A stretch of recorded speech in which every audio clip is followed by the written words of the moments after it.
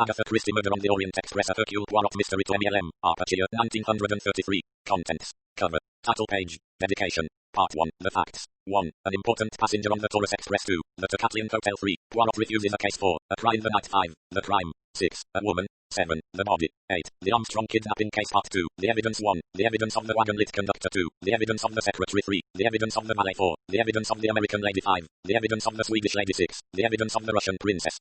7. The evidence of Count and Countess Andrini. 8. The evidence of Colonel Arbuthnot. 9. The evidence of Mr. Hardman. 10. The evidence of the Italian. 11. The evidence of Miss Debenham. 12. The evidence of the German lady's maid. 13. Summary of the passenger's evidence. 14. The evidence of the weapon. 15. The evidence of the passenger's luggage. Part 3. Hercule Poirot sits back and thinks. 1. Which of them? 2. 10 questions. 3. Certain suggestive points. 4. The grease spot on a Hungarian passport. 5. The Christian name of Princess Dragomirov. 6. A second interview with Colonel Arbuthnot. 7. The identity of Mary Debenham. 8. Further surprising revelations. 9. Poirot propounds 2 solutions about the author. Other books by Agatha Christie. Copyright. About the publisher. Part 1.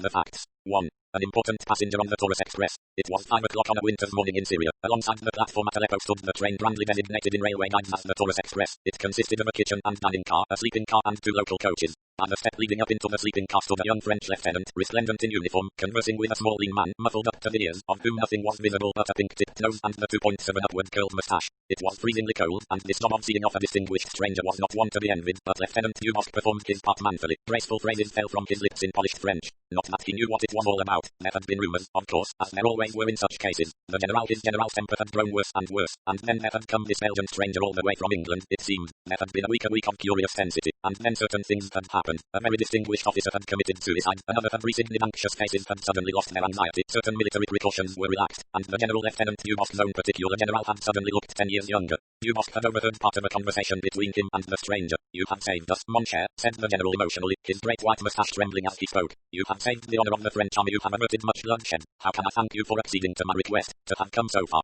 To which the stranger by name Hercule Poirot had made a fitting reply including the phrase, "But indeed do I not remember that once you saved my life?" And then the General had made another fitting reply to that disclaiming any merit for that past service, and with more mention of France, of Belgium, of glory, of honor and of such kindred things they had embraced each other heartily and the converser had ended. As to what it had all been about, Lieutenant Dubosc was still in the dark, but to him had been delegated the duty of seeing off Poirot by the Taurus Express, and he was carrying it out with all the zeal and ardor befitting a young officer with a promising career ahead of him. "Today is Sunday," said Lieutenant Dubosc. "Tomorrow, Monday evening, you will be in Stambul." It was not the first time he had made this observation. Conversations on the platform before the departure of a train are apt to be somewhat repetitive in character. "That is so," agreed Poirot. "And you intend to remain there a few days, I think?" "Mais oui, Stambul, it is a city I have never visited. It would be a pity to pass through Calais." He snapped his fingers descriptively. "Nothing pressing, I shall remain there as a tourist for a few days."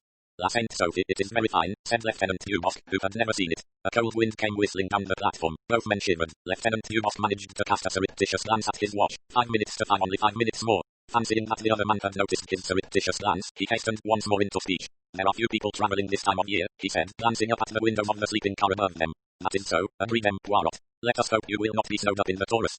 "That happens." "It has occurred, yes, not this year, as yet."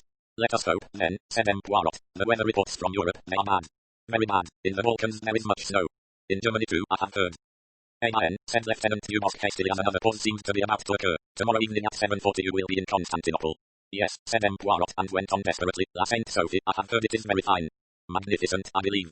Above their heads the blind of one of the sleeping car compartments was pushed aside and a young woman looked out. Mary Debenham had had little sleep since she left Baghdad on the preceding Thursday. Neither in the train to Kirkuk, nor in the rest house at Mosul, nor last night on the train had she slept properly. Now, weary of lying wakeful in the hot stuffiness of her overheated compartment, she got up and peered out. This must be Aleppo. Nothing to see, of course. Just a long, pollighted platform with loud furious altercations in Arabic going on somewhere. 2 men below her window were talking French. One was a French officer, the other was a little man with enormous moustaches. She smiled faintly. She had never seen anyone quite so heavily muffled up. It must be very cold outside. That was why they heated the train so terribly. She tried to force the window down lower, but it would not go. The wagon-lit conductor had come up to the 2 men. "The train was about to depart," he said. "Monsieur had better mount." The little man removed his hat. What an egg-shaped head he had. In spite of her preoccupations, Mary Debenham smiled. A ridiculous-looking little man. The sort of little man one could never take seriously. Lieutenant Dubosc was saying his parting speech. He had thought it out beforehand and had kept it till the last minute. It was a very beautiful, polished speech. Not to be outdone, Poirot replied in kind. "En voiture, monsieur," said the wagon-lit conductor. With an air of infinite reluctance, Poirot climbed aboard the train. The conductor climbed after him. Poirot waved his hand. Lieutenant Dubosc came to the salute. The train, with a terrific jerk, moved slowly forward. "Enfin," murmured Hercule Poirot. "Brrrr," said Lieutenant Dubosc, realizing to the full how cold he was. Roman 2. Voile, monsieur. The conductor displayed to Poirot with a dramatic gesture the beauty of his sleeping compartment and the neat arrangement of his luggage. The little valise of monsieur, I have placed it here. His outstretched hand was suggestive. Hercule Poirot placed in it a folded note. Merci, monsieur. The conductor became brisk and businesslike. I have the tickets of monsieur. I will also take the passport, please. Monsieur breaks his journey in Stambul, I understand. Poirot assented. There are not many people travelling, I imagine, he said. No, monsieur, I have only 2 other passengers, both English, a colonel from India and a young English lady from Baghdad. Monsieur requires anything? Monsieur demanded a small bottle of Perrier. 5 o'clock in the morning is an awkward time to board a train. There was still 2 hours before dawn. Conscious of an inadequate night's sleep and of a delicate mission successfully accomplished, Poirot curled up in a corner and fell asleep. When he awoke it was 9:30 and he sallied forth to the restaurant car in search of hot coffee. There was only one occupant at the moment, obviously the young English lady referred to by the conductor. She was tall, slim and dark, perhaps 28 years of age. There was a kind of cool efficiency in the way she was eating her breakfast and in the way she called to the attendant to bring her more coffee, which bespoke a knowledge of the world and of travelling. She wore a dark-coloured travelling dress of some thin material eminently suitable for the heated atmosphere of the train. Hercule Poirot, having nothing better to do, amused himself by studying her without appearing to do so. She was, he judged, the kind of young woman who could take care of herself with perfect ease wherever she went. She had poise and efficiency. He rather liked the severe regularity of her features and the delicate pallor of her skin. He liked the burnished black head with its neat waves of hair and her eyes, cool, impersonal and grey. But she was, he decided, just a little too efficient to be what he called jolie femme. Presently another person entered the restaurant car. This was a tall man of between 40 and 50, lean of figure, brown of skin, with hair slightly grizzled round the temples. The colonel from India, said Poirot to himself. The newcomer gave a little bow to the girl. Morning, Miss Debenham. Good morning, Colonel Arbuthnot. The colonel was standing with a hand on the chair opposite her. Any objection? He asked. Of course not. Sit down. Well, you know, breakfast isn't always a chatty meal. I should hope not, but I don't bite. The colonel sat down. Boy, he called in peremptory fashion. He gave an order for eggs and coffee. His eyes rested for a moment on Hercule Poirot, but they passed on indifferently. Poirot, reading the English mind correctly, knew that he had said to himself, only some damned foreigner. True to their nationality, the 2 English people were not chatty. They exchanged a few brief remarks. And presently the girl rose and went back to her compartment. At lunchtime the other 2 again shared a table and again they both completely ignored the 3rd passenger. Their conversation was more animated than at breakfast. Colonel Arbuthnot talked of the Punjab and occasionally asked the girl a few questions about Baghdad, where it became clear that she had been in a post as governess. In the course of conversation they discovered some mutual friends, which had the immediate effect of making them more friendly and less stiff. They discussed old Tommy somebody and Jerry someone else. The colonel inquired whether she was going straight through to England or whether she was stopping in Stambul. No, I'm going straight on. Isn't that rather a pity? I came out this way 2 years ago and spent 3 days in Stambul then. Oh, I see. Well, I may say I'm very glad you are going right through, because I am. He made a kind of clumsy little bow, flushing a little as he did so. He is susceptible, our colonel, thought Hercule Poirot to himself with some amusement. The train, it is as dangerous as a sea voyage.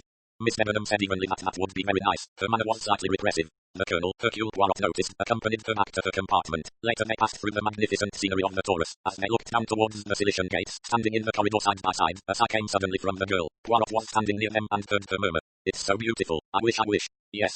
I wish I could enjoy it. Arbuthnot did not answer. The square line of his jaw seemed a little sterner and grimmer. I wish to heaven you were out of all this, he said. Hush, please, hush.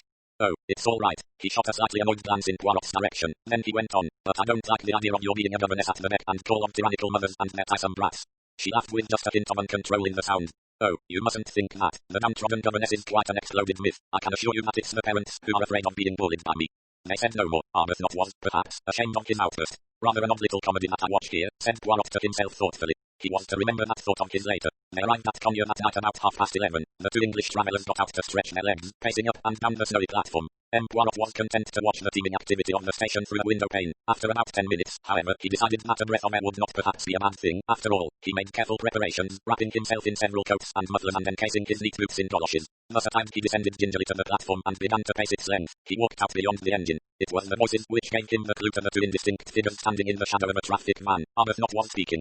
Mary. The girl interrupted him. Not now, when it's all over, when it's behind us then. Discreetly Poirot turned away. He wondered. He would hardly have recognized the cool, efficient voice of Miss Debenham. Curious, he said to himself. The next day he wondered whether, perhaps, they had quarrelled. They spoke little to each other. The girl, he thought, looked anxious. There were dark circles under her eyes. It was about 2:30 in the afternoon when the train came to a halt. Heads were poked out of windows. A little knot of men were clustered by the side of the line looking and pointing at something under the dining car. Poirot leaned out and spoke to the wagon-lit conductor who was hurrying past. The man answered and Poirot threw back his head and, turning, almost collided with Mary Debenham who was standing just behind him. What is the matter? She asked rather breathlessly in French. Why are we stopping? It is nothing, mademoiselle. It is something that has caught fire under the dining car. Nothing serious. It is put out. They are now repairing the damage. There is no danger, I assure you. She made a little abrupt gesture as though she were waving the idea of danger aside as something completely unimportant. Yes, I understand that. But the time? The time? Yes, this will delay us.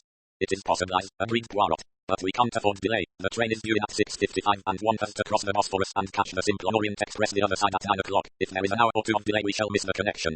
It is possible, yes, he admitted. He looked at her curiously. The hand that held the window bar was not quite steady. Her lips too were trembling. Does it matter to you very much, mademoiselle? He asked. Yes, it does. Roman too must catch that train.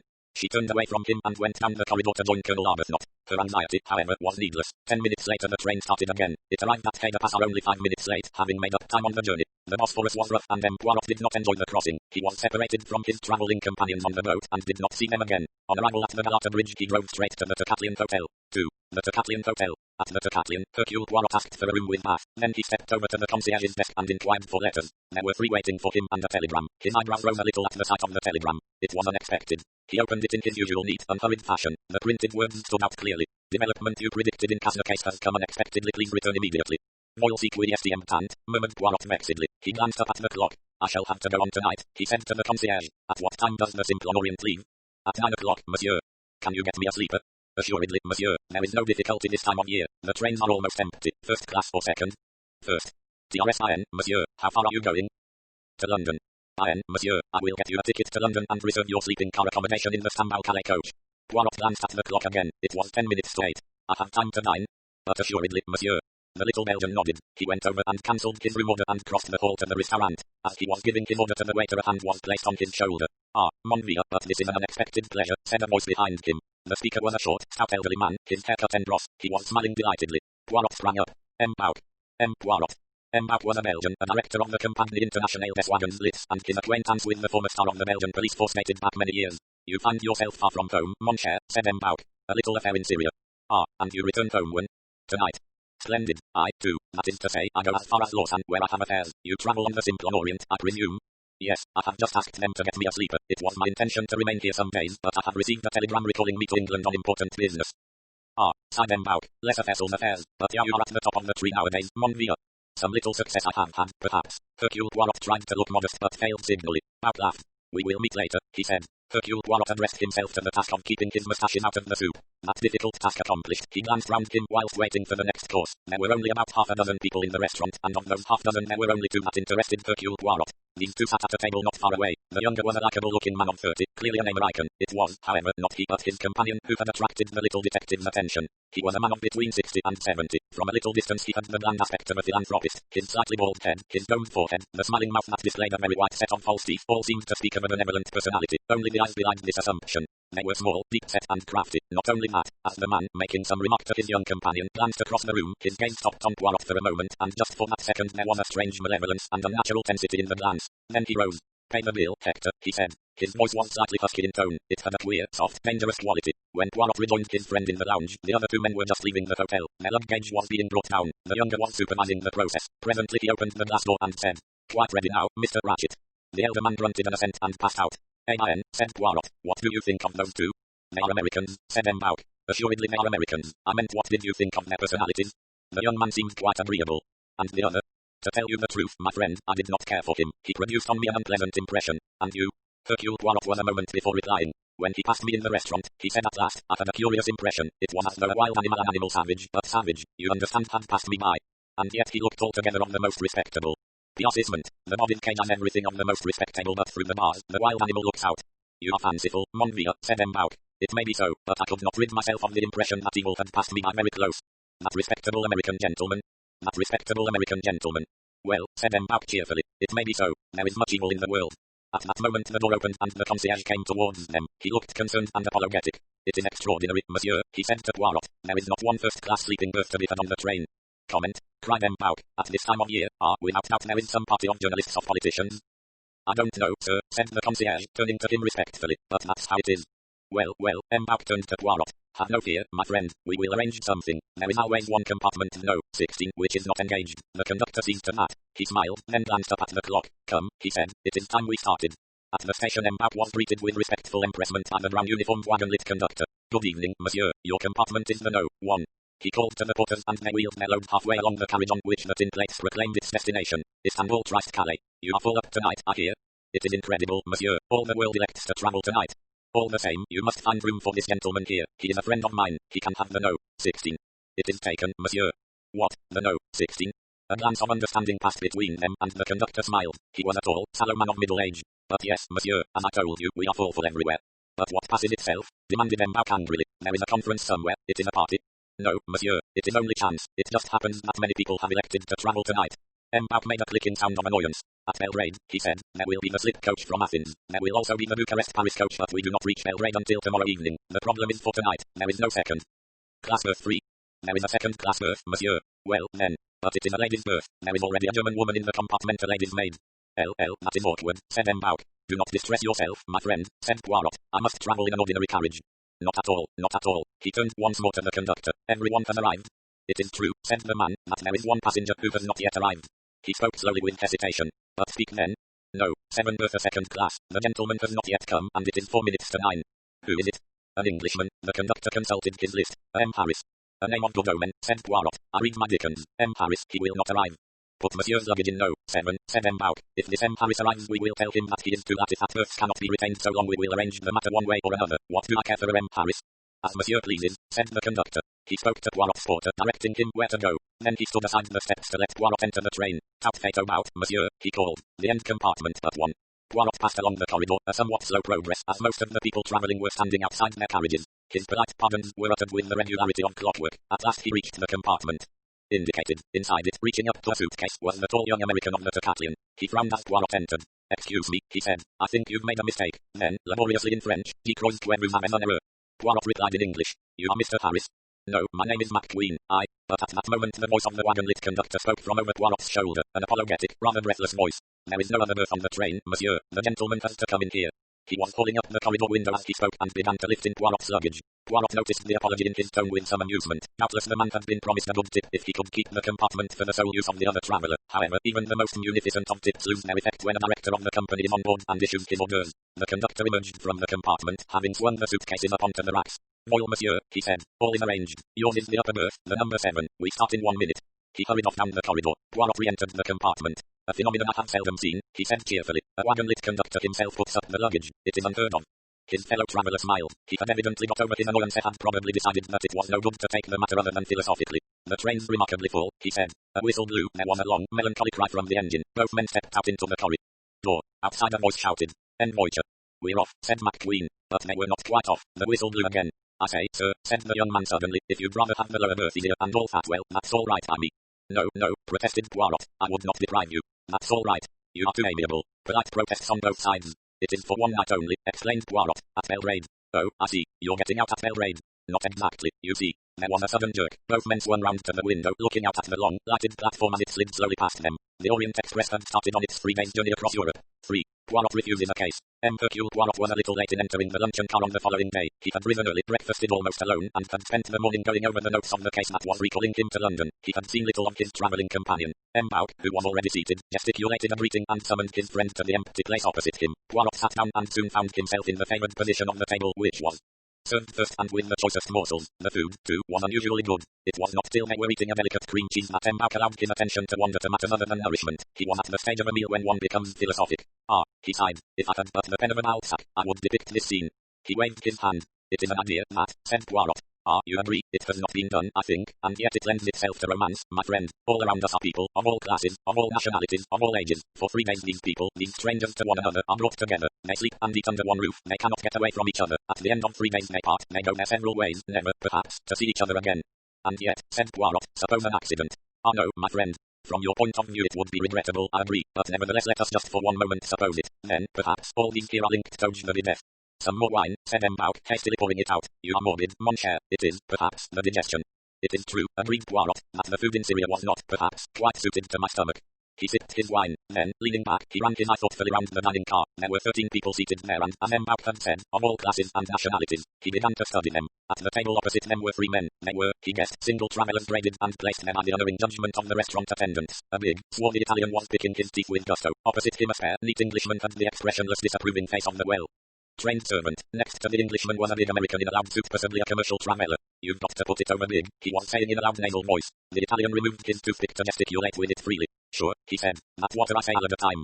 The Englishman looked out of the window and coughed. Poirot's eye passed on. At a small table, sitting very upright, was one of the ugliest old ladies he had ever seen. It was an ugliness of distinction it fascinated rather than repelled. She sat very upright. Round her neck was a collar of very large pearls which, improbable though it seemed, were real. Her hands were covered with rings. Her sable coat was pushed back on her shoulders. A very small expensive black coat was hideously unbecoming to the yellow, toad-like face beneath it. She was speaking now to the restaurant attendant in a clear, courteous but completely autocratic tone. You will be sufficiently amiable to place in my compartment a bottle of mineral water and a large glass of orange juice. You will arrange that I shall have chicken cooked without sauces for dinner this evening, also some boiled fish.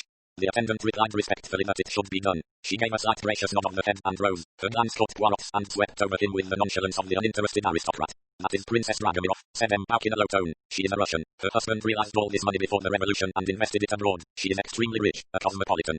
Poirot nodded. He had heard of Princess Dragomirov. She is a personality, said M. Pauk. Ugly as sin, but she makes herself felt. You agree? Poirot agreed. At another of the large tables Mary Debenham was sitting with two other women. One of them was a tall middle-aged woman in a plaid blouse and tweed skirt. She had a mass of faded yellow hair unbecomingly arranged in a large bun, wore glasses, and had a long, mild, amiable face rather like a sheep. She was listening to the third woman, a stout, pleasant-faced, elderly woman who was talking in a slow clear monotone which showed no signs of pausing for breath or coming to a stop. And so my daughter said, why, she said, you just can't apply American methods in this country. It's just natural to the folks here to be indolent, she said. They just haven't got any hustle in them. But all the same you'd be surprised to know what our college there is doing. They've gotten a fine staff of teachers. I guess there's nothing like education. We've got to apply our Western ideals and teach the East to recognize them, my daughter says. The train plunged into a tunnel. The calm monotonous voice was drowned. At the next table, a small one, sat Colonel Arbuthnot alone. His gaze was fixed upon the back of Mary Debenham's head. They were not sitting together, yet it could easily have been managed. Why? Perhaps, Poirot thought, Mary Debenham had demurred. A governess learns to be careful. Appearances are important. A girl with her living to get has to be discreet. His glance shifted to the other side of the carriage. At the far end, against the wall, was a middle-aged woman dressed in black with a broad expressionless face. German or Scandinavian, he thought. Probably a German lady's maid. After her came a couple leaning forward and talking animatedly together. The man wore English clothes of loose tweed, but he was not English, though only the back of his head was visible to Poirot. The shape of it and the set of the shoulders betrayed him. A big man, well made. He turned his head suddenly and Poirot saw his profile. A very handsome man of 30-odd with a big fair moustache. The woman opposite him was a mere girl 20 at a guess. A tight-fitting little black coat and skirt, white satin blouse, small chic black toque perched at the fashionable outrageous angle. She had a beauty. Full foreign-looking face, dead white skin, large brown eyes, jet black hair. She was smoking a cigarette in a long holder. Her manicured hands had deep red nails. She wore one large emerald set in platinum. There was coquetry in her glance and voice. L.S.T. Joliet chic, murmured Poirot. Husband and witty. M. Pauk nodded. Hungarian embassy, I believe, he said. A handsome couple. There were only two more lunches, Poirot's fellow traveller McQueen and his employer Mr. Ratchet. The latter sat facing Poirot, and for the second time Poirot studied that unprepossessing face, noting the false benevolence of the brow and the small, cruel eyes. Doubtless M. Pauk saw a change in his friend's expression. It is at your wild animal you look, he asked. Poirot nodded. As his coffee was brought to him, M. Pauk rose to his feet. Having started before Poirot, he had finished some time ago. I returned to my compartment, he said. Come along presently and converse with me. With pleasure. Poirot sipped his coffee and ordered a liqueur. The attendant was passing from table to table with his box of money, accepting payment for bills. The elderly American lady's voice rose shrill and plaintive. My daughter said, take a book of food tickets and you'll have no trouble at all. Now, that isn't so. Seems they have to have a 10% tip, and then there's that bottle of mineral water and a queer sort of water too. They haven't got any Evian or Vichy, which seems queer to me. It is famous how you say serve the water of the country, explained the sheep-faced lady. Well, it seems queer to me. She looked distastefully at the heap of small change on the table in front of her. Look at all this peculiar stuff he's given me. Dinners or something. Just a lot of rubbish, it looks. My daughter said. Mary Debenham pushed back her chair and left with a slight bow to the other two. Colonel Arbuthnot got up and followed her. Gathering up her despised money, the American lady followed suit, followed by the lady like a sheep. The Hungarians had already departed. The restaurant car was empty save for Poirot and Ratchet and McQueen. Ratchet spoke to his companion, who got up and left the car. Then he rose himself, but instead of following McQueen he dropped unexpectedly into the seat opposite Poirot. Can you oblige me with a light? He said. His voice was soft, faintly nasal. My name is Ratchet. Poirot bowed slightly. He slipped his hand into his pocket and produced a matchbox which he handed to the other man, who took it but did not strike a light. I think, he went on, that I have the pleasure of speaking to M. Hercule Poirot. Is that so? Poirot bowed again. You have been correctly informed, monsieur.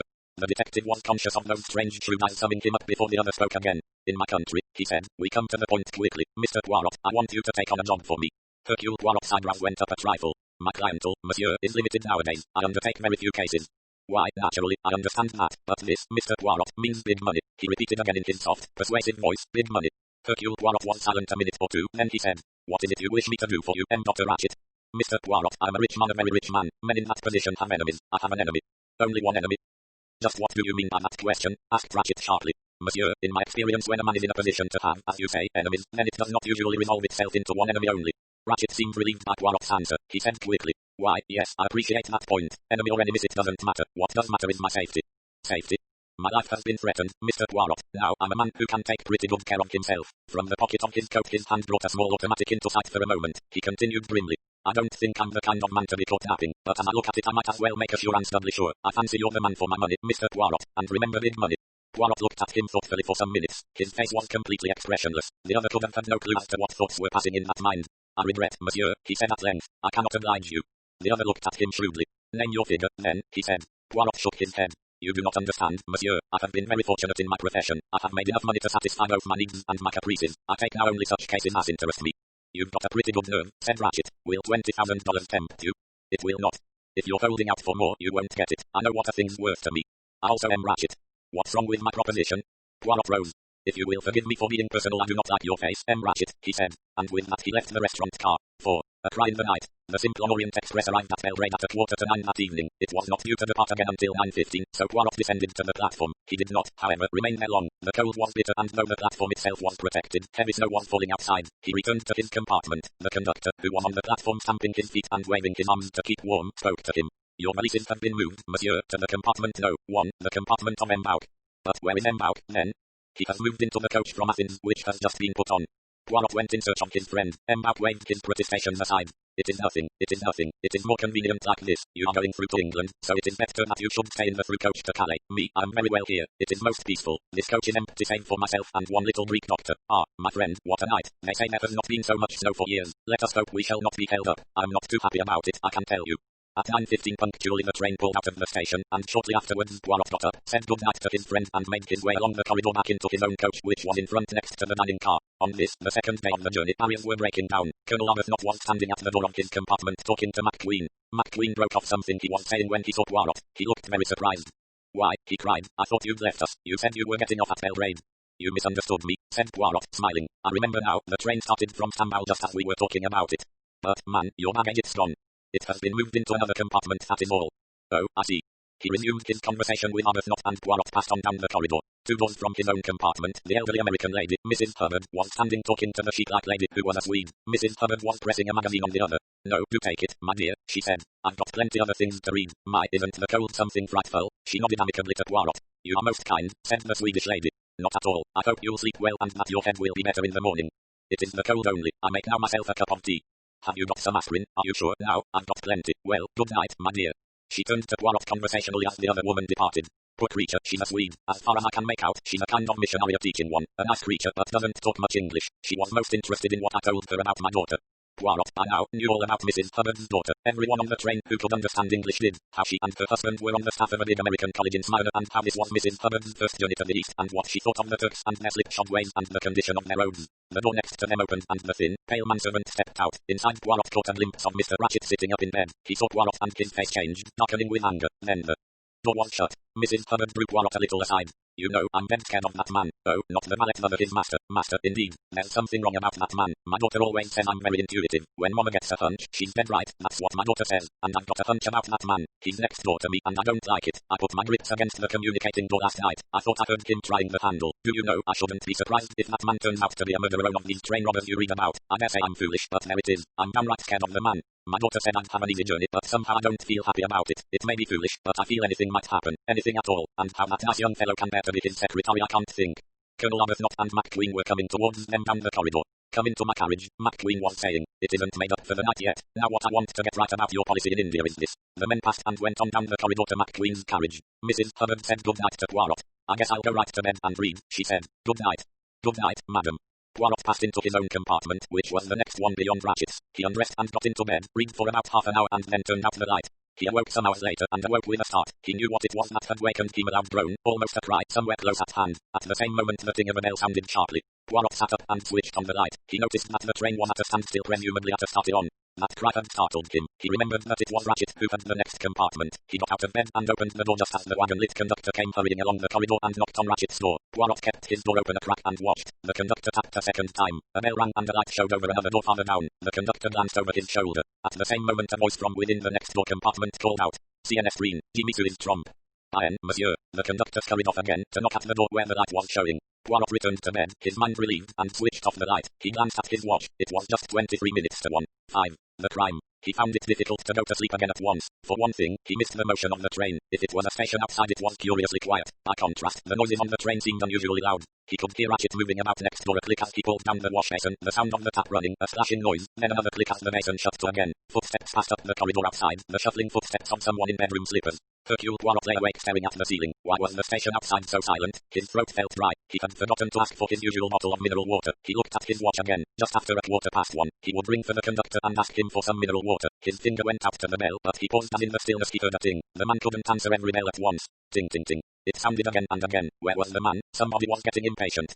Ting. Whoever it was keeping their finger solidly on the push. Suddenly with a rush, his footsteps echoing up the aisle, the man came. He knocked at a door not far from Poirot's own. Then came voices, conductors, deferential, apologetic, and a woman's insistent and voluble. Mrs. Hubbard. Poirot smiled to himself. The altercation, if it was one, went on for some time. Its proportions were 90% of Mrs. Hubbard's to a soothing 10% of the conductor's. Finally the matter seemed to be adjusted. Poirot heard distinctly. "On you it, madam," and a closing door. He pressed his own finger on the bell. The conductor arrived promptly. He looked hot and worried. "Durello mineral, Cecil Rouge plate." "Bien, monsieur." Perhaps a twinkle in Poirot's eye led him to unburden himself. "La dame américaine." "Yes." He wiped his forehead. "Imagine to yourself the time I have heard with her. She insists that there is a man in her compartment. Figure to yourself, monsieur, in a space of this size." He swept a hand round. Where would he conceal himself? I argue with her. I point out that it is impossible. She insists. She woke up and there was a man there. And how, I ask, did he get out and leave the door bolted behind him? But she will not listen to reason. As though there were not enough to worry us already. This snow. Snow? "But yes, monsieur. Monsieur has not noticed. The train has stopped. We have run into a snowdrift. Heaven knows how long we shall be here. I remember once being snowed up for 7 days. Where are we?" "Between Vinkovy and Brod." "LL," said Poirot vexedly. The man withdrew and returned with the water. "Bonsoir, monsieur." Poirot drank a glass of water and composed himself to sleep. He was just dropping off when something again woke him. This time it was as though something heavy had fallen with a thud against the door. He sprang up, opened it and looked out. Nothing. But to his right, some way down the corridor, a woman wrapped in a scarlet kimono was retreating from him. At the other end, sitting on his little seat, the conductor was entering up figures on large sheets of paper. Everything was deathly quiet. "Decidedly I suffer from the nerves," said Poirot and retired to bed again. This time he slept till morning. When he awoke, the train was still at a standstill. He raised the blind and looked out. Heavy banks of snow surrounded the train. He glanced at his watch and saw that it was past 9 o'clock. At 9:45, neat, spruce, and dandified as ever, he made his way to the restaurant car, where a chorus of woe was going on. Any barriers there might have been between the passengers had now quite broken down. All were united by a common misfortune. Mrs. Hubbard was loudest in her lamentations. "My daughter said it would be the easiest way in the world. Just sit in the train until I got to Paris. And now we may be here for days and days," she wailed. "And my boat sails the day after tomorrow. How am I going to catch it now? Why, I can't even write to cancel my passage. I feel too mad to talk about it." The Italian said that he had urgent business himself in Milan. The large American said that was too bad, ma'am, and soothingly expressed a hope that the train might make up time. "My sister, her children wait me," said the Swedish lady, and wept. "I get no word to them. What they think? They will say bad things have happened to me." "How long shall we be here?" demanded Mary Debenham. "Doesn't anybody know?" Her voice sounded impatient, but Poirot noted that there were no signs of that almost feverish anxiety which she had displayed during the check to the Taurus Express. Mrs. Hubbard was off again. "There isn't anybody, know nothing on this train, and nobody's trying to do anything. Just a pack of useless foreigners. Why, if this were at home, there'd be someone at least trying to do something." Arbuthnot turned to Poirot and spoke in careful British French. "Vous êtes un directeur de la ligne, de Croix, monsieur. Vous pouvez nous dire." Smiling, Poirot corrected him. No, he said in English. "It is not I. You confound me with my friend M. Bauck." "Oh, I'm sorry." "Not at all. It is most natural. I'm now in the compartment that he had formerly." M. Bauck was not present in the restaurant car. Poirot looked about to notice who else was absent. Princess Dragomirov was missing, and the Hungarian couple, also Ratchet, his valet, and the German lady's maid. The Swedish lady wiped her eyes. "I'm foolish," she said. "I'm baby to cry. All for the best, whatever happened." This Christian spirit, however, was far from being shared. "That's all very well," said McQueen restlessly. "We may be here for days." "What is this country anyway?" demanded Mrs. Hubbard tearfully. On being told it was Yugoslavia, she said, "Oh, one of these Balkan things. What can you expect?" "You are the only patient one, mademoiselle," said Poirot to Miss Debenham. She shrugged her shoulders slightly. "What can one do?" "You are a philosopher, mademoiselle." "That implies a detached attitude. I think my attitude is more selfish. I have learned to save myself useless emotion." She was not even looking at him. Her gaze went past him, out of the window to where the snow lay in heavy masses. "You are a strong character, mademoiselle," said Poirot gently. "You are, I think, the strongest character amongst us." "Oh, no, indeed. I know one far stronger than I am." "And that is?" She seemed suddenly to come to herself, to realize that she was talking to a stranger and a foreigner with whom, until this morning, she had only exchanged half a dozen sentences. She laughed a polite but estranging laugh. "Well, that old lady, for instance, you have probably noticed her. A very ugly old lady, but rather fascinating. She has only to lift a little finger and ask for something in a polite voice and the whole train runs." "It runs also for my friend M. Bauck," said Poirot, "but that is because he is a director of the line, not because he has a masterful character."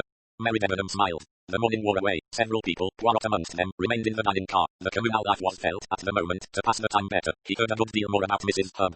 Bard's daughter, and he heard the lifelong habits of Mr. Hubbard, deceased, from his rising in the morning and commencing breakfast with a cereal to his final rest at night in the bed socks that Mrs. Hubbard herself had been in the habit of knitting for him. It was when he was listening to a confused account of the missionary aims of the Swedish lady that one of the wagon-lit conductors came into the car and stood at his elbow. Pardon, monsieur. Yes. The compliments of M. Bauk, and he would be glad if you would be so kind as to come to him for a few minutes.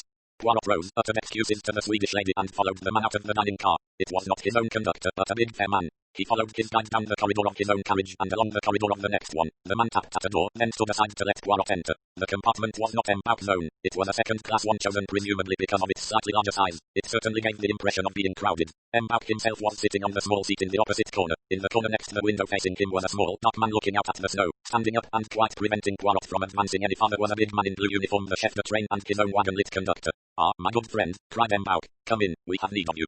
The little man in the window shifted along the seat. Poirot squeezed past the other two men and sat down facing his friend. The expression on M. Bauk's face gave him, as he would have expressed it, furiously to think. It was clear that something out of the common had happened. "What has occurred?" he asked. "You may well ask that. First this snow-sized stoppage, and now," he paused, and a sort of strangled gasp came from the wagon-lit conductor. "And now what?" "And now a passenger lies dead in his berth stand." M. Bauk spoke with a kind of calm desperation. "A passenger? Which passenger?" "An American, a man called." He consulted some notes in front of him. "Ratchet, that is right, Ratchet?"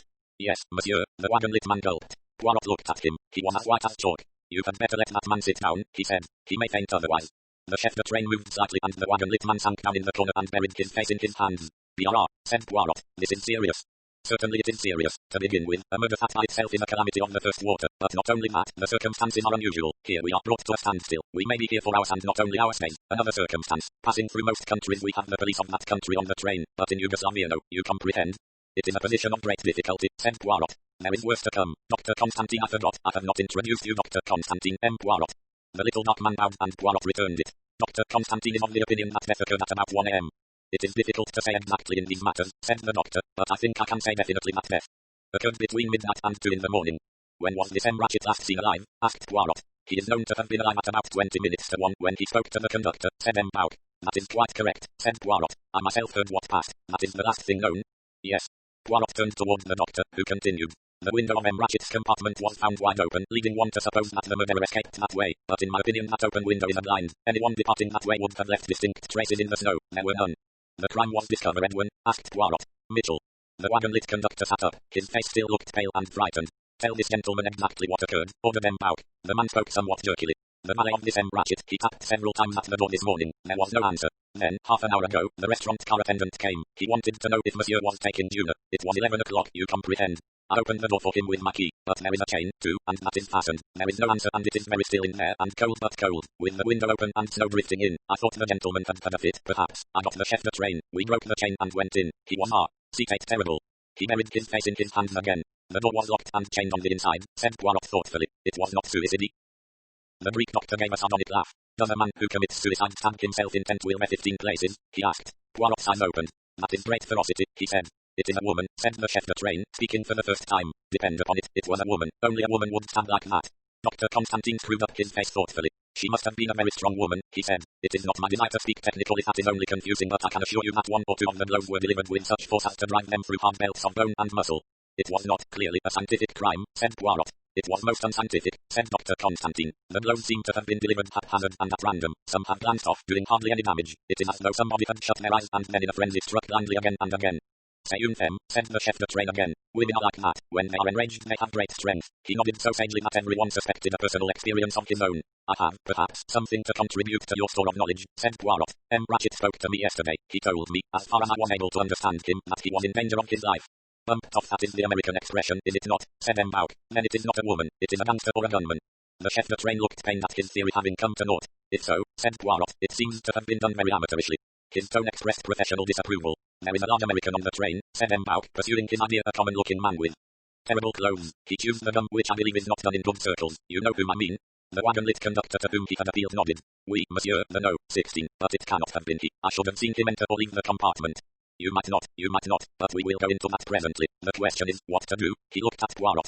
Poirot looked back at him. "Come, my friend," said M. Bauk. "You comprehend what I am about to ask of you. I know your powers. Take command of this investigation. No, do not refuse. See, to us it is serious. I speak for the Compagnie Internationale des Wagons Lits. By the time the Yugoslavian police arrive, how simple if we can present them with the solution. Otherwise delays, annoyances, 1,000,001 inconveniences. Perhaps, who knows, serious annoyance to innocent persons. Instead you solve the mystery. We say, a murder as occurrences is the criminal. And suppose I do not solve it? Ah, mon cher, Mbau's voice became positively caressing. I know your reputation. I know something of your methods. This is the ideal case for you. To look up the antecedents of all these people, to discover their bona fides, all that takes time and endless inconvenience. But have I not heard you say often that to solve a case a man has only to lie back in his chair and think? Do that. Interview the passengers on the train, view the body, examine what clues there are, and then, well, I have faith in you. I am assured that it is no idle boast of yours. Lie back and think, you son. I have heard you say so often the little grey cells of the mind, and you will know.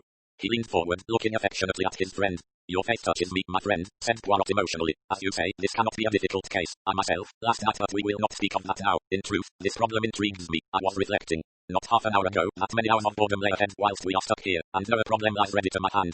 You accept then, said Mbau eagerly. Se entendu. You place the matter in my hands. Good, we are all at your service. To begin with, I should like a plan of the Istanbul-Calais coach, with a note of the people who occupied the several compartments, and I should also like to see their passports and their tickets. Mitchell will get you those. The wagon-lit conductor left the compartment. What other passengers are there on the train? Asked Poirot. In this coach Dr. Constantine and I are the only travellers. In the coach from Bucharest is an old gentleman with a lame leg. He is well known to the conductor. Beyond that are the ordinary carriages, but these do not concern us, since they were locked after dinner had been served last night. Forward of the Istanbul-Calais coach there is only the dining car. Then it seems, said Poirot slowly, as though we must look for our murderer in the Istanbul-Calais coach. He turned to the doctor. That is what you were hinting, I think. The Greek nodded. At half an hour after midnight we ran into the snowdrift. No one can have left the train since then. Mbau said solemnly. The murderer is with you and the train now. 6. A woman. First of all, said Poirot, I should like a word or two with young M. McQueen. He may be able to give us valuable information. Certainly, said Mbau. He turned to the chef de train. Get M. McQueen to come here. The chef de train left the carriage. The conductor returned with a bundle of passports and tickets. Mbau took them from him. Thank you, Mitchell. It would be best now, I think, if you were to go back to your post. We will take your evidence formally later. Very good, monsieur. Mitchell in his turn left the carriage. After we have seen young McQueen, said Poirot, perhaps M. the doctor will come with me to the dead man's carriage. Certainly. After we have finished there, but at this moment the chef de train returned with Hector McQueen. Mbau rose. We are a little cramped here, he said pleasantly. Take my seat, M. McQueen. M. Poirot will sit opposite you also. He turned to the chef de train. Clear all the people out of the restaurant car, he said, and let it be left free for M. Poirot. You will conduct your interviews there, mon cher. It would be the most convenient, yes, agreed Poirot. McQueen had stood looking from one to the other, not quite following the rapid flow of French. Quest sequel YA, he began laboriously. Portway. With a vigorous gesture Poirot motioned him to the seat in the corner. He took it and began once more. Portway. Then, checking himself and relapsing into his own tongue. What's up on the train? Has anything happened? He looked from one man to another. Poirot nodded. Exactly. Something has happened. Prepare yourself for a shock. Your employer, M. Ratchet, is dead. McQueen's mouth burst itself in a whistle, except that his eyes grew a shade brighter. He showed no signs of shock or distress. So they got him after all, he said. What exactly do you mean by that phrase, M. McQueen? McQueen hesitated. You are assuming, said Poirot, that M. Ratchet was murdered. Wasn't he? This time McQueen did show surprise. Why, yes, he said slowly. That's just what I did think. Do you mean he just died in his sleep? Why, the old man was as tough as tough. He stopped, at a loss for a simile. No, said Poirot. Your assumption was quite right. Mr. Ratchet was murdered, stabbed. But I should like to know why you were so sure it was murder, and not just theft. McQueen hesitated. I must get this clear, he said. Who exactly are you, and where do you come in? I represent the Compagnie Internationale des Wagons Lits. He paused, then added, I'm a detective. My name is Hercule Poirot. If he expected an effect he did not get one. McQueen said merely, oh, yes, and waited for him to go on. You know the name, perhaps? Why, it does seem kind of familiar, and I always thought it was a woman's dressmaker. Hercule Poirot looked at him with distaste. It is incredible, he said. What's incredible? Nothing. Let us advance with the matter in hand. I want you to tell me, M. McQueen, all that you know about the dead man. You were not related to him? No, I am Wash's secretary. For how long have you held that post? Just over a year. Please give me all the information you can. Well, I met Mr. Ratchet just over a year ago when I was in Persia. Poirot interrupted. What were you doing there? I had come over from New York to look into an oil concession. I don't suppose you want to hear all about that. My friends and I have been let in rather badly over it. Mr. Ratchet was in the same hotel. He had just had a row with his secretary. He offered me the job and I took it. I was at a loose end and glad to find a well-paid job ready-made, as it were. And since then, we've travelled about. Mr. Ratchet wanted to see the world. He was hampered by knowing no languages. I acted more as a courier than as a secretary. It was a pleasant life. Now tell me as much as you can about your employer. The young man shrugged his shoulders. A perplexed expression passed over his face. That's not so easy. What was his full name? Samuel Edward Ratchet. He was an American citizen? Yes. What part of America did he come from? I don't know. Well, tell me what you do know. The actual truth is, Mr. Poirot, that I know nothing at all. Mr. Ratchet never spoke of himself, or of his life in America. Why do you think that was? I don't know. I imagined that he might have been ashamed of his beginnings. Some men are. Does that strike you as a satisfactory solution? Frankly, it doesn't. Has he any relations? He never mentioned any. Poirot pressed the point. You must have formed some theory, M. McQueen. Well, yes, I did. For one thing, I don't believe Ratchet was his real name. I think he left America definitely in order to escape someone or something. I think he was successful until a few weeks ago. And then, he began to get letters, threatening letters. Did you see them? Yes, it was my business to attend to his correspondence. The first letter came a fortnight ago. Were these letters destroyed? No, I think I've got a couple still in my file, so I know Ratchet tore up in a rage. Shall I get them for you? If you would be so good. McQueen left the compartment. He returned a few minutes later and laid down 2 sheets of rather dirty notepaper before Poirot. The first letter ran as follows. Thought you'd double-cross us and get away with it, did you? Not on your life. We're out to get you, Ratchet, and we will get you. There was no signature. With no comment beyond raised eyebrows, Poirot picked up the second letter. We're going to take you for a ride, Ratchet, sometime soon. We're going to get you, see? Poirot laid the letter down. The style is monotonous, he said, more so than the handwriting. McQueen stared at him. You would not observe, said Poirot pleasantly. It requires the eye of one used to such things. This letter was not written by one person, M. McQueen. 2 or more persons wrote at writing a letter of a word at a time. Also, the letters are printed. That makes the task of identifying the handwriting much more difficult. He paused, then said, Did you know that M. Ratchet had applied for help to me? To you? McQueen's astonished tone told Poirot quite certainly that the young man had not known of it. He nodded. Yes, he was alarmed. Tell me, how did he act when he received the first letter? McQueen hesitated. It's difficult to say. He passed it off with a laugh in that quiet way of his, but somehow he gave a slight shiver. I felt that there was a good deal going on underneath the quietness. Poirot nodded. Then he asked an unexpected question. Mr. McQueen, will you tell me, quite honestly, exactly how you regarded your employer? Did you like him? Hector McQueen took a moment or two before replying. No, he said at last. I did not. Why? I can't exactly say. He was always quite pleasant in his manner. He paused, then said, I'll tell you the truth, Mr. Poirot. I disliked and distrusted him. He was, I'm sure, a cruel and a dangerous man. I must admit, though, that I have no reasons to advance for my opinion. Thank you, M. McQueen. One further question. When did you last see M. Ratchet alive? Last evening about, he thought for a minute, 10 o'clock, I should say. I went into his compartment to take down some memoranda from him. On what subject? Some tiles and antique pottery that he bought in Persia. What was delivered was not what he had purchased. There has been a long, vexatious correspondence on the subject. And that was the last time M. Ratchet was seen alive? Yes, I suppose so. Do you know when M. Ratchet received the last threatening letter? On the morning of the day we left Constantinople. There is one more question I must ask you, M. McQueen. Were you on good terms with your employer? The young man's eyes twinkled suddenly. This is where I'm supposed to go all goose fleshy down the back. In the words of a bestseller, you've nothing on me. Ratchet and I were on perfectly good terms. Perhaps, M. McQueen, you will give me your full name and your address in America. McQueen gave his name Hector Willard McQueen and an address in New York. Poirot leaned back against the cushions. That is all for the present, M. McQueen, he said. I should be obliged if you would keep the matter of M. Ratchet's death to yourself for a little time. His valet, Masterman, will have to know. He probably knows already, said Poirot dryly. If so, try to get him to hold his tongue. That oughtn't to be difficult. He's a Britisher and does what he calls keeps himself to himself. He's a low opinion of Americans and no opinion at all of any other nationality. Thank you, M. McQueen. The American left the carriage. Well, demanded M. Bouck, you believe what he says, this young man? He seems honest and straightforward. He did not pretend to any affection for his employer as he probably would have done had he been involved in any way. It is true M. Ratchet did not tell him that he had tried to enlist my services and failed, but I do not think that is really a suspicious circumstance. I fancy M. Ratchet was a gentleman who kept his own counsel on every possible occasion. So you pronounce one person at least innocent of the crime, said M. Bouck jovially. Poirot cast on him a look of reproach. Me, I suspect everybody till the last minute, he said. All the same, I must admit that I cannot see this sober, long-headed McQueen losing his head and stabbing his victim 12 or 14 times. It is not in accord with his psychology, not at all. No, said Mr. Bouck thoughtfully. That is the act of a man driven almost crazy with a frenzied hate. It suggests more the Latin temperament, or else it suggests, as our friend the chef de train insisted, a woman. 7. The body. Followed by Dr. Constantine, Poirot made his way to the next coach and the compartment occupied by the murdered man. The conductor came and unlocked the door for them with his key. The 2 men passed inside. Poirot turned inquiringly to his companion. How much has been disarranged in this compartment? Nothing has been touched. I was careful not to move the body in making my examination. Poirot nodded. He looked round him. The first thing that struck the senses was the intense cold. The window was pushed down as far as it would go and the blind was drawn up. "Brrr," observed Poirot. The other smiled appreciatively. "I did not like to close it," he said. Poirot examined the window carefully. "You are right," he announced. "Nobody left the carriage this way. Possibly the open window was intended to suggest the fact, but if so, the snow has defeated the murderous object."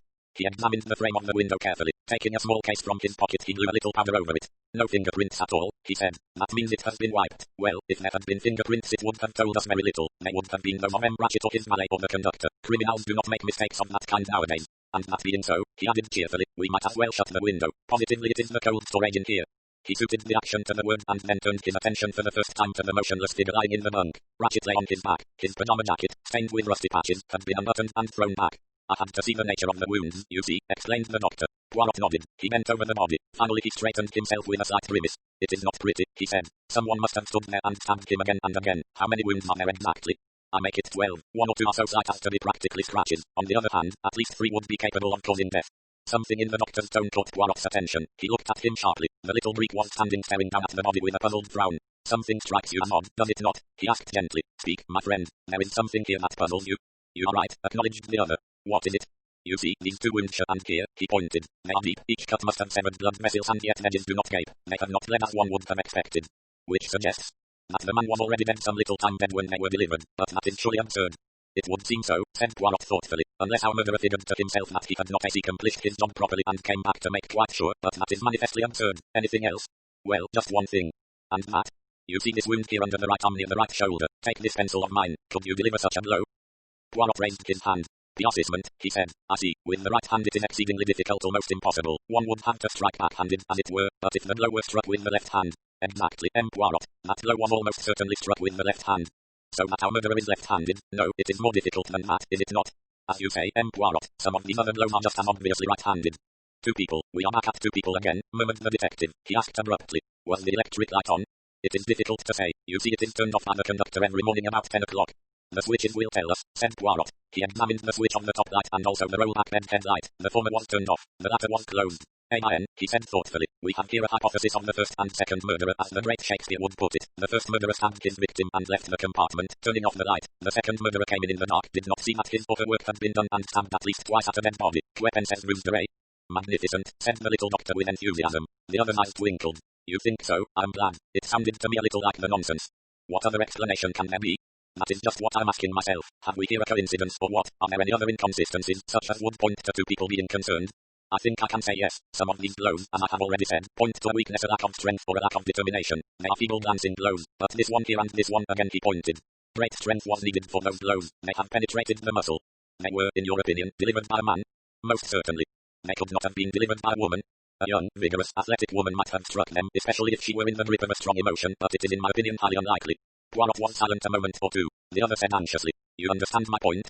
Perfectly, said Poirot. The matter begins to clear itself up wonderfully. The murderer was a man of great strength. He was feeble. It was a woman. It was a right-handed person. It was a left-handed person. Say Ridolo, Taute. He spoke with sudden anger. And the victim, what does he do in all this? Does he cry out? Does he struggle? Does he defend himself? He slipped his hand under the pillow and drew out the automatic pistol which Ratchet had shown him the day before. Fully loaded, you see, he said. They looked round them. Ratchet's stake loading was hanging from the hooks on the wall. On the small table formed by the lid of the washing basin were various objects, false teeth in a glass of water, another glass empty, a bottle of mineral water, a large flask and an ashtray containing the butt of a cigar and some charred fragments of paper, also 2 burnt matches. The doctor picked up the empty glass and sniffed it. Here is the explanation of the victim's inertia, he said quietly. Drugged? Yes. Poirot nodded. He picked up the 2 matches and scrutinized them carefully. You have a clue then? Demanded the little doctor eagerly. Those 2 matches are of a different shape, said Poirot. One is flatter than the other, you see. It is the kind you get on a train, said the doctor, in paper covers. Poirot was feeling in the pockets of Ratchet's clothing. Presently he pulled out a box of matches. He compared them carefully. The rounder one is a match struck by Mr. Ratchet, he said. Let us see if he had also the flatter kind. But a further search showed no other matches. Poirot's eyes were darting about the compartment. They were bright and sharp like a bird's. One felt that nothing could escape their scrutiny. With a little exclamation he bent and picked up something from the floor. It was a small square of cambric, very dainty. Our friend the chef de train was right. There is a woman concerned in this. And most conveniently she leaves her handkerchief behind, said Poirot, exactly as it happened in the books and on the films, and to make things even easier for us it is marked with an initial. What a stroke of luck for us, exclaimed the doctor. Is it not? Said Poirot. Something in his tone surprised the doctor, but before he could ask for elucidation, Poirot had made another dive onto the floor. This time he held out on the palm of his hand a pipe cleaner. It is perhaps the property of M. Ratchet, suggested the doctor. There was no pipe in any of his pockets, and no tobacco or tobacco pouch. Then it is a clue. Oh, decidedly, and again dropped most conveniently. A masculine clue this time, you note. One cannot complain of having no clues in this case. There are clues here in abundance. By the way, what have you done with the weapon? There was no sign of any weapon. The murderer must have taken it away with him. I wonder why, mused Poirot. The doctor had been delicately exploring the pajama pockets of the dead man. I overlooked this, he said. I unbuttoned the jacket and threw it straight back. From the breast pocket he brought out a gold watch. The case was dented savagely, and the hands pointed to 1:15. You see, cried Constantine eagerly. This gives us the hour of the crime. It agrees with my calculations. Between midnight and 2 in the morning is what I said, and probably about 1 o'clock, though it is difficult to be exact in these matters. Here is confirmation. 1:15. That was the hour of the crime. It is possible, yes, it is certainly possible. The doctor looked at him curiously. You will pardon me, M. Poirot, but I do not quite understand you. I do not understand myself, said Poirot. I understand nothing at all, and, as you perceive, it worries me. He sighed and bent over the little table, examining the charred fragment of paper. He murmured to himself, what I need at this moment is an old-fashioned woman's hat box. Dr. Constantine was at a loss to know what to make of this singular remark. In any case, Poirot gave him no time for questions. Opening the door into the corridor, he called for the conductor. The man arrived at a run. How many women are there in this coach? The conductor counted on his fingers. 1, 2, 3, 6, monsieur. The old American lady, a Swedish lady, the young English lady, the Countess Andrini, and Madame la Princess Dragomirov and her maid. Poirot considered. They all have hat boxes, yes. Yes, monsieur. Then bring me let me see eyes, the Swedish ladies and that of the lady's maid. Those two are the only hope. You will tell them it is a customs regulation anything that occurs to you. That will be all right, monsieur. Neither lady is in her compartment at the moment. Then be quick. The conductor departed. He returned with the two hat boxes. Poirot opened that of the lady's maid and tossed it aside. Then he opened the Swedish lady's and uttered an exclamation of satisfaction. Removing the hats carefully, he disclosed round humps of wire netting. Ah, here is what we need. About 15 years ago hat boxes were made like this. You skewered through the hat with a hat pin onto this hump of wire netting. As he spoke he was skillfully removing two of the attachments. Then he repacked the hat box and told the conductor to return them both where they belonged. When the door was shut once more he turned to his companion. See you, my dear doctor, I'm not one to rely upon the expert procedure. It is the psychology I seek, not the fingerprint or the cigarette ash. But in this case I would welcome a little scientific assistance. This compartment is full of clues, but can I be sure that those clues are really what they seem to be? I do not quite understand you, M. Poirot. Well, to give you an example, you find a woman's handkerchief. Did a woman drop it, or did a man, committing the crime, say to himself, I will make this look like a woman's crime. I will stab my enemy an unnecessary number of times, making some of the blows feeble and ineffective, and I will drop this handkerchief where no one can miss it. That is one possibility. Then there is another. Did a woman kill him, and did she deliberately drop a pipe cleaner to make it look like a man's work? Or are we seriously to suppose that two people, a man and a woman, were separately concerned, and that each was so careless as to drop a clue to their identity? It is a little too much of a coincidence, that.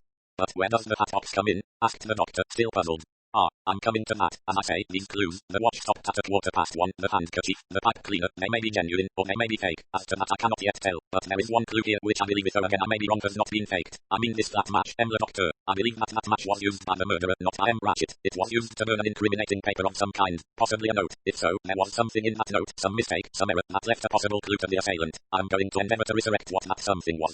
He went out of the compartment and returned a few moments later with a small spirit stove and a pair of curling tongs. I use them for the moustaches, he said, referring to the latter. The doctor watched him with great interest. He flattened out the two humps of wire and with great care wriggled the charred scrap of paper onto one of them. He clapped the other on top of it and then, folding both pieces together with the tongs, held the whole thing over the flame of the spirit lamp. It is a very makeshift affair, this, he said over his shoulder. Let us hope that it will answer its purpose. The doctor watched the proceedings attentively. The metal began to glow. Suddenly he saw faint indicators of letters. Words formed themselves slowly, words of fire. It was a very tiny scrap. Only 3 words and a part of another showed. Remember little Daisy Armstrong. Ah, Poirot gave a sharp exclamation. It tells you something? Asked the doctor. Poirot's eyes were shining. He laid down the tongs carefully. Yes, he said. I know the dead man's real name. I know why he had to leave America. What was his name? Cassetti. Cassetti. Constantine knitted his brows. It brings back to me something. Some years ago. I cannot remember, it was a case in America, was it not? Yes, said Poirot. A case in America. Further than that Poirot was not disposed to be communicative. He looked round him as he went on. We will go into all that presently. Let us first make sure that we have seen all there is to be seen here. Quickly and deftly he went once more through the pockets of the dead man's clothes but found nothing there of interest. He tried the communicating door which led through to the next compartment, but it was bolted on the other side. There is one thing that I do not understand, said Dr. Constantine. If the murderer did not escape through the window, and if this communicating door was bolted on the other side, and if the door into the corridor was not only locked on the inside but chained, how then did the murderer leave the compartment? That is what the audience says when a person bound hand and foot is shut into a cabinet and disappears. You mean, explained Poirot, that if the murderer intended us to believe that he had escaped by way of the window he would naturally make it appear that the other 2 exits were impossible. Like the disappearing person in the cabinet, it is a trick. It is our business to find out how the trick is done.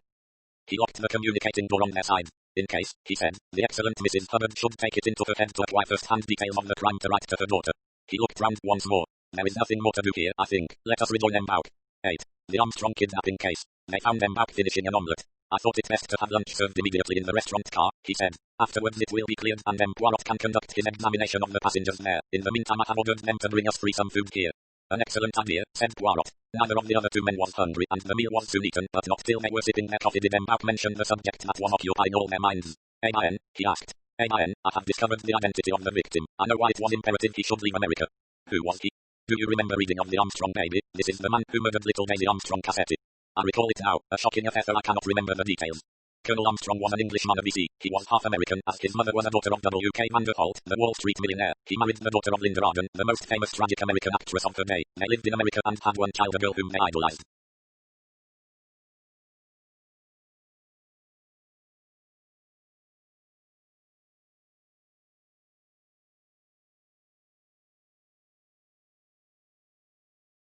When she was 3 years old she was kidnapped, and an impossibly high sum demanded as the price of her return. I will not weary you with all the intricacies that followed. I will come to the moment when, after having paid over the enormous sum of $200,000, the child's dead body was discovered, it having been dead at least a fortnight. Public indignation rose to fever point, and there was worse to follow. Mrs. Armstrong was expecting another child. Following the shock of the discovery, she gave birth to a dead child born prematurely, and herself died. Her broken-hearted husband shot himself.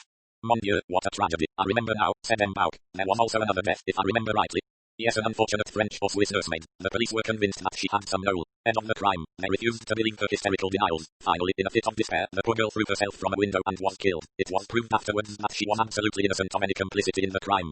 It is not good to think of, said M. Bouc. About 6 months later, this man Cassetti was arrested as the head of the gang who had kidnapped the child. They had used the same methods in the past. If the police seemed likely to get on their trail, they had killed their prisoner, hidden the body, and continued to extract as much money as possible before the crime was discovered. Now, I will make clear to you this, my friend. Cassetti was the man, but by means of the enormous wealth he had piled up, and by the secret hold he had over various persons, he was acquitted on some technical inaccuracy. Notwithstanding that, he would have been lynched by the populace had he not been clever enough to give them the slip. It is now clear to me what happened. He changed his name and left America. Since then he has been a gentleman of leisure, traveling abroad and living on his rents. Ah, well animal. M. Bouc's tone was redolent of heartfelt disgust. I cannot regret that he is dead, not at all. I agree with you. Tout de même, it is not necessary that he should be killed on the Orient Express. There are other places. Poirot smiled a little. He realized that M. Bouc was biased in the matter. The question we have now to ask ourselves is this, he said. Is this murder the work of some rival gang whom Cassetti had double-crossed in the past, or is it an act of private vengeance? He explained his discovery of the few words on the charred fragment of paper. If I'm right in my assumption, then the letter was burnt by the murderer. Why? Because it mentioned the word Armstrong, which is the clue to the mystery. Are there any members of the Armstrong family living? That, unfortunately, I do not know. I think I remember reading of a younger sister of Mrs. Armstrong's. Poirot went on to relate the joint conclusions of himself and Dr. Constantine. M. Bouc brightened at the mention of the broken watch. That seems to give us the time of the crime very exactly. Yes, said Poirot, it is very convenient. There was an indescribable something in his tone that made both the other two look at him curiously. You say that you yourself heard Ratchet speak to the conductor at 20 minutes to 1. Poirot related just what had occurred. Well, said M. Bouc, that proves at least that Cassetti Ratchet, as I shall continue to call him, was certainly alive at 20 minutes to 1. 23 minutes to 1, to be precise. Then at 12:37, to put it formally, M. Ratchet was alive. That is one fact, at least. Poirot did not reply. He sat looking thoughtfully in front of him. There was a tap on the door, and the restaurant attendant entered. The restaurant car is free now, monsieur, he said. We will go there, said M. Bouc, rising. I may accompany you, asked Constantine. Certainly, my dear doctor, unless M. Poirot has any objection.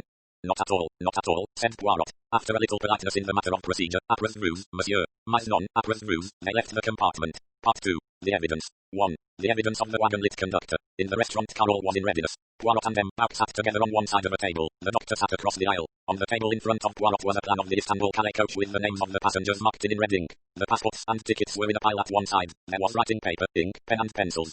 Excellent, said Poirot. We can open our court of inquiry without more ado. First, I think, we should take the evidence of the wagon-lit conductor. You probably know something about the man. What character has he? Is he a man in whose word you would place reliance? I should say so most assuredly. Pierre Mitchell has been employed by the company for over 15 years. He is a Frenchman, lives near Calais, thoroughly respectable and honest, not, perhaps, remarkable for brains. Poirot nodded comprehendingly. Good, he said. Let us see him. Pierre Mitchell had recovered some of his assurance, but he was still extremely nervous. I hope monsieur will not think that there has been any negligence on my part, he said anxiously, his eyes going from Poirot to M. Bouc. It is a terrible thing that has happened. I hope monsieur does not think that it reflects on me in any way.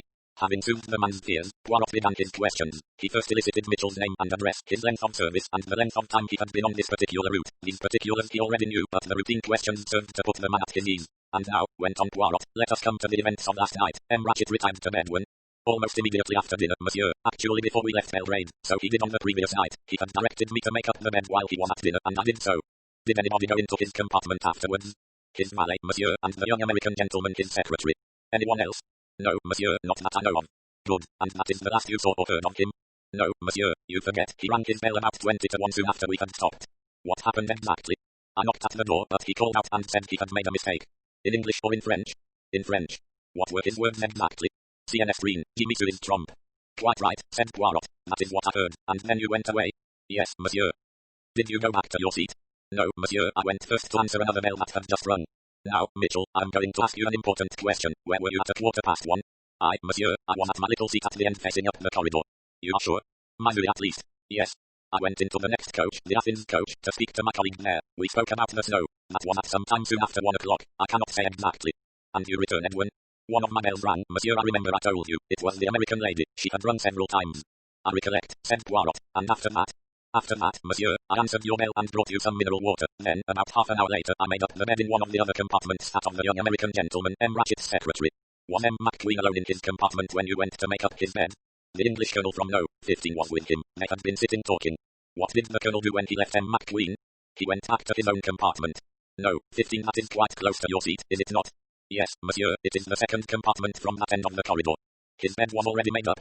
Yes, monsieur, I had made it up while he was at dinner.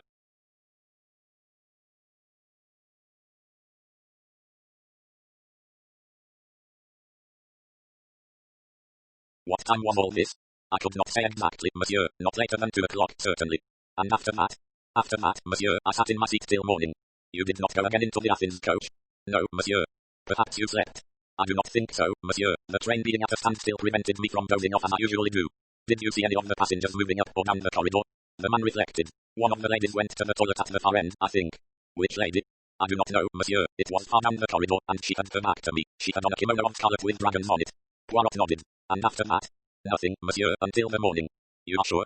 Ah, pardon, you yourself, monsieur, opened your door and looked out for a second. Good, my friend, said Poirot. I wondered whether you would remember that. By the way, I was awakened by what sounded like something heavy falling against my door. Have you any idea what that could have been? The man stared at him. There was nothing, monsieur, nothing, I'm positive of it. Then I must have had the talk, Emma, said Poirot philosophically. Unless, said M. Bouc, it was something in the compartment next door that you heard. Poirot took no notice of the suggestion. Perhaps he did not wish to before the wagon-lit conductor. Let us pass to another point, he said. Supposing that last night an assassin joined the train, it is quite certain that he could not have left it after committing the crime. Pierre Michael shook his head. Nor that he can be concealed on it somewhere. It has been well searched, said M. Bouc. Abandon that idea, my friend.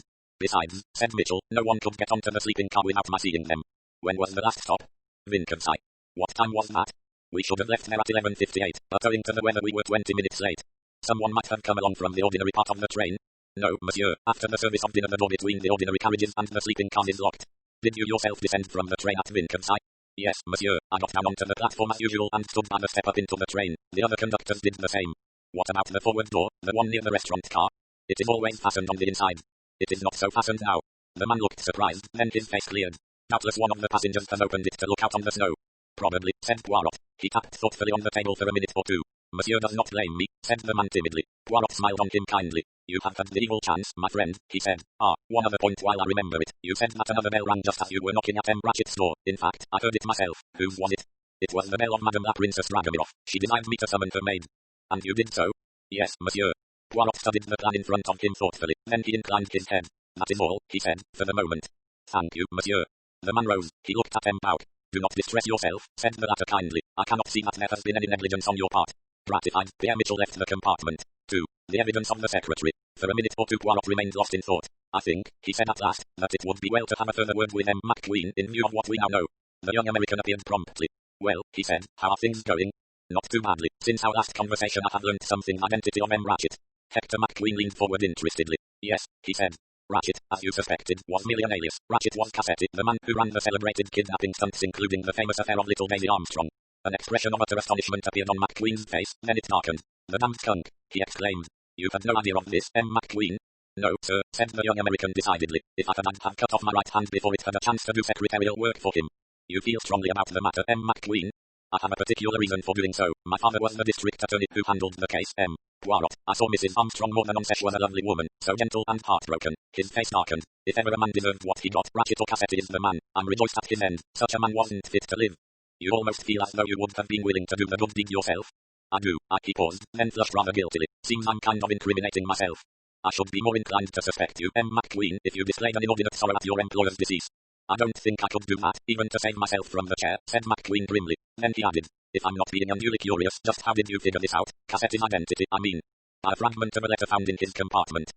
But surely I mean that was rather careless of the old man. That depends, said Poirot, on the point of view. The young man seemed to find this remark rather baffling. He stared at Poirot as though trying to make him out. The task before me, said Poirot, is to make sure of the movements of everyone on the train. No offense need be taken, you understand. It is only a matter of routine. Sure, get right on with it and let me clear my character if I can. I need hardly ask you the number of your compartment, said Poirot, smiling, since I shared it with you for a night. It is the second-class compartment NOS, 6 and 7, and after my departure you had it to yourself. That's right. Now, M. McQueen, I want you to describe your movements last night from the time of leaving the dining car. That's quite easy. I went back to my compartment, read a bit, got out on the platform at Belgrade, decided it was too cold, and got in again. I talked for a while to a young English lady who is in the compartment next to mine. Then I fell into conversation with that Englishman. Colonel Arbuthnot, as a matter of fact, I think you passed us as we were talking. Then I went into Mr. Ratchet and, as I told you, took down some memoranda of letters he wanted written. I said good night to him and left him. Colonel Arbuthnot was still standing in the corridor. His compartment was already made up for the night, so I suggested that he should come along to mine. I ordered a couple of drinks and we got right down to it. Discussed world politics and the government of India and our own troubles with the financial situation and the Wall Street crisis. I don't as a rule cotton to British as they're a stiff-necked lot, but I liked this one. Do you know what time it was when he left you? Pretty late. Getting on for 2 o'clock, I should say. You noticed that the train had stopped? Oh, yes, we wondered a bit, looked out and saw the snow lying very thick, but we didn't think it was serious. What happened when Colonel Arbuthnot finally said good night? He went along to his compartment and I called to the conductor to make up my bed. Where were you whilst he was making it? Standing just outside the door in the corridor smoking a cigarette. And then I went to bed and slept till morning. During the evening did you leave the train at all? Arbuthnot and I thought we'd get out at what was the name of the place Wincombe to stretch our legs a bit, but it was bitterly cold, a blizzard on. We soon hopped back again. By which door did you leave the train? By the one nearest to our compartment. The one next to the dining car? Yes. Do you remember if it was bolted? McQueen considered. Why, yes, I seem to remember it was. At least there was a kind of bar that fitted across the handle. Is that what you mean? Yes. On getting back into the train did you replace that bar? Why, no, I don't think I did. I got in last. No, I don't seem to remember doing so. He added suddenly. Is that an important point?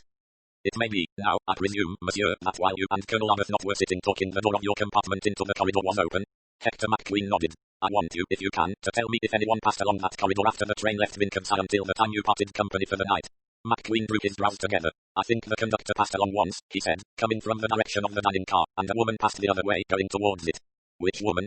I couldn't say. I didn't really notice. You see, I was just arguing a point with Arbuthnot. I just seemed to remember a glimpse of some scarlet silk affair passing the door. I didn't look, and anyway I wouldn't have seen the person's face. As you know, my carriage faces the dining car end of the train, so a woman going along the corridor in that direction would have come back to me as soon as she passed.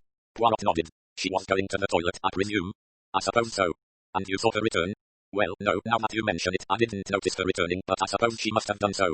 One more question. Do you smoke a pipe, M. McQueen? No, sir, I do not. Poirot paused a moment. I think that is all at present. I should now like to see the valet of M. Ratchet. By the way, did both you and he always travel second class? He did, but I usually went first if possible in the adjoining compartment to Mr. Ratchet. Then he had most of his baggage put in my compartment and yet could get at both it and me easily whenever he chose, but on this occasion all the first class berths were booked except the one which he took. I comprehend. Thank you, M. McQueen. 3. The evidence of the valet. The American was succeeded by the pale Englishman with the inexpressive face whom Poirot had already noticed on the day before. He stood waiting very correctly. Poirot motioned to him to sit down. You are, I understand, the valet of M. Ratchet. Yes, sir. Your name? Edward Henry Masterman. Your age? 39. And your home address? 21 Fry Street, Clerkenwell. You have heard that your master has been murdered? Yes, sir, a very shocking occurrence. Will you now tell me, please, at what hour you last saw M. Ratchet? The valet considered. It must have been about 9 o'clock, sir, last night, that or a little after. Tell me in your own words exactly what happened. I went into Mr. Ratchet as usual, sir, and attended to his wants. What were your duties exactly? To fold or hang up his clothes, sir, put his dental plate in water and see that he had everything he wanted. For the night. Was his manner much the same as usual? The valet considered a moment. Well, sir, I think he was upset. In what way upset? Over a letter he'd been reading. He asked me if it was I who had put it in his compartment. Of course I told him I hadn't done any such thing, but he swore at me and found fault with everything I did. Was that unusual? Oh, no, sir, he lost his temper easily as I say. It just depended what had happened to upset him. Did your master ever take a sleeping draught? Dr. Constantine leaned forward a little. Always when travelling by train, sir, he said he couldn't sleep otherwise. Do you know what drug he was in the habit of taking? I couldn't say, I'm sure, sir. There was no name on the bottle, just the sleeping draught to be taken at bedtime. Did he take it last night? Yes, sir, I poured it into a glass and put it on top of the toilet table ready for him. You didn't actually see him drink it? No, sir. What happened next? I asked if there was anything further, and asked what time M. Ratchet would like to be called in the morning. He said he didn't want to be disturbed till he rang. Was that usual? Quite usual, sir. He used to ring the bell for the conductor and then send him for me when he was ready to get up. Was he usually an early or a late riser? It depended, sir, on his mood. Sometimes he'd get up for breakfast, sometimes he wouldn't get up till just on lunchtime. So that you weren't alarmed when the morning wore on and no summons came? No, sir. Did you know that your master had enemies? Yes, sir. The man spoke quite unemotionally. How did you know? I had heard him discussing some letters, sir, with Mr. McQueen. Had you an affection for your employer, Masterman?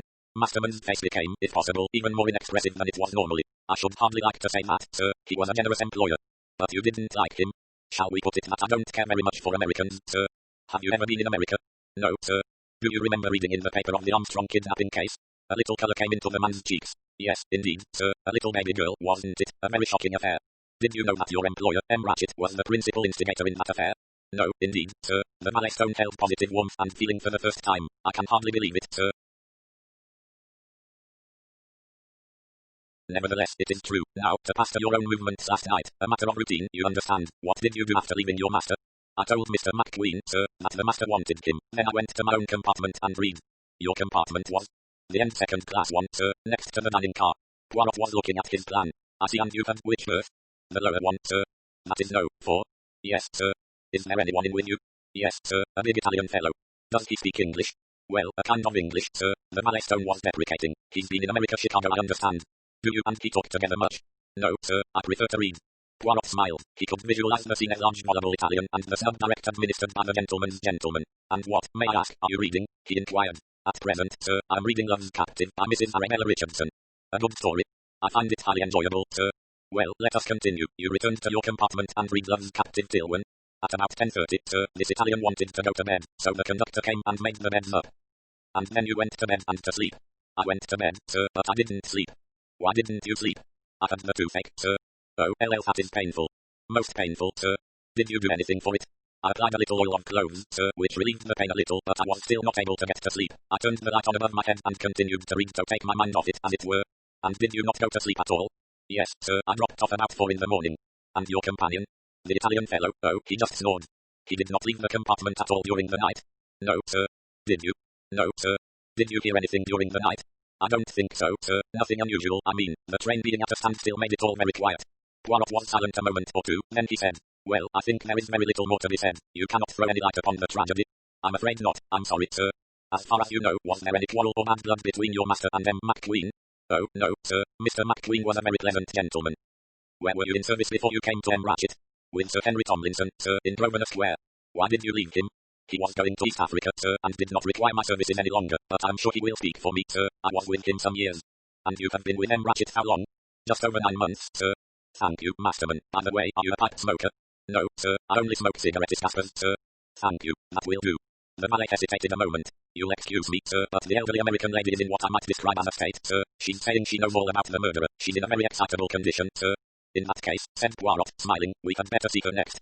Shall I tell her, sir? She's been demanding to see someone in authority for a long time. The conductor's been trying to pacify her. Send her to us, my friend, said Poirot. We will listen to her story now. 4. The evidence of the American lady. Mrs. Hubbard arrived in the dining car in such a state of breathless excitement that she was hardly able to articulate her words. Now just tell me this, who's in authority here? I've got some very important information, very important, indeed, and I just want to tell it to someone in authority as soon as may be, if you gentlemen. Her wavering glance fluctuated between the 3 men. Poirot leaned forward. Tell it to me, madam, he said, but first, pray be seated. Mrs. Hubbard plumped heavily down onto the seat opposite to him. What I've got to tell you is just this, there was a murder on the train last night, and the murderer was right there in my compartment. She paused to give dramatic emphasis to her words. You are sure of this, madam? Of course I'm sure, the idea, I know what I'm talking about. I'll tell you just everything there is to tell. I'd gotten into bed and gone to sleep, and suddenly I woke you all in the dark. It was, and I knew there was a man in my compartment. I was just so scared I couldn't scream, if you know what I mean. I just lay there and thought, mercy, I'm going to be killed. I just can't describe to you how I felt. These nasty trains, I thought, and all the outrages I'd read of. And I thought, well, anyway, he won't get my jewellery, because, you see, I'd put that in a stocking and hidden it under my pillow, which isn't so mighty comfortable, by the way, kinda bumpy, if you know what I mean. But that's neither here nor there. Where was I? You realized, madam, that there was a man in your compartment. Yes, well, I just lay there with my eyes closed, and I thought, whatever should I do? And I thought, well, I'm just thankful that my daughter doesn't know the plight I'm in. And then, somehow, I got my wits about me, and I felt about with my hand, and I pressed the bell for the conductor. I pressed it, and I pressed it, but nothing happened, and I can tell you I thought my heart was going to stop beating. Mercy, I said to myself, maybe they've murdered every single soul on the train. It was at a standstill anyhow, and a nasty quiet feel in the air, but I just went on pressing that bell, and oh, the relief when I heard footsteps coming running down the corridor and a knock on the door. Come in, I screamed, and I switched on the lights at the same time, and, would you believe it, there wasn't a soul there. This seemed to Mrs. Hubbard to be a dramatic climax rather than an anticlimax. And what happened next, madam? Why, I told the man what had happened, and he didn't seem to believe me, seemed to imagine I'd dreamt the whole thing. I made him look under the seat, though he said there wasn't room for a man to squeeze himself in there. It was plain enough the man had got away, but there had been a man there, and it just made me mad the way the conductor tried to soothe me down. I'm not one to imagine things, Mr. I don't think I know your name. Poirot, madam, and this is M. Bouck, a director of the company, and Dr. Constantine. Mrs. Hubbard murmured. Pleased to meet you, I'm sure, to all 3 of them in an abstracted manner, and then plunged once more into her recital. Now I'm just not going to pretend I was as right as I might have been. I got it into my head that it was the man from next door, poor fellow who's been killed. I told the conductor to look at the door between the compartments, and sure enough it wasn't bolted. Well, I soon saw to that. I told him to bolt it then and there, and after he'd gone out I got up and put a suitcase against it to make sure. What time was this, Mrs. Hubbard? Well, I'm sure I can't tell you. I never looked to see. I was so upset. And what is your theory now? Why, I should say it was just as plain could be. The man in my compartment was the murderer. Who else could he be? And you think he went back into the adjoining compartment? How do I know where he went? I had my eyes tight shut. He must have slipped out through the door into the corridor. Well, I couldn't say. You see, I had my eyes tight shut. Mrs. Hubbard sighed convulsively. Mercy, I was scared. If my daughter only knew. You do not think, madam, that what you heard was the noise of someone moving about next door in the murdered man's compartment? No, I do not, Mr. What is it, Poirot? The man was right there in the same compartment with me, and, what's more, I've got proof of it. Triumphantly she hauled a large handbag into view and proceeded to burrow in its interior. She took out in turn 2 large clean handkerchiefs, a pair of horn-rimmed glasses, a bottle of aspirin, a packet of Glauber's salts, a celluloid tube of bright green peppermints, a bunch of keys, a pair of kiss saws, a book of American Express checks, a snapshot of an extraordinarily plain-looking child, some letters, 5 strings of pseudo-oriental beads, and a small metal object button. You see this button? Well, it's not one of my buttons. It's not of anything I've got. I found it this morning when I got up. As she placed it on the table, Bout leaned forward and gave an exclamation. But this is a button from the tunic of a wagon-lit attendant. There may be a natural explanation for that, said Poirot. He turned gently to the lady. This button, madam, may have dropped from the conductor's uniform either when he searched your cabin or when he was making the bed up last night. I just don't know what's the matter with all you people. Seems as though you don't do anything but make objections. Now listen here. I was reading a magazine last night before I went to sleep. Before I turned the light out I placed that magazine on a little case that was standing on the floor near the window. Have you got that? They assured her that they had. Very well, then. The conductor looked under the seat from near the door and then he came in and bolted the door between me and the next compartment, but he never went up near the window. Well, this morning. That button was lying right on top of the magazine. What do you call that? I should like to know. That, madam, I call evidence, said Poirot. The answer seemed to appease the lady. It makes me madder than a hornet to be disbelieved, she explained. You have given us most interesting and valuable evidence, said Poirot soothingly. Now, may I ask you a few questions? Why, willingly. How was it, since you were nervous of this man Ratchet, that you hadn't already bolted the door between the compartments? I had, returned Mrs. Hubbard promptly. Oh, you had? Well, as a matter of fact, I asked that Swedish creature a pleasant soul if it was bolted, and she said it was. How was it you couldn't see for yourself? Because I was in bed and my sponge bag was hanging on the door handle. What time was it when you asked her to do this for you? Now let me think. It must have been round about 10:30 or 11:15. She'd come along to see if I'd got an aspirin. I told her where to find it, and she got it out of my grip. You yourself were in bed? Yes. Suddenly she laughed. Poor soul, she was in quite a taking. You see, she'd opened the door of the next compartment by mistake. Ratchets. Yes, you know how difficult it is as you come along the train and all the doors are shut. She opened his by mistake. She was very distressed about it. He'd laughed, it seemed, and I fancy he may have said something not quite nice. Poor thing, she was all in a flutter. Oh, I make mistake, she said. I ashamed make mistake. Not nice man, she said. He say, you too old. Dr. Constantine sniggered and Mrs. Hubbard immediately froze him with a glance. He wasn't a nice kind of man, she said. To say a thing like that to a lady, it's not right to laugh at such things. Dr. Constantine hastily apologized. Did you hear any noise from Ratchet's compartment after that? Asked Poirot. Well, not exactly. What do you mean by that, madam? Well, she paused. He snored. Ah, he snored, did he? Terribly. The night before it quite kept me awake. You didn't hear him snore after you had the scare about a man being in your compartment? Why, Mr. Poirot, how could I? He was dead. Ah, yes, truly, said Poirot. He appeared confused. Do you remember the affair of the Armstrong kidnapping, Mrs. Hubbard? He asked. Yes, indeed I do. And how the wretch that did it escaped scot-free. My, I'd have liked to get my hands on him. He has not escaped. He is dead. He died last night. You don't mean? Mrs. Hubbard half rose from her chair in excitement. But yes, I do. Ratchet was the man. Well, to think of that, I must write and tell my daughter. Now, didn't I tell you last night that man had an evil face? I was right, you see. My daughter always says, when mama's got a hunch, you can bet your bottom dollar it's okay. Were you acquainted with any of the Armstrong family, Mrs. Hubbard? No, they moved in a very exclusive circle, but I've always heard that Mrs. Armstrong was a perfectly lovely woman and that her husband worshipped her. Well, Mrs. Hubbard, you have helped us very much indeed. Perhaps you will give me your full name? Why, certainly, Caroline Martha Hubbard. Will you write your address down here? Mrs. Hubbard did so without ceasing to speak. I just can't get over it. Cassection this train. I had a hunch about that man, didn't I, Mr. Poirot?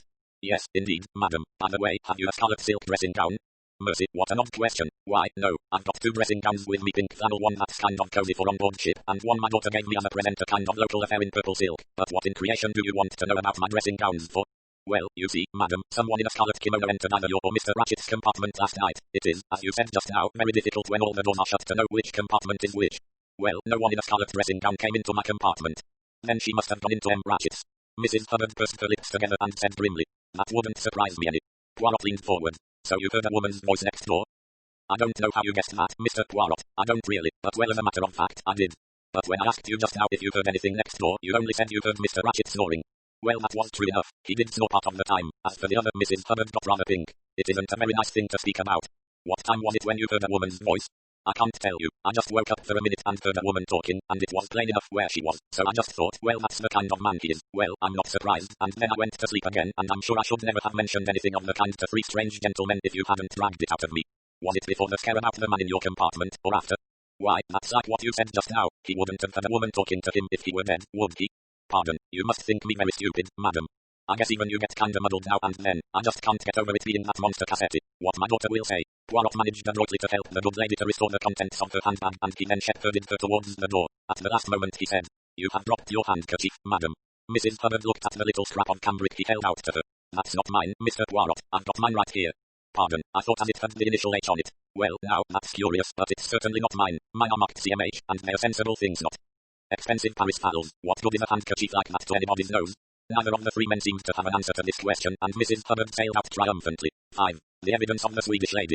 Bout was handling the button Mrs. Hubbard had left behind her. "This button, I cannot understand it. Does it mean that, after all, Pierre Mitchell is involved in some way?" he said. He paused, then continued, as Poirot did not reply. "What have you to say, my friend?" "That button, it suggests possibilities," said Poirot thoughtfully. "Let us interview next the Swedish lady before we discuss the evidence we have heard." He sorted through the pile of passports in front of him. "Ah, here we are. Greta Olsen, age 49. Bout gave directions to the restaurant attendant, and presently the lady with the yellowish grey bun of hair and the long mild sheet-like face was ushered in. She peered short-sightedly at Poirot through her glasses, but was quite calm. It transpired that she understood and spoke French, so that the conversation took place in that language. Poirot first asked her the questions to which he already knew the answer: her name, age, and address. He then asked her occupation. She was, she told him, matron in a missionary school near Stambul. She was a trained nurse. "You know, of course, of what took place last night, mademoiselle?" "Naturally, it is very dreadful, and the American lady tells me that the murderer was actually in her compartment." "I hear, mademoiselle, that you were the last person to see the murdered man alive." "I do not know. It may be so. I opened the door of his compartment by mistake. I was much ashamed. It was a most awkward mistake." "You actually saw him?" "Yes, he was reading a book. I apologized quickly and withdrew." "Did he say anything to you?" A slight blush showed on the worthy lady's cheek. "He laughed and said a few words. Roman II did not quite catch them." "And what did you do after that, mademoiselle?" asked Poirot, passing from the subject tactfully. "I went into the American lady, Mrs. Hubbard. I asked her for some aspirin and she gave it to me." "Did she ask you whether the communicating door between her compartment and that of M. Ratchet was bolted?" "Yes." "And was it?" "Yes." "And after that?" "After that I go back to my own compartment, I take the aspirin and lie down." "What time was all this?" "When I got into bed it was 5 minutes to 11, because I look at my watch before I wind it up." "Did you go to sleep quickly?" "Not very quickly. My head got better, but I lay awake some time." "Had the train come to a stop before you went to sleep?" "I do not think so. We stopped, I think, at a station just as I was getting drowsy." "That would be Winkelnside. Now your compartment, mademoiselle, is this one?" He indicated it on the plan. "That is so, yes." "You had the upper or the lower berth?" "The lower berth, no, 10. "And you had a companion?" "Yes, a young English lady. Very nice, very amiable. She had travelled from Baghdad." "After the train left Winkelnside, did she leave the compartment?" "No, I'm sure she did not." "Why are you sure if you were asleep?" "I sleep very lightly. I'm used to waking at a sound. I'm sure if she had come down from the berth above I would have awakened." "Did you yourself leave the compartment?" "Not until this morning." "Have you a scarlet silk kimono, mademoiselle?" "No, indeed. I have a good comfortable dressing gown of Jaeger material. A pale mauve such as you buy in the East." Poirot nodded. Then he said in a friendly tone, "Why are you taking this journey, a holiday?" "Yes, I'm going home for a holiday, but first I go to Lausanne to stay with a sister for a week or so." "Perhaps you will be so amiable as to write me down the name and address of your sister?" "With pleasure." She took the paper and pencil he gave her and wrote down the name and address as requested. "Have you ever been in America, mademoiselle?" "No, very nearly once. I was to go with an invalid lady, but it was cancelled at the last moment. I much regret it. They are very good, the Americans. They give much money to found schools and hospitals. They are very practical." "Do you remember hearing of the Armstrong kidnapping case?" "No, what was that?"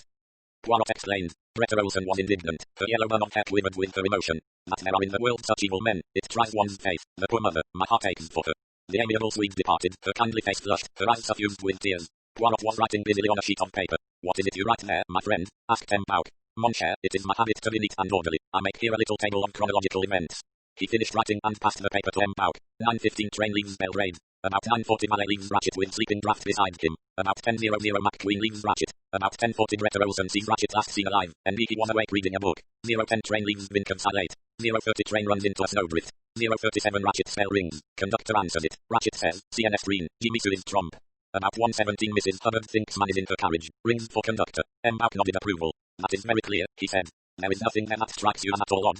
"No, it seems all quite clear and above board. It seems quite plain that the crime was committed at 1:15. The evidence of the watch shows us that, and Mrs. Hubbard's story fits in. For my mind, I will make a guess at the identity of the murderer. I say, my friend, that it is the big Italian. He comes from America, from Chicago, and remember, an Italian's weapon is the knife, and he stabs not once but several times." "That is true." Without a doubt, that is the solution of the mystery. Doubtless he and this Ratchet were in this kidnapping business together. Cassetti is an Italian name. In some way Ratchet did on him what they call the double cross. The Italian tracks him down, sends him warning letters first, and finally revenges himself upon him in a brutal way. It is all quite simple. Poirot shook his head doubtfully. It is hardly as simple as that, I fear, he murmured. I'm convinced it is the truth, said M'Bauk, becoming more and more enamored of his theory. And what about the valet with the toothache, who swears that the Italian never left the compartment? That is the difficulty. Poirot twinkled. Yes, it is annoying, that. Unlucky for your theory, and extremely lucky for our Italian friend that Ratchet's valet should have had the toothache. It will be explained, said M'Bauk with magnificent certainty. Poirot shook his head again. No, it is hardly so simple as that, he murmured again. 6. The evidence of the Russian princess. Let us hear what Pierre Mitchell has to say about this Burton, he said. The wagon-lit conductor was recalled. He looked at them inquiringly. M'Bauk cleared his throat. Mitchell, he said, here is a button from your tunic. It was found in the American lady's compartment. What have you to say for yourself about it? The conductor's hand went automatically to his tunic. I have lost no button, monsieur, he said. There must be some mistake. That is very odd. I cannot account for it, monsieur. The man seemed astonished, but not in any way guilty or confused. M'Bauk said meaningly. Owing to the circumstances in which it was found, it seems fairly certain that this button was dropped by the man who was in Mrs. Hubbard's compartment last night when she rang the bell. But, monsieur, there was no one there. The lady must have imagined it. She did not imagine it, Michael. The assassin of Ratchet passed that way and dropped that button. As the significance of M'Bauk's words became plain to him, Pierre Mitchell flew into a violent state of agitation. It is not true, monsieur, it is not true, he cried. You are accusing me of the crime. Me, I'm innocent. I'm absolutely innocent. Why should I want to kill a monsieur whom I have never seen before? Where were you when Mrs. Hubbard's bell rang? I told you, monsieur, in the next coach, talking to my colleague. We will send for him. Do so, monsieur, I implore you, do so. The conductor of the next coach was summoned. He immediately confirmed Pierre Mitchell's statement. He added that the conductor from the Bucharest coach had also been there. The three of them had been discussing the situation caused by the snow. They had been talking some 10 minutes when Mitchell fancied he heard a bell. As he opened the doors connecting the two coaches, they had all heard it plainly. A bell ringing repeatedly. Mitchell had run post-haste to answer it. So you see, monsieur, I'm not guilty, cried Mitchell anxiously. And this button from a wagon-lit tunic, how do you explain it? I cannot, monsieur, it is a mystery to me. All my buttons are intact. Both of the other conductors also declared that they had not lost a button, also that they had not been inside Mrs. Hubbard's compartment at any time. Calm yourself, Mitchell, said M'Bauk, and cast your mind back to the moment when you ran to answer Mrs. Hubbard's bell. Did you meet anyone at all in the corridor? No, monsieur. Did you see anyone going away from you down the corridor in the other direction? Again, no, monsieur. Odd, said M'Bauk. Not so very, said Poirot. It is a question of time. Mrs. Hubbard wakes to find someone in her compartment. For a minute or two she lies paralyzed, her eyes shut. Probably it was then that the man slipped out into the corridor. Then she starts ringing the bell, but the conductor does not come at once. It is only the third or fourth peal that he hears. I should say myself that there was ample time. For what? For what, mon cher? Remember that there are thick drifts of snow all round the train. There are two courses open to our mysterious assassin, said Poirot slowly. He could retreat into either of the toilets or he could disappear into one of the compartments. But they were all occupied. Yes. You mean that he could retreat into his own compartment? Poirot nodded. It fits, murmured M'Bauk. During that 10 minutes absence of the conductor, the murderer comes from his own compartment, goes into Ratchet's, kills him, locks and chains the door on the inside, goes out through Mrs. Hubbard's compartment and is back safely in his own compartment by the time the conductor arrives. Poirot murmured. It is not quite so simple as that, my friend. Our friend the doctor here will tell you so.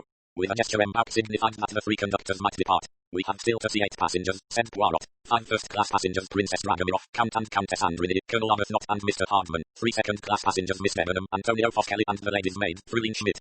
Who will you see first, Italian? How you hop on your Italian? No, we will start at the top of the tree. Perhaps Madame la Princess will be so good as to spare us a few moments of her time. Convey that message to her, Mitchell. Oui, monsieur, said the conductor, who was just leaving the car. Tell her we can wait on her in her compartment if she does not wish to put herself to the trouble of coming here, called M'Bauk. But Princess Dragomirov declined to take this course. She appeared in the dining car, inclined her head slightly and sat down opposite Poirot. Her small toad-like face looked even yellower than the day before. She was certainly ugly, and yet, like the toad, she had eyes like jewels, dark and imperious, revealing latent energy and an intellectual force that could be felt at once. Her voice was deep, very distinct, with a slight grating quality in it. She cut short a flowery phrase of apology from M'Bauk. You need not offer apologies, messieurs. I understand a murder has taken place. Naturally, you must interview all the passengers. I shall be glad to give all the assistance in my power. You are most amiable, madam, said Poirot. Not at all. It is a duty. What do you wish to know? Your full Christian names and address, madam. Perhaps you would prefer to write them yourself. Poirot proffered a sheet of paper and pencil, but the princess waved them aside. You can write it, she said. There is nothing difficult. Natalia Dragomirov, 70 Avenue Kleber, Paris. You are travelling home from Constantinople, madam? Yes, I have been staying at the Austrian embassy. My maid is with me. Would you be so good as to give me a brief account of your movements last night from dinner onwards? Willingly. I directed the conductor to make up my bed whilst I was in the dining car. I retired to bed immediately after dinner. I read until the hour of 11 when I turned out my light. I was unable to sleep owing to certain rheumatic pains from which I suffer. At about 1:45 I rang for my maid. She massaged me and then read aloud till I felt sleepy. I cannot say exactly when she left me. It may have been half an hour. It may have been later. The train had stopped then. The train had stopped. You heard nothing unusual during the time, madam? I heard nothing unusual. What is your maid's name? Hildegard Schmidt. She has been with you long? 15 years. You consider her trustworthy? Absolutely. Her people come from an estate of my late husband's in Germany. You have been in America, I presume, madam? The abrupt change of subject made the old lady raise her eyebrows. Many times. Were you at any time acquainted with a family of the name of Armstrong, a family in which a tragedy occurred? With some emotion in her voice, the old lady said, You speak of friends of mine, monsieur. You knew Colonel Armstrong well, then? I knew him slightly, but his wife, Sonia Armstrong, was my goddaughter. I was on terms of friendship with her mother, the actress, Linda Arden. Linda Arden was a great genius, one of the greatest tragic actresses in the world. As Lady Macbeth, as Magda, there was no one to touch her. I was not only an admirer of her art, I was a personal friend. She is dead. No, she is alive, but she lives in complete retirement. Her health is very delicate. She has to lie on a sofa most of the time. There was, I think, a second daughter. Yes, much younger than Mrs. Armstrong. And she is alive? Certainly. Where is she? The old woman bent an acute glance at him. I must ask you the reason of these questions. What have they to do with the matter in hand, murder on this train? They are connected in this way, madam. The man who was murdered was the man responsible for the kidnapping and murder of Mrs. Armstrong's child. Ah. The straight brows drew together. Princess Dragomirov drew herself a little more erect. In my view, then, this murder is an entirely admirable happening. You will pardon my slightly biased point of view.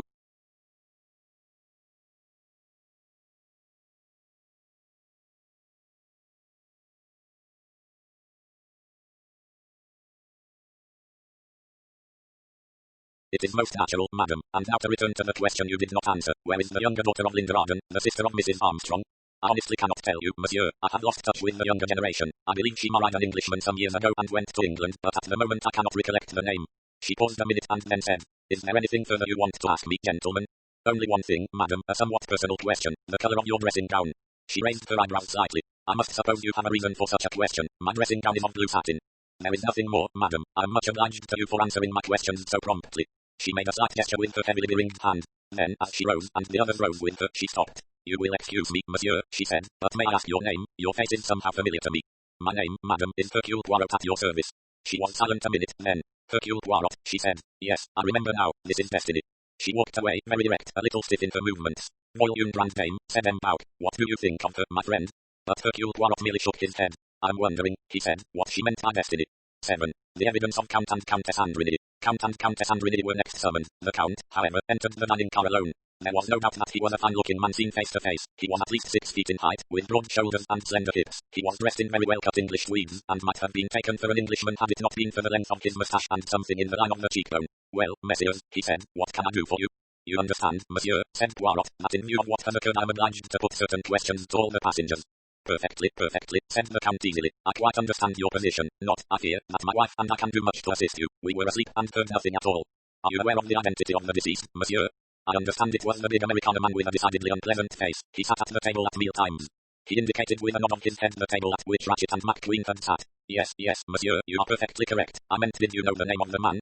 No. The Count looked thoroughly puzzled by Poirot's queries. If you want to know his name, he said, surely it is on his passport. The name on his passport is Ratchet, said Poirot, but that, monsieur, is not his real name. He is the man Cassetti, who was responsible for a celebrated kidnapping outrage in America. He watched the Count closely as he spoke, but the latter seemed quite unaffected by the piece of news. He merely opened his eyes a little. Ah, he said, that certainly should throw light upon the matter. An extraordinary country, America. You have been there, perhaps, monsieur le Comte? I was in Washington for a year. You knew, perhaps, the Armstrong family? Armstrong, it is difficult to recall met so many. He smiled, shrugged his shoulders. But to come back to the matter in hand, gentlemen, he said, what more can I do to assist you? You retired to rest when, monsieur le Comte? Hercule Poirot's eyes stole to his plan. Count and Countess Andrini occupied compartments no, 12, and 13 adjoining. We had one compartment made up for the night whilst we were in the dining car. On returning we sat in the other for a while. What number would that be? No, 13. We played piquet together. About 11 o'clock my wife retired for the night. The conductor made up my compartment and I also went to bed. I slept soundly until morning. Did you notice the stopping of the train? I was not aware of it till this morning. And your wife? The Count smiled. My wife always takes a sleeping draught when travelling by train. She took her usual dose of Trianol. He paused. I'm sorry I'm not able to assist you in any way. Poirot passed him a sheet of paper and a pen. Thank you, monsieur le Comte. It is a formality, but will you just let me have your name and address? The Count wrote slowly and carefully. It is just as well I should write this for you, he said pleasantly. The spelling of my country estate is a little difficult for those unacquainted with the language. He passed the paper across to Poirot and rose. It will be quite unnecessary for my wife to come here, he said. She can tell you nothing more than I have. A little gleam came into Poirot's eye. Doubtless, he said. But all the same I think I should like to have just one little word with Madame la Comtesse. I assure you it is quite unnecessary. His voice rang out authoritatively. Poirot blinked gently at him. It will be a mere formality, he said. But you understand, it is necessary for my report. As you please. The Count gave way grudgingly. He made a short, foreign bow and left the dining car. Poirot reached out a hand to a passport. It set out the Count's name and titles. He passed on to the further information accompanied by wife. Christian name Elena Maria, maiden name Goldenberg, age 20. A spot of grease had been dropped sometime by a careless official on it. A diplomatic passport, said M. Bouck. We must be careful, my friend, to give no offense. These people can have nothing to do with the murder. Be easy, mon vieux, I will be most tactful. A mere formality.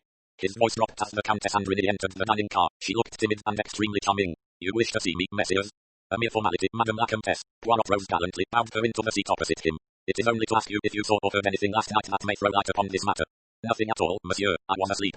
You did not hear, for instance, a commotion going on in the compartment next to yours, the American lady who occupies it had quite an attack of hysterics and rang for the conductor. I heard nothing, monsieur. You see, I had taken a sleeping draught. Ah, I comprehend. Well, I need not detain you further. Then, as she rose swiftly, just one little minute these particulars, your maiden name, age and so on, they are correct. Quite correct, monsieur.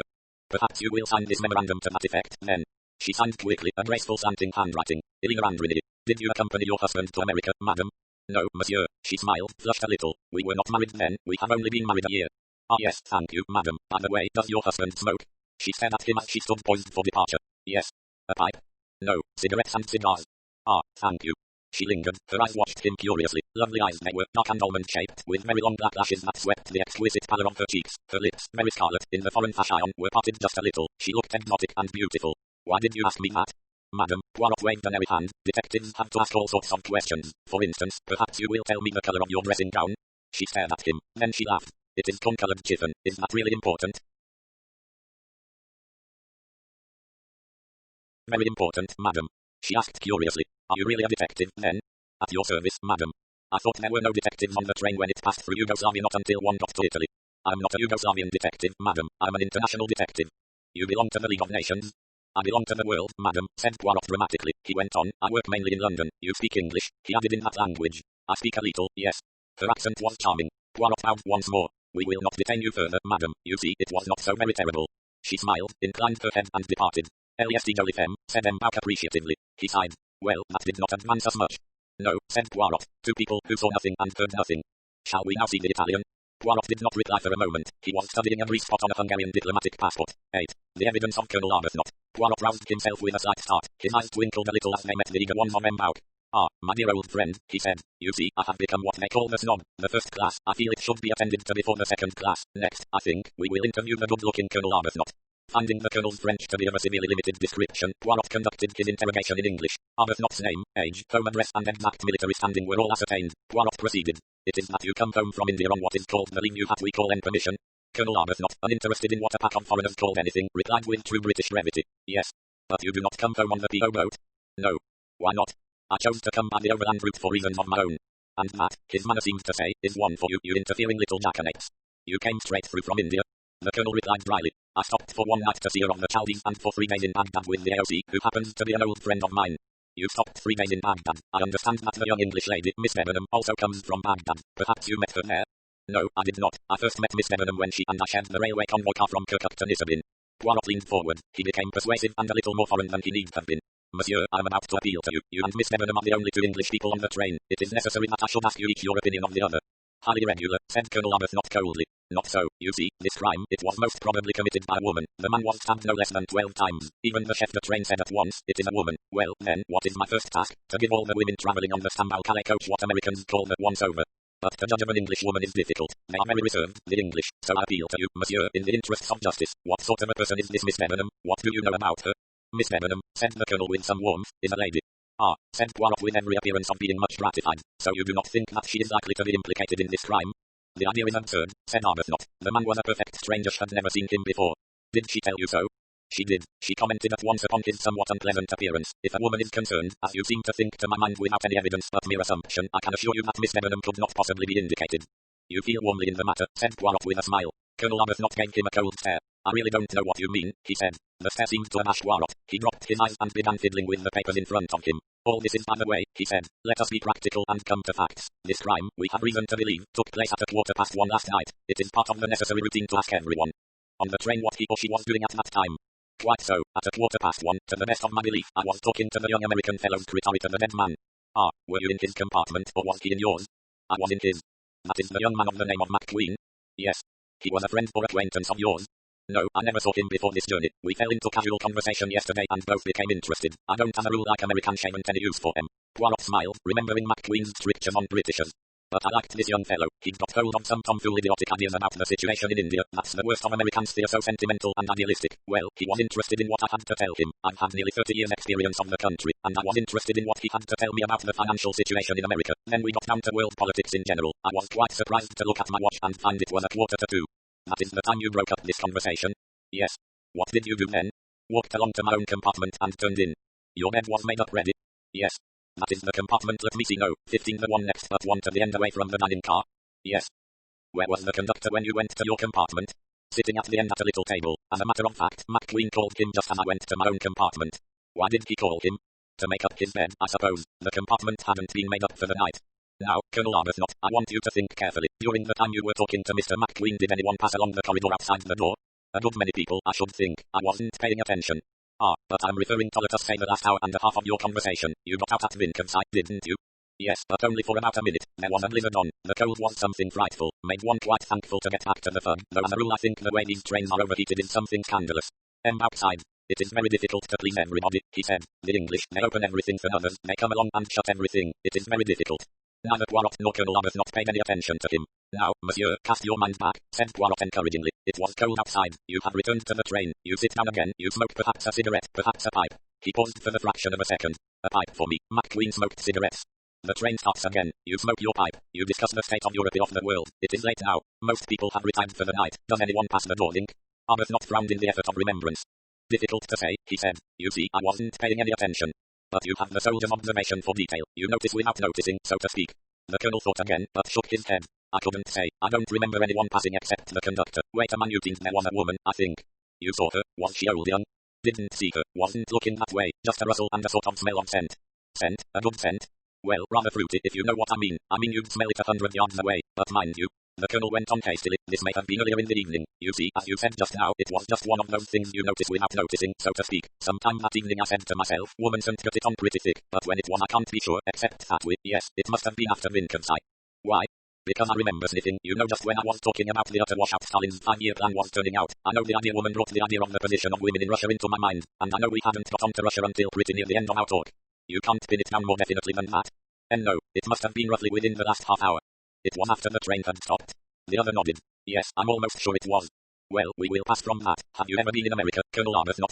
Never. Don't want to go. Did you ever know a Colonel Armstrong? Armstrong, I've known 2 or 3 Armstrongs. There was Tommy Armstrong in the 60s, I don't mean him, and Sally Armstrong was killed on the Somme. I mean the Colonel Armstrong who married an American wife and whose only child was kidnapped and killed. Ah, yes, I remember reading about that shocking affair. I don't think I actually ever came across the fellow, though, of course, I knew of him. Toby Armstrong. Nice fellow. Everybody liked him. He had a very distinguished career. Got the VC. The man who was killed last night was the man responsible for the murder of Colonel Armstrong's child. Arbuthnot's face grew rather grim. Then in my opinion the swine deserved what he got, though I would have preferred to have seen him properly hanged or electrocuted, I suppose, over there. In fact, Colonel Arbuthnot, you prefer law and order to private vengeance? Well, you can't go about having blood feuds and stabbing each other like Corsicans or the Mafia, said the colonel. Say what you like, trial by jury is a sound system. Poirot looked at him thoughtfully for a minute or two. Yes, he said. I'm sure that would be your view. Well, Colonel Arbuthnot, I do not think there is anything more I have to ask you. There is nothing you yourself can recall last night that in any way struck you, or shall we say strikes you now looking back as suspicious. Arbuthnot considered for a moment or two. No, he said. Nothing at all, unless he hesitated. But yes, continue, I pray of you. Well, it's nothing really, said the colonel slowly, but you said anything. Yes, go on. Oh, it's nothing, a mere detail, but as I got back to my compartment I noticed that the door of the one beyond mine end one, you know. Yes, no, 16. Well, the door of it was not quite closed, and the fellow inside peered out in a furtive sort of way. Then he pulled the door to quickly. Of course, I know there's nothing in that, but it just struck me as a bit odd. I mean, it's quite usual to open a door and stick your head out if you want to see anything, but it was the furtive way he did it that caught my attention. Yes, said Poirot doubtfully. I told you there was nothing to it, said Arbuthnot apologetically, but you know what it is, early hours of the morning, everything very still thing had a sinister look like a detective story. All nonsense, really. He rose. Well, if you don't want me anymore. Thank you, Colonel Arbuthnot, there is nothing else. The soldier hesitated for a minute. His first natural distaste for being questioned by foreigners had evaporated. About Miss Debenham, he said rather awkwardly. You can take it from me that she's all right. She's a pucker sahib. Flushing a little, he withdrew. What? Asked Dr. Constantine with interest. Does a pucker sahib mean? It means, said Poirot, that Miss Debenham's father and brothers were at the same kind of school as Colonel Arbuthnot. Oh, said Dr. Constantine, disappointed. Then it has nothing to do with the crime at all. Exactly, said Poirot. He fell into a reverie, creating a light tattoo on the table. Then he looked up. Colonel Arbuthnot smokes a pipe, he said. In the compartment of Mr. Ratchet I found a pipe cleaner. Ratchet smoked only cigars. You think? He is the only man so far who admits to smoking a pipe, and he knew of Colonel Armstrong, perhaps actually did know him, though he won't admit it. So you think it possible? Poirot shook his head violently. That is just it. It is impossible, quite impossible, that an honourable, slightly stupid, upright Englishman should stab an enemy 12 times with a knife. Do you not feel, my friends, how impossible it is? That is the psychology, said M. Bouck. And one must respect the psychology. This crime has a signature, and it is certainly not the signature of Colonel Arbuthnot. But now to our next interview. This time M. Bouck did not mention the Italian, but he thought of him. 9. The evidence of Mr. Hardman. The last of the first-class passengers to be interviewed, Mr. Hardman was the big flamboyant American who had shared a table with the Italian and the valet. He wore a somewhat loud check suit, a pink shirt, a flashy tie-pin, and was rolling something round his tongue as he entered the dining car. He had a big, fleshy, coarse-featured face with a good-humoured expression. Morning, gentlemen, he said. What can I do for you? You have heard of this murder, Mr. Dr. Hardman? Sure. He shifted the chewing gum deftly. We are of necessity interviewing all the passengers on the train. That's all right, I guess that's the only way to tackle the job. Poirot consulted the passport lying in front of him. You are Cyrus Bethman Hardman, United States subject, 41 years of age, traveling salesman for typewriting ribbons. Okay, that's me. You are traveling from Istanbul to Paris. That's so. Reason? Business. Do you always travel first class, Mr. Hardman? Yes, sir, the firm pays my traveling expenses. He winked. Now, Mr. Hardman, we come to the events of last night. The American nodded. What can you tell us about the matter? Exactly nothing at all. Ah, that is a pity. Perhaps, Mr. Hardman, you will tell us exactly what you did last night, from dinner onwards. For the first time the American did not seem ready with his reply. At last he said, Excuse me, gentlemen, but just who you put me wise. This is M. Bouck, a director of the Compagnie des Wagons Lits. This gentleman is the doctor who examined the body. And you yourself?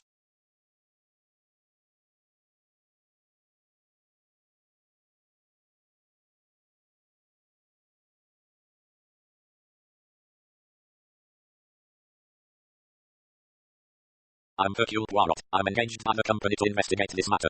I've heard of you, said Mr. Hardman. He reflected a minute or two longer. Guess I'd better come clean.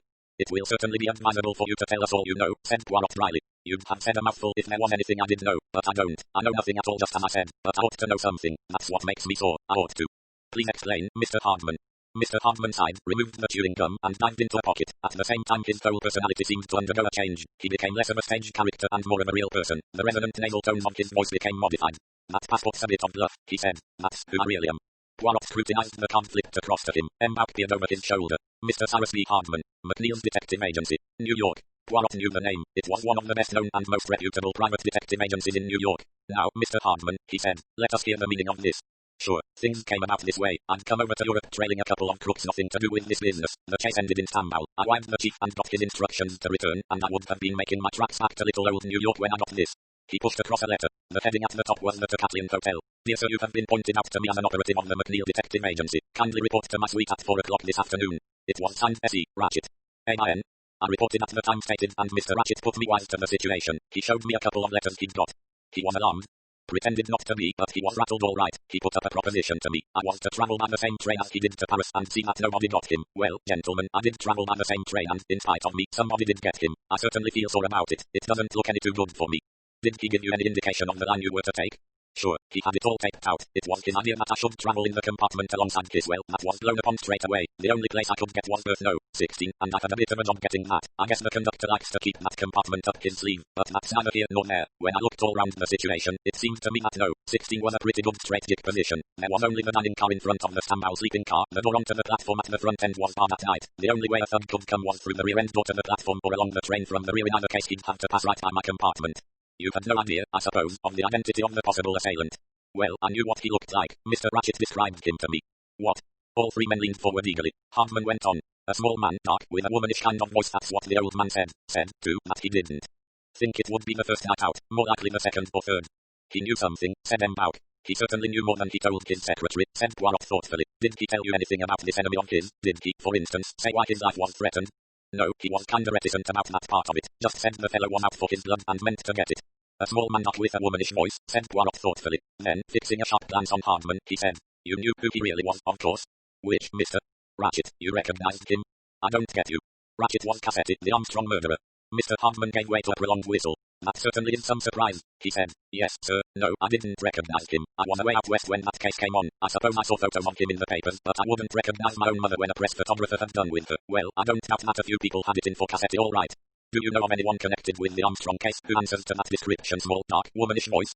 Hardman reflected a minute or two. It's hard to say. Pretty nearly everyone to do with that case is dead. There was the girl who threw herself out of the window, remember?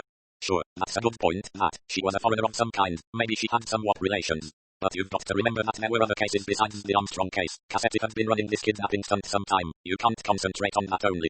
But we have reason to believe that this crime is connected with the Armstrong case. Mr. Hardman cocked an inquiring eye. Poirot did not respond. The American shook his head. I can't call to mind anybody answering that description in the Armstrong case, he said slowly, but of course I wasn't in it and didn't know much about it. Well, continue your narrative, M. Hardman. There's very little to tell. I got my sleep in the daytime and stayed awake on the watch at night. Nothing suspicious happened the first night. Last night was the same, as far as I was concerned. I had my door a little ajar and watched. No stranger passed. You are sure of that, M. Hardman? I'm plumb certain. Nobody got on that train from outside and nobody came along the train from the rear carriages. I'll take my oath on that. Could you see the conductor from your position? Sure, he sits on that little seat almost flush with my door. Did he leave that seat at all after the train stopped at Vinconsi? That was the last station. Why, yes, he answered a couple of bells that would be just after the train came to a halt for good. Then, after that, he went past me into the rear coach, was there about a quarter of an hour. There was a bell ringing like mad and he came back running. I stepped out into the corridor to see what it was all about, felt a mite nervous, you understand, but it was only the American dame. She was raising hell about something or other. I grinned. Then he went on to another compartment and came back and got a bottle of mineral water for someone. After that he settled down in his seat till he went up to the far end to make somebody's bed up. I don't think he stirred after that until about 5 o'clock this morning. Did he doze off at all? That I can't say. He may have done. Poirot nodded. Automatically his hands straightened the papers on the table. He picked up the official card once more. Be so good as just to initial this, he said. The other complied. There is no one, I suppose, who can confirm your story of your identity, M. Hardman. On this train? Well, not exactly, unless it might be young McQueen. I know him well enough, seen him in his father's office in New York, but that's not to say he'll remember me from a crowd of other operatives. No, Mr. Poirot, you'll have to wait and cable New York when the snow lets up. But it's okay, I'm not telling the tale. Well, so long, gentlemen. Pleased to have met you, Mr. Poirot. Poirot proffered his cigarette case. But perhaps you prefer a pipe? Not me. He helped himself, then strode briskly off. The three men looked at each other. You think he is genuine? Asked Dr. Constantine. Yes, I know the type. Besides, it is a story that would be very easily disproved. He has given us a piece of very interesting evidence, said M. Bouck. Yes, indeed.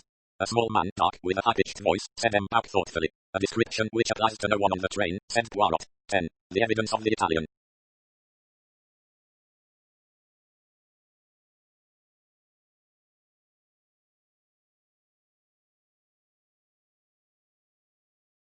And now, said Poirot with a twinkle in his eye, we will delight the heart of M. Bouck and see the Italian. Antonio Foscari came into the dining car with a swift, cat-like tread. His face beamed. It was a typical Italian face, sunny-looking and swarthy. He spoke French well and fluently, with only a slight accent. Your name is Antonio Foscari? Yes, monsieur. You are, I see, a naturalized American subject. The American grinned. Yes, monsieur, it is better for my business. You are an agent for Ford Motor Cars? Yes, you see. A voluble exposition followed. At the end of it, anything that the three men did not know about Foscari's business methods, his journeys, his income, and his opinion of the United States and most European countries seemed a negligible factor. This was not a man who had to have information dragged from him. It gushed out. His good-natured childish face beamed with satisfaction as with a last eloquent gesture he paused and wiped his forehead with a handkerchief. So you see, he said, I do big business. I'm up to date. I understand salesmanship. You have been in the United States, then, for the last 10 years on and off?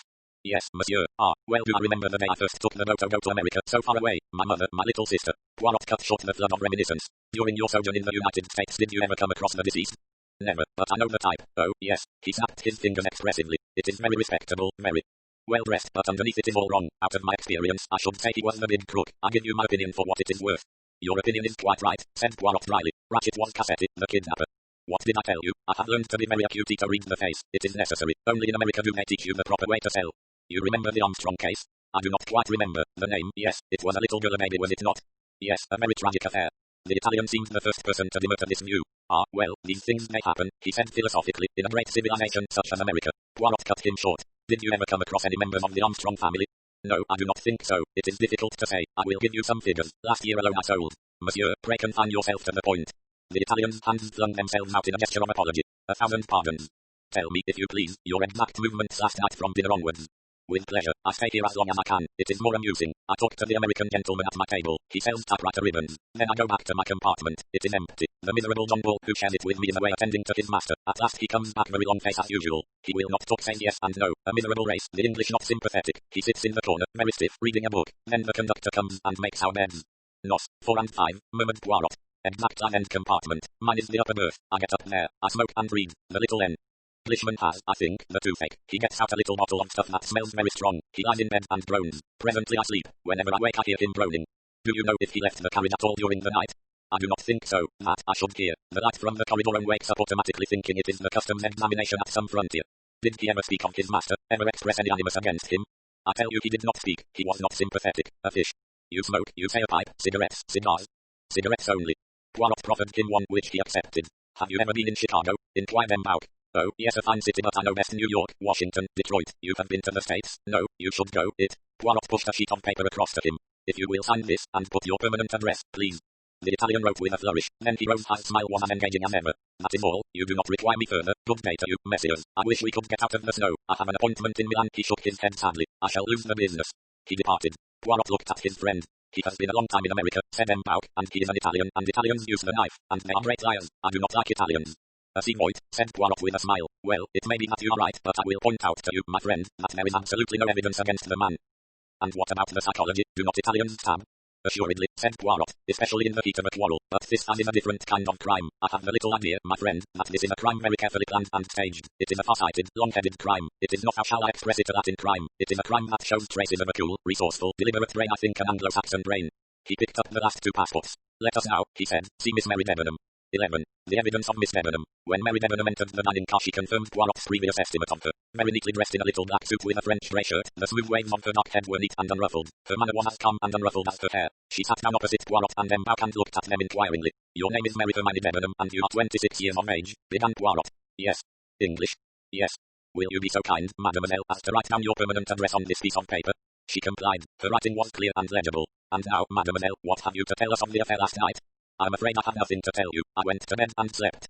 Does it distress you very much, mademoiselle, that a crime has been committed on this train? The question was clearly unexpected. Her grey eyes widened a little. I don't quite understand you. It was a perfectly simple question that I asked you, mademoiselle. I will repeat it. Are you very much distressed that a crime should have been committed on this train?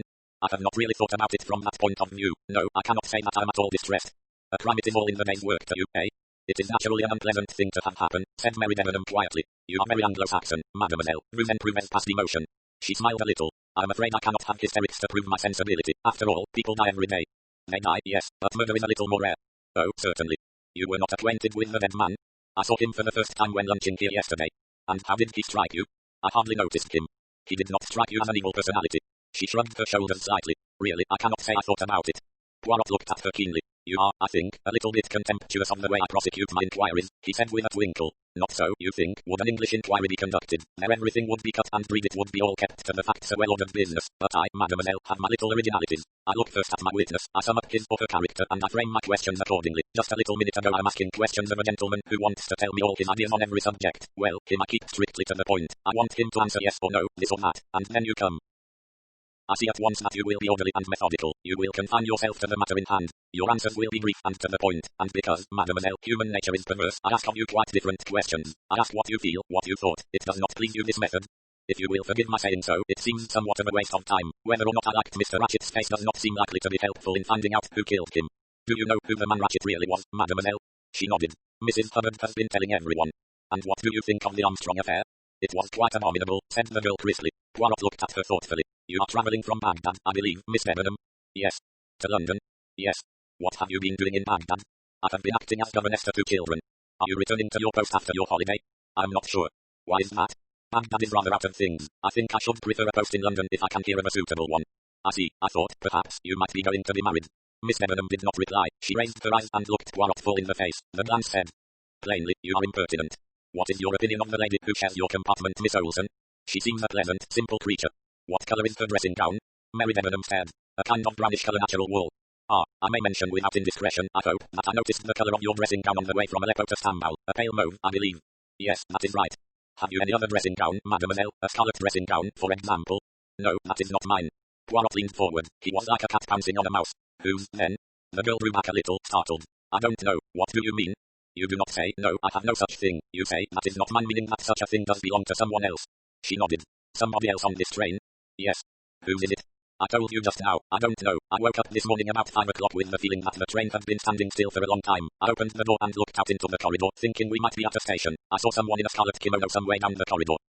And you don't know who it was? Was she fair or dark or grey-haired? I can't say. She had on a shingle cap and I only saw the back of her head. And in build? Tallish and slim, I should judge, but it's difficult to say. The kimono was embroidered with dragons. Yes, that is right, dragons. He was silent a minute. He murmured to himself. I cannot understand. I cannot understand. None of this makes sense. Then, looking up, he said, I need not keep you further, mademoiselle. Oh, she seemed rather taken aback, but rose promptly. In the doorway, however, she hesitated a minute and then came back. The Swedish lady Miss Olsen is, it seems, rather worried. She says you told her she was the last person to see this man alive. She thinks, I believe, that you suspect her on that account. Can't I tell her that she has made a mistake? Really, you know, she is the kind of creature who wouldn't hurt a fly. She smiled a little as she spoke. What time was it that she went to fetch the aspirin from Mrs. Hubbard? Just after 10:30. She was away how long? About 5 minutes. Did she leave the compartment again during the night? No. Poirot turned to the doctor. Could Ratchet have been killed as early as that? The doctor shook his head. Then I think you can reassure your friend, mademoiselle. Thank you. She smiled suddenly at him, a smile that invited sympathy. She's like a sheep, you know. She gets anxious and bleats. She turned and went out. 12. The evidence of the German lady's maid. M'Bap was looking at his friend curiously. I do not quite understand you, mon vieux. You were trying to know that. I was searching for a flaw, my friend. A flaw? Yes, in the armor of a young lady's self-possession. I wished to shake her sang-froid. Did I succeed? I do not know, but I know Fish did not expect me to tackle the matter as I did. You suspect her, said M'Bap slowly. But why? She seems a very charming young lady, last person in the world to be mixed up in a crime of this kind. I agree, said Constantine. She is cold. She has not emotions. She would not stab a man. She would sue him in the law courts. Poirot sighed. You must, both of you, get rid of your obsession that this is an unpremeditated and sudden crime. As for the reason why I suspect Miss Debenham, there are two. One is because of something that I overheard, and that you do not as yet know. He retailed to them the curious interchange of phrases he had overheard on the journey from Aleppo. That is curious, certainly, said M'Bap when he had finished. It needs explaining. If it means what you suspect it means, then they are both of them in it, Tojnash and the stiff Englishman. Poirot nodded. And that is just what is not borne out by the facts, he said. See you, if they were both in this together. What should we expect to find that each of them would provide an alibi for the other? Is not that so? But that does not happen. Miss Debenham's alibi is provided by a Swedish woman whom she has never seen before, and Colonel Arbuthnot's alibi is vouched for by McQueen, the dead man's secretary. No, that solution of the puzzle is too easy. You said there was another reason for your suspicions of her, M'Bap reminded him. Poirot smiled. Ah, but that is only psychological. I asked myself, is it possible for Miss Debenham to have planned this crime, behind this business? I'm convinced there is a cool, intelligent, resourceful brain. Miss Debenham answers to that description. M'Bap shook his head. I think you are wrong, my friend. I do not see that young English girl as a criminal. Ah, well, said Poirot, picking up the last passport, to the final name on our list, Hildegard Schmidt, lady's maid. Summoned by the attendant, Hildegard Schmidt came into the restaurant car and stood waiting respectfully. Poirot motioned her to sit down. She did so, folding her hands and waiting placidly till he questioned her. She seemed a placid creature, Altogether eminently respectable, perhaps not over-intelligent. Poirot's methods with Hildegard Schmidt were a complete contrast to his handling of Mary Debenham. He was at his kindest and most genial, setting the woman at her ease. Then, having got her to write down her name and address, he slid gently into his questions. The interview took place in German. We want to know as much as possible about what happened last night, he said. We know that you cannot give us much information bearing on the crime itself, but you may have seen or heard some thing that, while conveying nothing to you, may be valuable to us. You understand? She did not seem to. Her broad, kindly face remained set in its expression of placid stupidity as she answered. I do not know anything, monsieur. Well, for instance, you know that your mistress sent for you last night? That, yes. Do you remember the time? I do not, monsieur. I was asleep, you see, when the attendant came and told me. Yes. Was it usual for you to be sent for in this way? It was not unusual, monsieur. The gracious lady often required attention at night. She did not sleep well. Amen. Then you received the summons and you got up. Did you put on a dressing gown? No, monsieur, I put on a few clothes. I would not like to go into Her Excellency in my dressing gown. And yet it is a very nice dressing gown, Scarlett, is it not? She stared at him. It is a dark blue flannel dressing gown, monsieur. Ah, continue. A little pleasantry on my part, that is all. So you went along to Madame la Princess, and what did you do when you got there? I gave her massage, monsieur, and then I read aloud. I do not read aloud very well, but Her Excellency says that is all the better, so it sends her better to sleep. When she became sleepy, monsieur, she told me to go, so I closed the book and I returned to my own compartment. Do you know what time that was? No, monsieur. Well, how long had you been with Madame la Princess? About half an hour, monsieur. Good, continue. First, I fetched Her Excellency an extra rug from my compartment. It was very cold in spite of the heating. I arranged the rug over her and she wished me good night. I poured her out some mineral water. Then I turned out the light and left her. And then? There is nothing more, monsieur. I returned to my carriage and went to sleep. And you met no one in the corridor? No, monsieur. You did not, for instance, see a lady in a scarlet kimono with dragons on it? Her mild eyes bulged at him. No, indeed, monsieur. There was nobody about except the attendant. Everyone was asleep. But you did see the conductor? Yes, monsieur. What was he doing? He came out of one of the compartments, monsieur. What? M'Bap leaned forward. Which one? Hildegard Schmidt looked frightened again and Poirot cast a reproachful glance at his friend. Naturally, he said. The conductor often has to answer bell that night. Do you remember which compartment it was? It was about the middle of the coach, monsieur. 2 or 3 doors from Madame la Princess. Ah, tell us, if you please, exactly where this was and what happened. He nearly ran into me, monsieur. It was when I was returning from my compartment to that of the princess with the rug. And he came out of a compartment and almost collided with you. In which direction was he going? Towards me, monsieur. He apologized and passed on down the corridor towards the dining car. A bell began ringing, but I do not think he answered it. She paused and then said, I do not understand. How is it? Poirot spoke reassuringly. It is just a question of time, he said. All a matter of routine. This poor conductor, he seems to have had a busy night, first waking you and then answering bells. It was not the same conductor who woke me, monsieur. It was another one. Ah, another one. Had you seen him before? No, monsieur. Ah, do you think you would recognize him if you saw him? I think so, monsieur. Poirot murmured something in embouchure. The latter got up and went to the door to give an order. Poirot was continuing his questions in an easy, friendly manner. Have you ever been to America, Frau Schmidt? Never, monsieur. It must be a fine country. You have heard, perhaps, of who this man who was killed really was, that he was responsible for the death of a little child. Yes, I have heard, monsieur. It was an abominable wicked. The good God should not allow such things. We are not so wicked as that in Germany. Tears had come into the woman's eyes. Her strong motherly soul was moved. It was an abominable crime, said Poirot gravely. He drew a scrap of cambric from his pocket and handed it to her. Is this your handkerchief, Frau Schmidt? There was a moment's silence as the woman examined it. She looked up after a minute. The colour had mounted a little in her face. Ah, no, indeed, it is not mine, monsieur. It has the initial H, you see. That is why I thought it was yours. Ah, monsieur, it is a lady's handkerchief, that, a very expensive handkerchief, embroidered by hand. It comes from Paris, I should say. It is not yours, and you do not know whose it is. Oh, no, monsieur. Of the three listening, only Poirot caught the nuance of hesitation in the reply. M'Baup whispered in his ear. Poirot nodded and said to the woman, the three sleeping car attendants are coming in. Will you be so kind as to tell me which is the one you met last night as you were going with the rug to the princess? The three men entered. Pierre Mitchell, the big blonde conductor of the Athens-Paris coach, and the stout burly conductor of the Bucharest one. Hildegard Schmidt looked at them and immediately shook her head. No, monsieur, she said. None of these is the man I saw last night. But these are the only conductors on the train. You must be mistaken. I'm quite sure, monsieur. These are all tall, big men. The one I saw was small and dark. He had a little moustache. His voice when he said pardon was weak like a woman's. Indeed, I remember him very well, monsieur. 13. Summary of the passenger's evidence. A small dark man with a womanish voice, said M'Baup. The three conductors and Hildegard Schmidt had been dismissed. But I understand nothing of all this. The enemy that this ratchet spoke of, he was then on the train after all. But where is he now? How can he have vanished into thin air? My head, it whirls. Say something, then, my friend, I implore you. Show me how the impossible can be possible.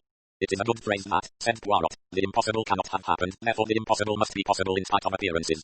Explain to me then, quickly, what actually happened on the train last night. I'm not a magician, mon cher. I am, like you, a very puzzled man. This affair advances in a very strange manner.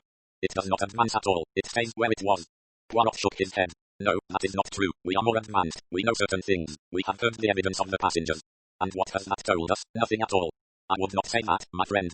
I exaggerate, perhaps. The American, Hardman, and the German Maydars may have added something to our knowledge. That is to say, they have made the whole business more unintelligible than it was. No, said Poirot soothingly. M'Baup turned upon him. Speak, then, let us hear the wisdom of Hercule Poirot. Did I not tell you that I was, like you, a very puzzled man? But at least we can face our problem. We can arrange such facts as we have with order and method. Pray continue, monsieur, said Dr. Constantine. Poirot cleared his throat and straightened a piece of blotting paper. Let us review the case as it stands at this moment. First, there are certain indisputable facts. This man Ratchet, or Cassetti, was stabbed in 12 places and died last night. That is fact 1. I grant it to you, I grant it, mon vieux, said M'Baup with a gesture of irony. Hercule Poirot was not at all put out. He continued calmly. I will pass over for the moment certain rather peculiar appearances which Dr. Constantine and I have already discussed together. I will come to them presently. The next fact of importance, to my mind, is the time of the crime. That, again, is one of the few things we do know, said M'Baup. The crime was committed at 1:15 this morning. Everything goes to show that was so. Not everything, you exaggerate. There is, certainly, a fair amount of evidence to support that view. I'm glad you admit that at least. Poirot went on calmly, unperturbed by the interruption. We have before us three possibilities. 1. That the crime was committed, as you say, at 1:15. This is supported by the evidence of the German woman, Hildegard Schmidt. It agrees with the evidence of Dr. Constantine. Possibility 2. The crime was committed later and the evidence of the watch was deliberately faked. Possibility 3. The crime was committed earlier and the evidence faked for the same reason as above. Now, if we accept possibility 1 as the most likely to have occurred and the one supported by most evidence, we must also accept certain facts arising from it. To begin with, if the crime was committed at 1:15, the murderer cannot have left the train, and the question arises, where is he, and who is he? To begin with, let us examine the evidence carefully. We first hear of the existence of this man, small dark man with a womanish voice from the man Hardman. He says that Ratchet told him of this person and employed him to watch out for the man. There is no evidence to support this, we have only Hardman's word for it. Let us next examine the question, is Hardman the person he pretends to be, an operative of a New York detective agency? What to my mind is so interesting in this case is that we have none of the facilities afforded to the police. We cannot investigate the bona fides of any of these people. We have to rely solely on deduction. That, to me, makes the matter very much more interesting. There is no routine work. It is a matter of the intellect. I ask myself, can we accept Hardman's account of himself? I make my decision and I answer, yes. I'm of the opinion that we can accept Hardman's account of himself. You rely on the intuition, what the Americans call the hunch, said Dr. Constantine. Not at all. I regard the probabilities. Hardman is traveling with a false passport that will at once make him an object of suspicion. The first thing that the police will do when they do arrive upon the scene is to detain Hardman and cable as to whether his account of himself is true. In the case of many of the passengers, to establish their bona fides will be difficult. In most cases it will probably not be attempted, especially since there seems nothing in the way of suspicion attaching to them. But in Hardman's case it is simple. Either he is the person he represents himself to be or he is not. Therefore I say that all will prove to be in order. You acquit him of suspicion? Not at all. You misunderstand me. For all I know, any American detective might have his own private reasons for wishing to murder Ratchet. No, what I'm saying is that I think we can accept Hardman's own account of himself. This story, then, that he tells of Ratchet seeking him out and employing him is not unlikely and is most probably, though not of course certainly, true. If we are going to accept it as true, we must see if there is any confirmation of it. We find it in rather an unlikely place in the evidence of Hildegard Schmidt. Her description of the man she saw in wagon-lit uniform tallies exactly. Is there any further confirmation of these two stories? There is. There is the button found in her compartment by Mrs. Hubbard, and there is also another corroborating statement which you may not have noticed. What is that?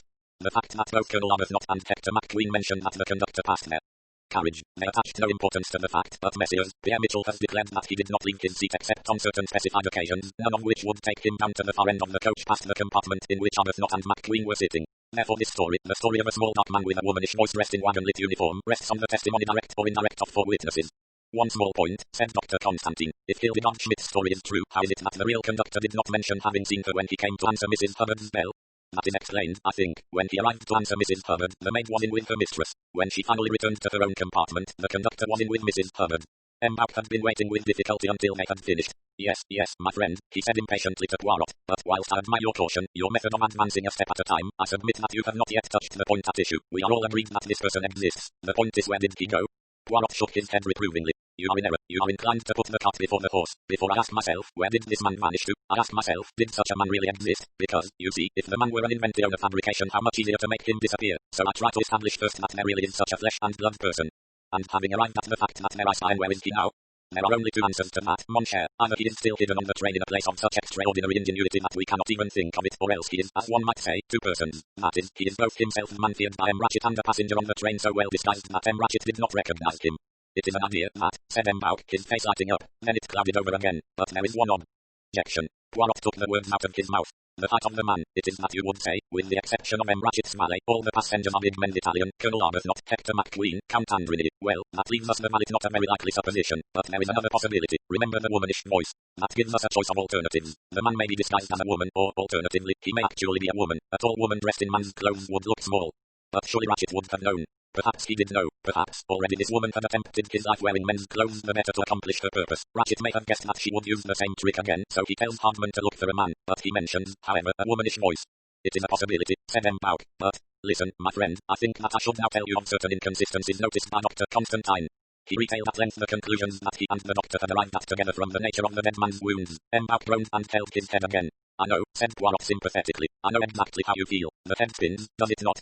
The whole thing is a fantasy, cried M'Bauch. Exactly. It is absurd, improbable, it cannot be. So I myself have said, and yet, my friend, there it is. One cannot escape from the facts. It is madness. Is it not? It is so mad, my friend, that sometimes I am haunted by the sensation that really it must be very simple. But that is only one of my little ideas. 2 murderers, groaned M'Bauch, and on the Orient Express. The thought almost made him weep. And now let us make the fantasy more fantastic, said Poirot cheerfully. Last night on the train there are 2 mysterious strangers. There is the wagon-lit attendant answering to the description given us by M. Hardman, and seen by Hildegard Schmidt, Colonel Arbuthnot and M. McQueen. There is also a woman in a red kimono, a tall, slim woman seen by Pierre Mitchell, by Miss Debenham, by M. McQueen and by myself and smelt, I may say, by Colonel Arbuthnot. Who was she? No one on the train admits to having a scarlet kimono. She, too, has vanished. Was she one and the same with the furious wagon-lit attendant, or was she some quite distinct personality? Where are they, these 2? And, incidentally, where is the wagon-lit uniform and the scarlet kimono? Ah, that is something definite. M'Bauch sprang up eagerly. We must search all the passengers' luggage. Yes, that will be something. Poirot rose also. I will make a prophecy, he said. You know where they are? I have a little idea. Where, then? You will find the scarlet kimono in the baggage of one of the men, and you will find the uniform of the wagon-lit conductor in the baggage of Hildegard Schmidt. Hildegard Schmidt, you think? Not what you are thinking. I will put it like this. If Hildegard Schmidt is guilty, the uniform might be found in her baggage, but if she is innocent, it certainly will be. But how began M'Bauch and stopped? What is this noise that approaches? He cried. It resembles a locomotive in motion.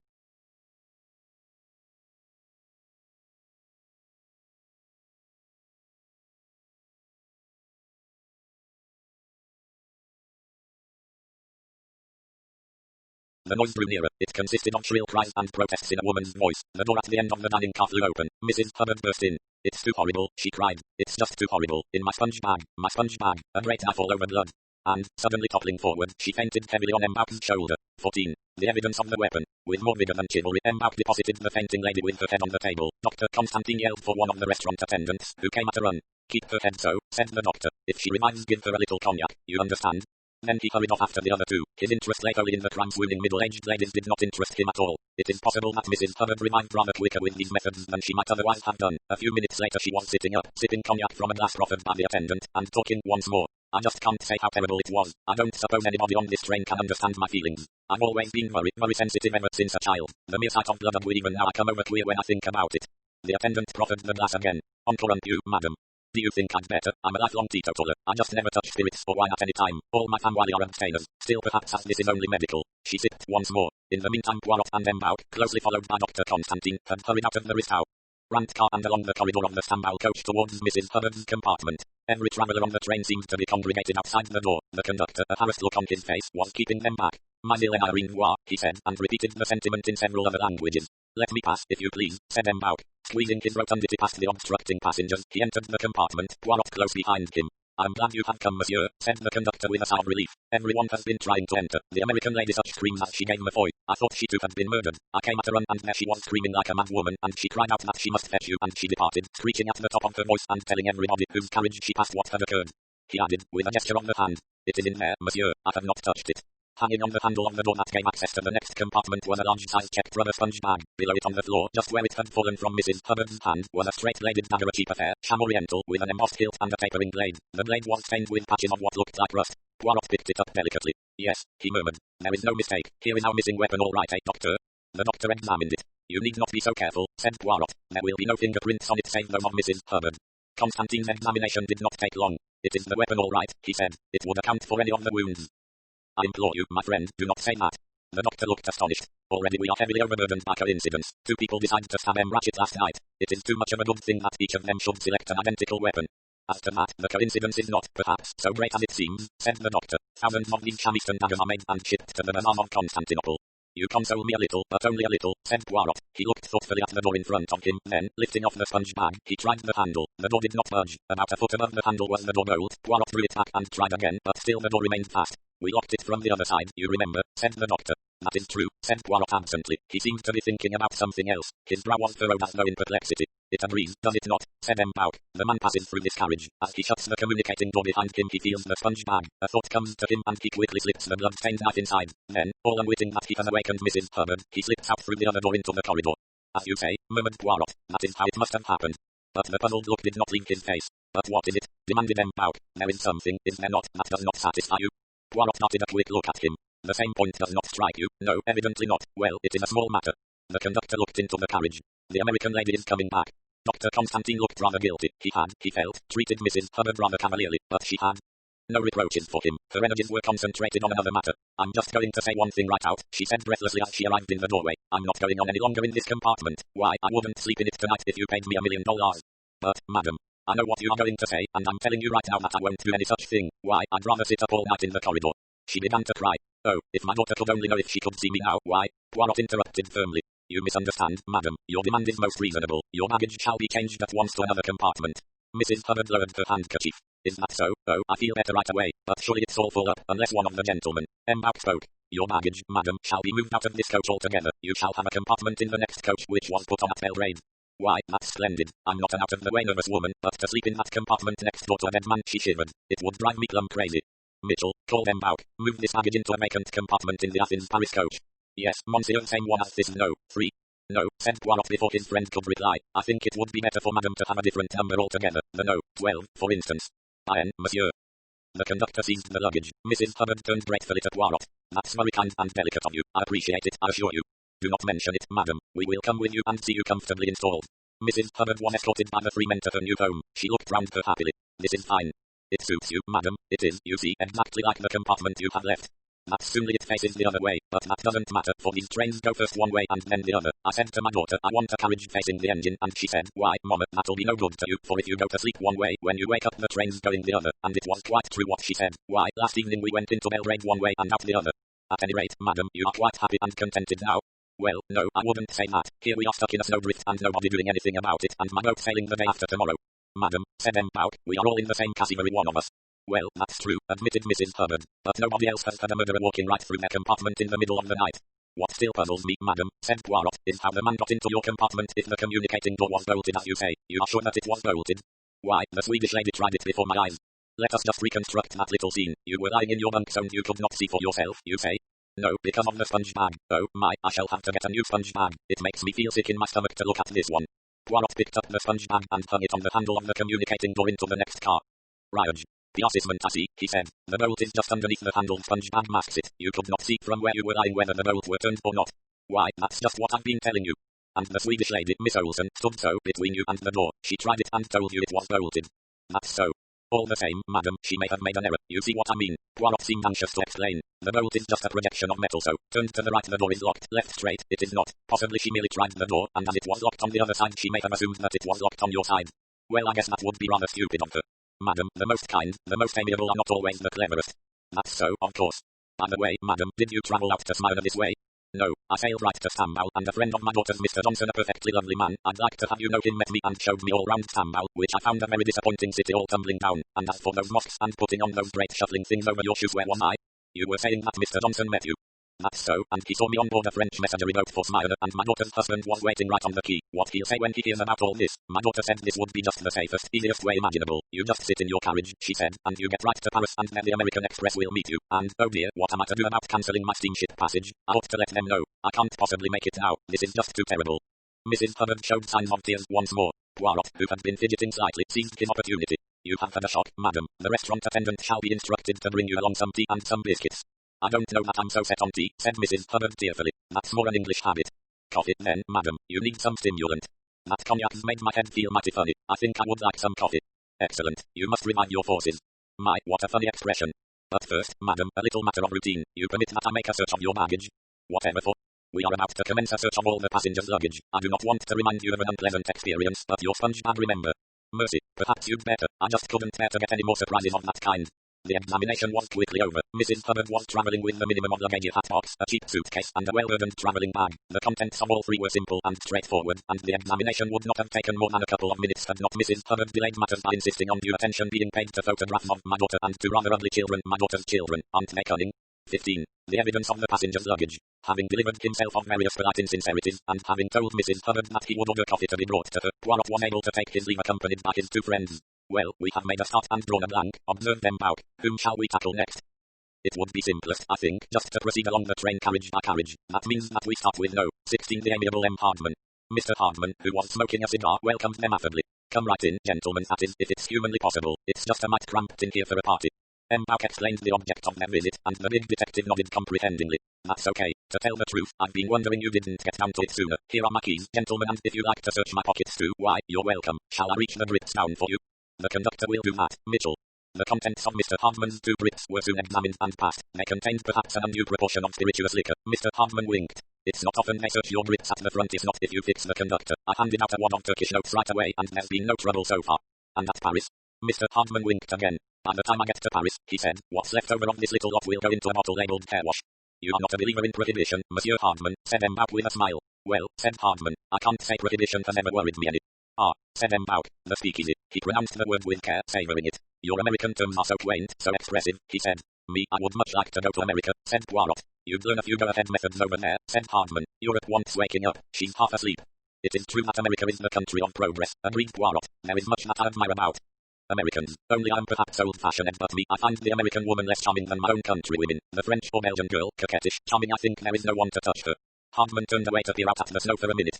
Perhaps you're right, M. Poirot, he said, but I guess every nation likes its own girls best.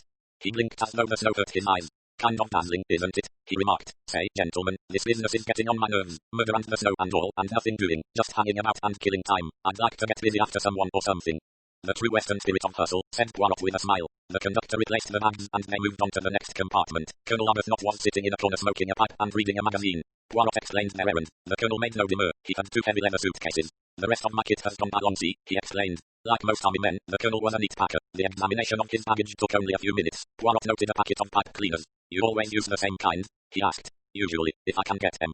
Ah, Poirot nodded. These pipe cleaners were identical with the one he had found on the floor of the dead man's compartment. Dr. Constantine remarked as much when they were out in the corridor again. Tout de MME, murmured Poirot. I can hardly believe it. It is not Dan's son character, and when you have said that, you have said everything. The door of the next compartment was closed. It was not occupied by Princess Dragomirov. They knocked on the door, and the princess's deep voice called, Entrez. M'Baouk was spokesman. He was very deferential and polite as he explained their errand. The princess listened to him in silence, her small toad-like face quite impassive. If it is necessary, messieurs, she said quietly when he had finished, that is all there is to it. My maid has the keys. She will attend to it with you. Does your maid always carry your keys, madam? Asked Poirot. Certainly, monsieur. And if during the night at one of the frontiers the customs officials should require a piece of luggage to be opened? The old lady shrugged her shoulders. It is very unlikely, but in such a case this conductor would fetch her. You trust her, then, implicitly, madam? I have told you so already, said the princess quietly. I do not employ people whom I do not trust. Yes, said Poirot thoughtfully. Trust is indeed something in these days. It is, perhaps, better to have a homely woman whom one can trust than a more chic maid, for example, some smart Parisienne. He saw the dark intelligent eyes come slowly round and fasten themselves upon his face. What exactly are you implying, Poirot? Nothing, madam, nothing. But yes, you think, do you not, that I should have a smart French woman to attend to my toilet? It would be, perhaps, more usual, madam. She shook her head. Schmidt is devoted to me. Her voice dwelt lingeringly on the words. Devotion custom payable. The German woman had arrived with the keys. The princess spoke to her in her own language, telling her to open the valises and help the gentlemen in their search. She herself remained in the corridor looking out at the snow, and Poirot remained with her, leaving M'Baouk to the task of searching the luggage. She regarded him with a grim smile. Well, monsieur, do you not wish to see what my valises contain? He shook his head. Madam, it is a formality, that is all. Are you so sure? In your case, yes. And yet I knew and loved Sonia Armstrong. What do you think, then? That I would not soil my hands with killing such canaille as that man Cassetti? Well, perhaps you are right. She was silent a minute or two, then she said, with such a man as that, do you know what I should have liked to have done? I should have liked to call to my servants, flog this man to death and fling him out on the rubbish heap. That is the way things were done when I was young, monsieur. Still he did not speak, just listened attentively. She looked at him with a sudden impetuosity. You do not say anything, Poirot. What is it that you are thinking, I wonder? He looked at her with a very direct glance. I think, madam, that your strength is in your will, not in your arm. She glanced down at her thin, black-clad arms ending in those claw-like yellow hands with the rings on the fingers. It is true, she said. I have no strength in Thessalon. I do not know if I am sorry or glad. Then she turned abruptly back towards her carriage, where the maid was busily packing up the cases. The princess cut short M'Baouk's apologies. There is not need for you to apologize, monsieur, she said. A murder has been committed. Certain actions have to be performed. That is all there is to it. Vous êtes amiable, madam. She inclined her head slightly as they departed. The doors of the next two carriages were shut. M'Baouk paused and scratched his head. Diable, he said. This may be awkward. These are diplomatic passports. Their baggage is exempt from customs examination, yes, but a murder is different. I know. All the same, you do not want to have complications. Do not distress yourself, my friend. The Count and Countess will be reasonable. See how amiable Princess Dragomirov was about it. She is truly grand dame. These two are also of the same position, but the Count impressed me as a man of somewhat truculent disposition. He was not pleased when you insisted on questioning his wife, and this will annoy him still further. Suppose we omit them. After all, they can have nothing to do with the matter. Why should I stir up needless trouble for myself? I do not agree with you, said Poirot. I feel sure that Count Andrini will be reasonable. At any rate, let us make the attempt. And before M'Baouk could reply, he rapped sharply on the door of No. 13. A voice from within cried, Entrez. The Count was sitting in the corner near the door reading a newspaper. The Countess was curled up in the opposite corner near the window. There was a pillow behind her head, and she seemed to have been asleep. Pardon, Monsieur le Comte, began Poirot. Pray forgive this intrusion. It is that we are making a search of all the baggage on the train. In most cases a mere formality, but it has to be done. M'Baouk suggests that, as you have a diplomatic passport, you might reasonably claim to be exempt from such a search. The Count considered for a moment. Thank you, he said, but I do not think that I care for an exception to be made in my case. I should prefer that our baggage should be examined like that of the other passengers. He turned to his wife. You do not object, I hope, Elena?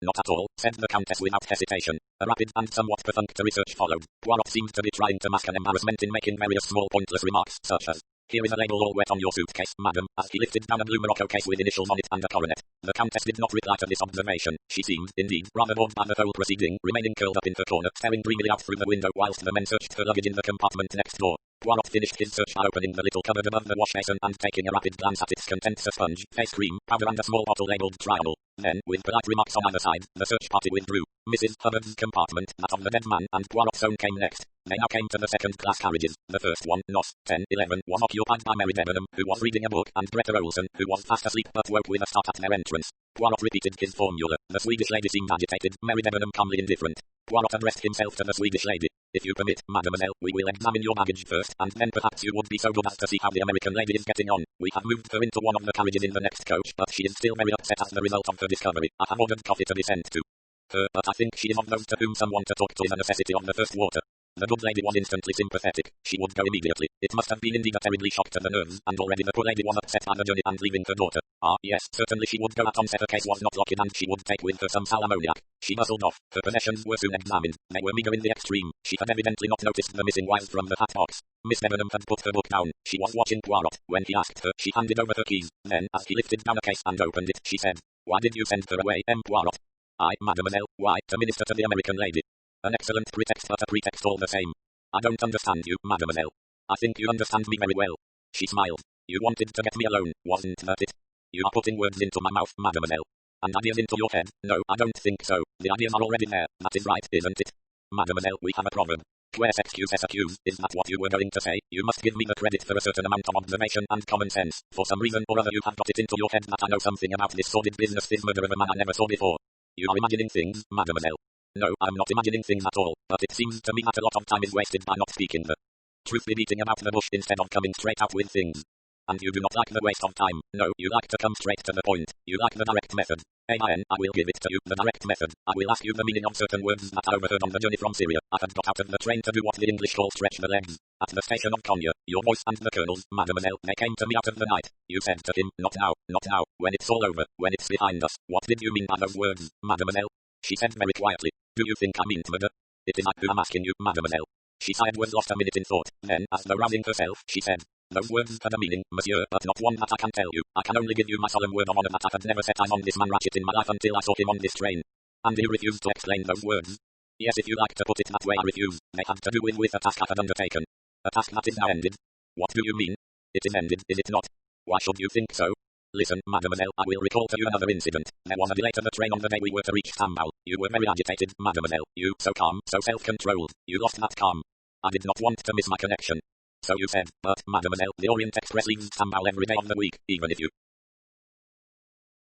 had missed the connection, it would only have been a matter of 24 hours delay." Miss Debenham for the first time showed signs of losing her temper. "You do not seem to realize that one may have friends awaiting one's arrival in London, and that a day's delay upsets arrangements and causes a lot of annoyance." "Ah, it is like that. There are friends awaiting your arrival. You do not want to cause them inconvenience." "Naturally. And yet it is curious." "What is curious?" "On this train again we have a delay, and this time a more serious delay, since there is no possibility of sending a telegram to your friends or of getting them on the long distance, the telephone, you mean?" "Ah, yes, the portmanteau call, as you say in England." Mary Debenham smiled a little in spite of herself. "Trunk call," she corrected. "Yes, as you say, it is extremely annoying not to be able to get any word through, either by telephone or telegraph. And yet, mademoiselle, this time your manner is quite different. You no longer betray the impatience. You are calm and philosophical." Mary Debenham flushed and bit her lip. She no longer felt inclined to smile. "You do not answer, mademoiselle." "I'm sorry, I did not know that there was anything to answer." "The explanation of your change of attitude, mademoiselle. Don't you think that you are making rather a fuss about nothing, Poirot?" Poirot spread out his hands in an apologetic gesture. "It is perhaps a fault with us detectives. We expect the behavior to be always consistent. We do not allow for changes of mood." Mary Debenham made no reply. "You know Colonel Abbott not well, mademoiselle." He fancied that she was relieved by the change of subject. "I met him for the first time on this journey." "Have you any reason to suspect that he may have known this man Ratchet?" She shook her head decisively. "I'm quite sure he didn't." "Why are you sure?" "By the way he spoke. And yet, mademoiselle, we found a pipe cleaner on the floor of the dead man's compartment, and Colonel Abbott is the only man on the train who smokes a pipe." He watched her narrowly, but she displayed neither surprise nor emotion, merely said, "Nonsense, it's absurd. Colonel Abbott is the last man in the world to be mixed up in a criminally theatrical kind of crime like this." It was so much what Poirot himself thought that he found himself on the point of agreeing with her. He said instead, "I must remind you that you do not know him very well, mademoiselle." She shrugged her shoulders. "I know the type well enough." He said very gently, "You still refuse to tell me the meaning of those words when it's behind us?" She said coldly, "I have nothing more to say." "It does not matter," said Hercule Poirot. "I shall find out." He bowed and left the compartment, closing the door after him. "Was that wise, my friend?" asked M'Bouk. "You have put her on her guard, and through her you have put the Colonel on his guard also. Mon ami, if you wish to catch a rabbit you put a ferret into the hole, and if the rabbit is there he runs. That is all I have done." They entered the compartment of Hildegard Schmidt. The woman was standing in readiness, her face respectful but unemotional. Poirot took a quick glance through the contents of the small case on the seat. Then he motioned to the attendant to get down the bigger suitcase from the rack. "The keys," he said. "It is not locked, monsieur." Poirot undid the hasps and lifted the lid. "Aha," he said, and turning to M'Bouk, "You remember what I said? Look here a little moment." On the top of the suitcase was a hastily rolled-up brown wagon-lit uniform. The stolidity of the German woman underwent a sudden change. She cried. "That is not mine. I did not put it there. I have never looked in that case since we left Stambul. Indeed, it is true." She looked from one to another pleadingly. Poirot took her gently by the arm and soothed her. "No, all is well. We believe you. Do not be agitated. I am as sure you did not hide the uniform there as I am sure that you are a good cook. See, you are a good cook, are you not?" Bewildered, the woman smiled in spite of herself. Yes, indeed, all my ladies have said so. She stopped, her mouth open, looking frightened again. No, no, said Poirot. I assure you all is well. See, I will tell you how this happened. This man, the man you saw in wagon-lit uniform, comes out of the dead man's compartment. He collides with you. That is bad luck for him. He has hoped that no one will see him. What to do next? He must get rid of his uniform. It is now not a safeguard, but a danger. His glance went to Mbach and Dr. Constantine, who were listening attentively. There is the snow, you see, the snow which confuses all his plans. Where can he hide these clothes? All the compartments are full. No, he passes one where the door is open and shows it to be unoccupied. It must be the one belonging to the woman with whom he has just collided. He slips in, removes the uniform and jams it hurriedly into a suitcase on the rack. It may be some time before it is discovered. And then, said Mbach. That we must discuss, said Poirot with a warning glance. He held up the tunic, a button, the third down, was missing. Poirot slipped his hand into the pocket and took out a conductor's passkey used to unlock the doors of the compartments. Here is the explanation of how a man was able to pass through locked doors, said Mbach. Your questions to Mrs. Hubbard were unnecessary. Locked or not locked, the man could easily get through the communicating door. After all, if a wagon-lit uniform, why not a wagon-lit key? Why not, indeed, said Poirot. We might have known it, really. You remember Mitchell said that the door into the corridor of Mrs. Hubbard's compartment was locked when he came in answer to her bell. That is so, monsieur, said the conductor. That is why I thought the lady must have been dreaming. But now it is easy, continued Mbach. Doubtless he meant to relock the communicating door also, but perhaps he heard some movement from the bed and it startled him. We have now, said Poirot, only to find the scarlet kimono. True, and these last two compartments are occupied by men. We will search all the same. Oh, assuredly. Besides, I remember what you said. Hector McQueen acquiesced willingly in the search. And just as soon you did, he said with a rueful smile. I feel I'm just definitely the most suspicious character on the train. You've only got to find a will in which the old man left me all his money and that'll just about fix things. Mbach bent a suspicious glance upon him. That's just my fun, said McQueen hastily. He'd never have left me a cent, really. I was just useful to him languages and so on. You're apt to be done down, you know, if you don't speak anything but good American. I'm no linguist myself, but I know what I call shopping and hotel snappy bits in French and German and Italian. His voice was a little louder than usual. It was as though he was slightly uneasy at the search in spite of his willingness. Poirot emerged. Nothing, he said. Not even a compromising bequest. McQueen sighed. Well, that's a load off my mind, he said humorously. They moved on to the last compartment. The examination of the luggage of the big Italian and of the valet yielded no result. The three men stood at the end of the coach looking at each other. What next? asked Mbach. We will go back to the dining car, said Poirot. We know now all that we can know. We have the evidence.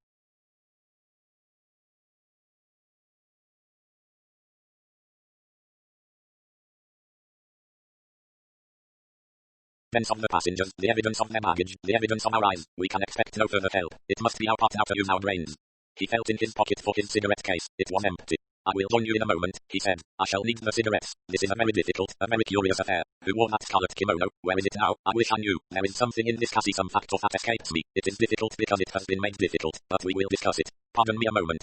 He went hurriedly along the corridor to his own compartment. He had, he knew, a further supply of cigarettes in one of his valises. He got it down and snapped back the lock. Then he sat back on his heels and stared. Neatly folded on the top of the case was a thin scarlet silk kimono embroidered with dragons. So, he murmured, it is like that, a defiance. Very well, I take it up. Part 3. Hercule Poirot sits back and thinks. 1. Which of them? Mbach and Dr. Constantine were talking together when Poirot entered the dining car. Mbach was looking depressed. Lemoyle, said the latter when he saw Poirot. Then he added as his friend sat down.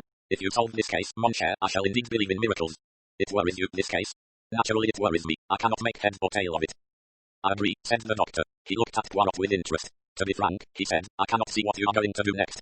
No, said Poirot thoughtfully. He took out his cigarette case and lit one of his tiny cigarettes. His eyes were dreamy. That, to me, is the interest of this case, he said. We are cut off from all the normal routes of procedure. Are these people whose evidence we have taken speaking the truth or lying? We have no means of finding out except such means as we can divine ourselves. It is an exercise, this, of the brain.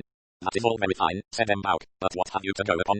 I told you just now, we have the evidence of the passengers and the evidence of our own eyes. Pretty evidence that of the passengers. It told us just nothing at all. Poirot shook his head. I do not agree, my friend. The evidence of the passengers gave us several points of interest. Indeed, said Mbach skeptically. I did not observe it. That is because you did not listen. Well, tell me what did I miss? I will just take one instance of first evidence we heard that of the young McQueen. He uttered, to my mind, one very significant phrase. About the letters. No, not about the letters. As far as I can remember, his words were, we travelled about. Mr. Ratchet wanted to see the world. He was hampered by knowing no languages. I acted more as a courier than a secretary. He looked from the doctor's face to that of Mbach. What, you still do not see? That is inexcusable for you for the second chance again just now when he said, you're apt to be done down if you speak nothing but good American. You mean? Mbach still looked puzzled. Ah, it is that you want it given to you in words of one syllable. Well, here it is. Ratchet spoke no French. Yet, when the conductor came in answer to his bell last night, it was a voice speaking in French that told him that it was a mistake and that he was not wanted. It was, moreover, a perfectly idiomatic phrase that was used, not one that a man knowing only a few words of French would have selected. CNS Green, Jimmy Sue's trompe.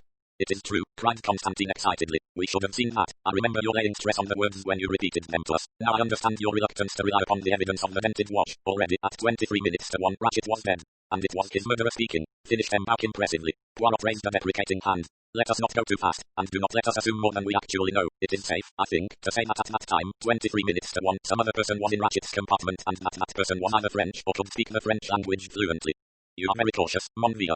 One should advance only a step at a time. We have no actual evidence that Ratchet was dead at that time. There is the cry that awakened you. Yes, that is true.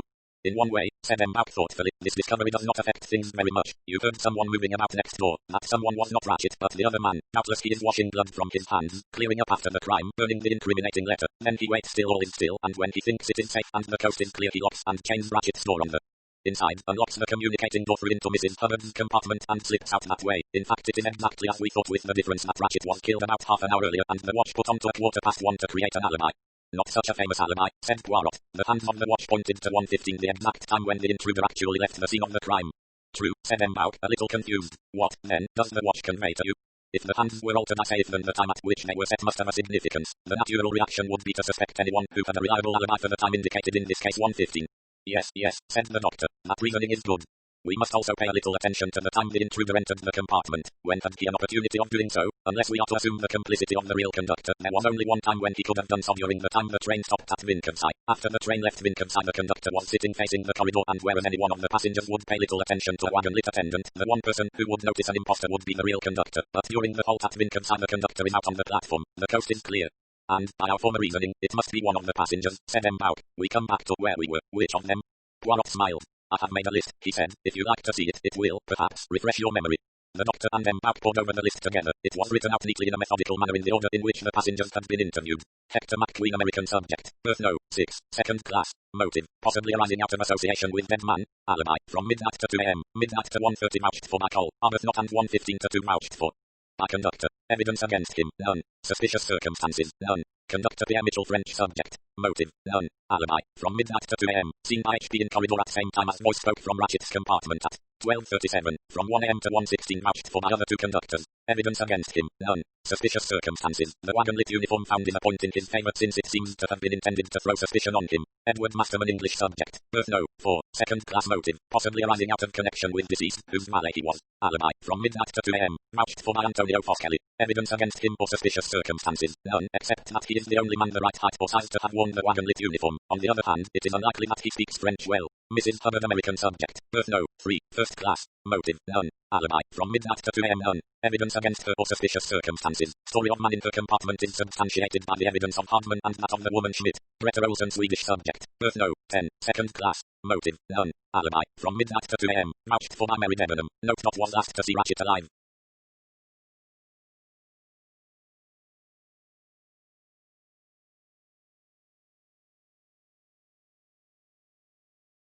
Princess Dragomirov, naturalized French subject. Birth no. 14. First class. Motive. Was intimately acquainted with Armstrong family and godmother to Sonia Armstrong. Alibi. From midnight to 2 a.m. Vouched for by conductor and maid. Evidence against her or suspicious circumstances. None. Count Andrini, Hungarian subject. Diplomatic passport. Birth no. 13. First class. Motive. None. Alibi. Midnight to 2 a.m. Vouched for by conductor. This does not cover period from 1 to 1:15. Countess Andrini as above. Birth no. 12. Motive. None. Alibi. Midnight to 2 a.m. Took trowel and slept. Vouched for by husband. Trowel bottle in her cupboard. Colonel Arbuthnot, British subject. Birth no. 15. First class. Motive. None. Alibi. Midnight to 2 a.m. Talked with McQueen till 1:30. Went to own compartment and did not leave it. Substantiated by McQueen and conductor. Evidence against him or suspicious circumstances. Pipe cleaner. Cyrus Hardman, American subject. Birth no. 16. Second class. Motive. Unknown. Alibi. Midnight to 2 a.m. Did not leave compartment. Substantiated by McQueen and conductor. Evidence against him or suspicious circumstances. None. Antonio Foskelly, American subject. Italian birth. Birth no. 5. Second class. Motive. Unknown. Alibi. Midnight to 2 a.m. Vouched for by Edward Masterman.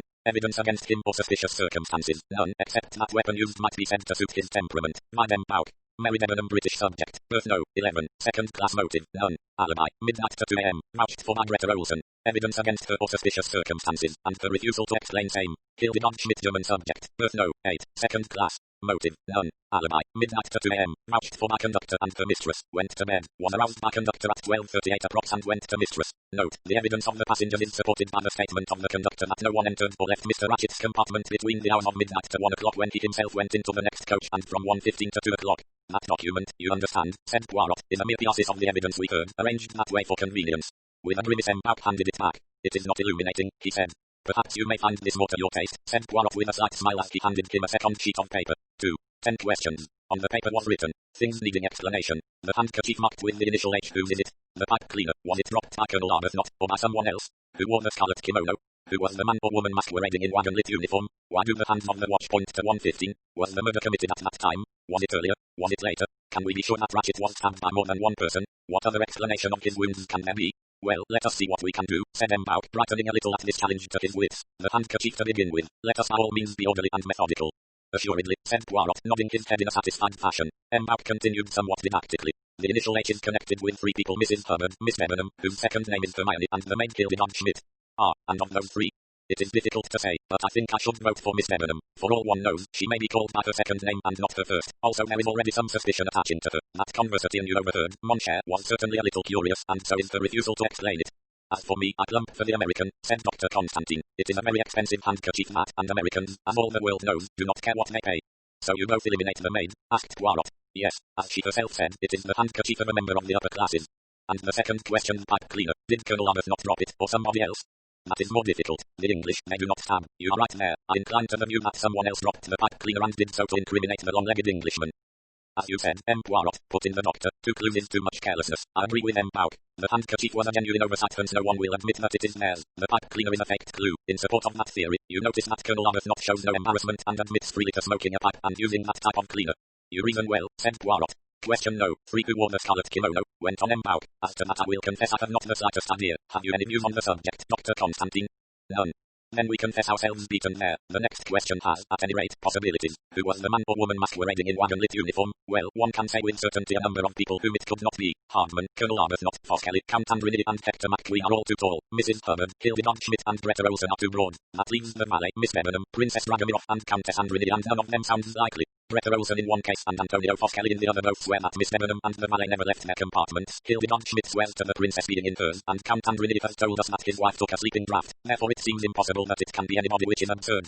As our old friend Euclid says, murmured Poirot. It must be one of those 4, said Dr. Constantine, unless it is someone from outside who has found a hiding place, and that, we agreed, was impossible.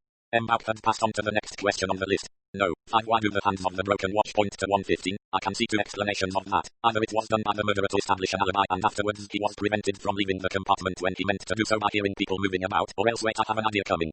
The other 2 waited respectfully while Mbauk struggled in mental agony. I have it, he said at last. It was not the wagon-lit murderer who tampered with the watch. It was the person we have called the second murderer's left-handed person, in other words, the woman in the scarlet kimono. She arrives later and moves back the hands of the watch in order to make an alibi for herself.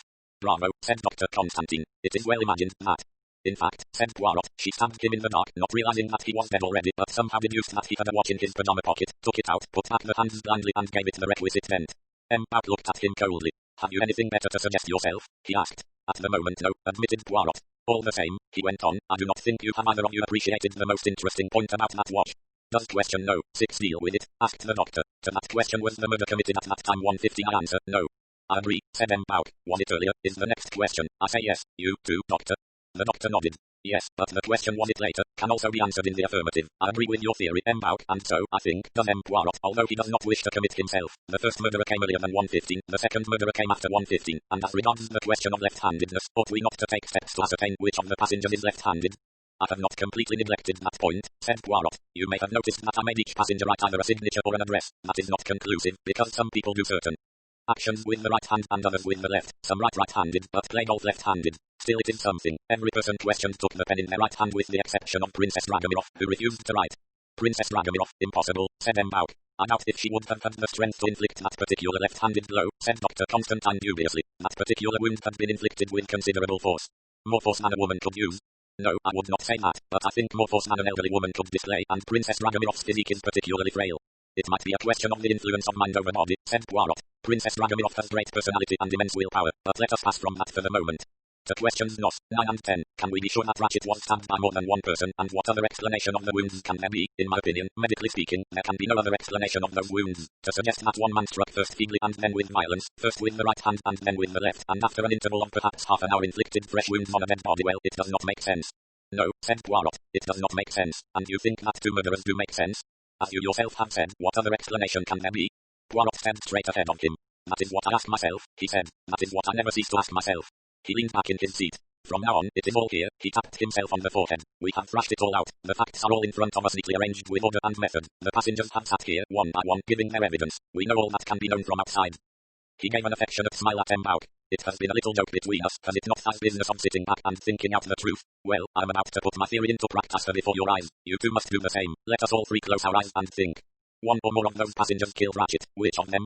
3. Certain suggestive points. It was quite a quarter of an hour before anyone spoke. M'Bauk and Dr. Constantine had started by trying to obey Poirot's instructions. They had endeavored to see through the maze of conflicting particulars to a clear and outstanding solution. M'Bauk's thoughts had run something as follows. Assuredly I must think, but as far as that goes I have already thought Poirot obviously thinks this English girl is mixed up in the matter. I cannot help feeling that is most unlikely. The English are extremely cold. Probably it is because they have no figures, but that is not the point. It seems that the Italian could not have done it a pity. I suppose the English valet is not lying when he said the other never left the compartment, but why should he? It is not easy to bribe the English, they are so unapproachable. The whole thing is most unfortunate. I wonder when we shall get out of this. There must be some rescue work in progress. They are so slow in these countries, it is hours before anyone thinks of doing anything, and the police of these countries, they will be most trying to deal with, puffed up with importance, touch it on their dignity. They will make a grand affair of all this. It is not often that such a chance comes their way. It will be in all the newspapers.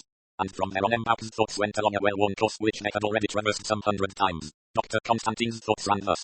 He is queer, this little man, a genius, or a crank. Will he solve this mystery? Impossible. I can see no way out of it. It is all too confusing. Everyone is lying, perhaps, but even then that does not help one. If they are all lying, it is just as confusing as if they were speaking the truth. Odd about those wounds. I cannot understand it. It would be easier to understand if he had been shot after all. The term gunman must mean that they shoot with a gun. A curious country, America. I should like to go there. It is so progressive. When I get home I must get hold of Demetrius. Agatha has been to America. He has all the modern ideas. I wonder what Mao is doing at this moment. If my wife ever finds out. His thoughts went on to entirely private matters. Hercule Poirot sat very still. One might have thought he was asleep. And then, suddenly, after a quarter of an hour's complete immobility, his eyebrows began to move slowly up his forehead. A little sigh escaped him. He murmured beneath his breath. But, after all, why not? And if so, that would explain everything. His eyes opened. They were green like a cat's. He said softly. I have thought. And you? Lost in their reflections, both men started violently. I have thought also, said M'Bauk, just a shade guilty. But I have arrived at no conclusion. The lucidity on crime is your empty, not mine, my friend. I, too, have reflected with great earnestness, said the doctor unblushingly, recalling his thoughts from certain pornographic details. I have thought of many possible theories, but not one that really satisfies me. Poirot nodded amiably. His nod seemed to say, quite right, that is the proper thing to say. You have given me the cue I expected.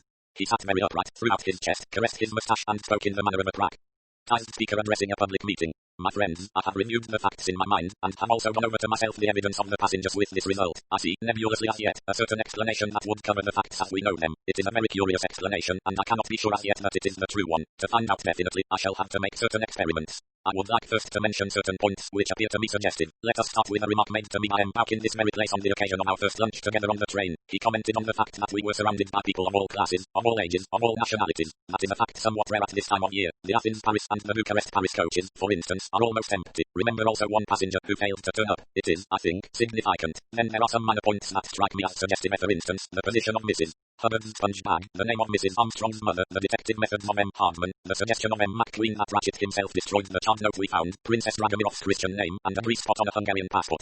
The two men stared at him. Do they suggest anything to you, those points? Asked Poirot. Not a thing, said M'Bauk frankly. And then the doctor? I do not understand in the least of what you are talking. M'Bauk, meanwhile, seizing upon the one tangible thing his friend had mentioned, was sorting through the passports. With a grunt he picked up that of Count and Countess Andrini and opened it. Is this what you mean, this dirty mark? Yes, it is a fairly fresh grease spot. You notice where it occurs? At the beginning of the description of the Count's wife, her Christian name, to be exact, but I confess that I still do not see the point.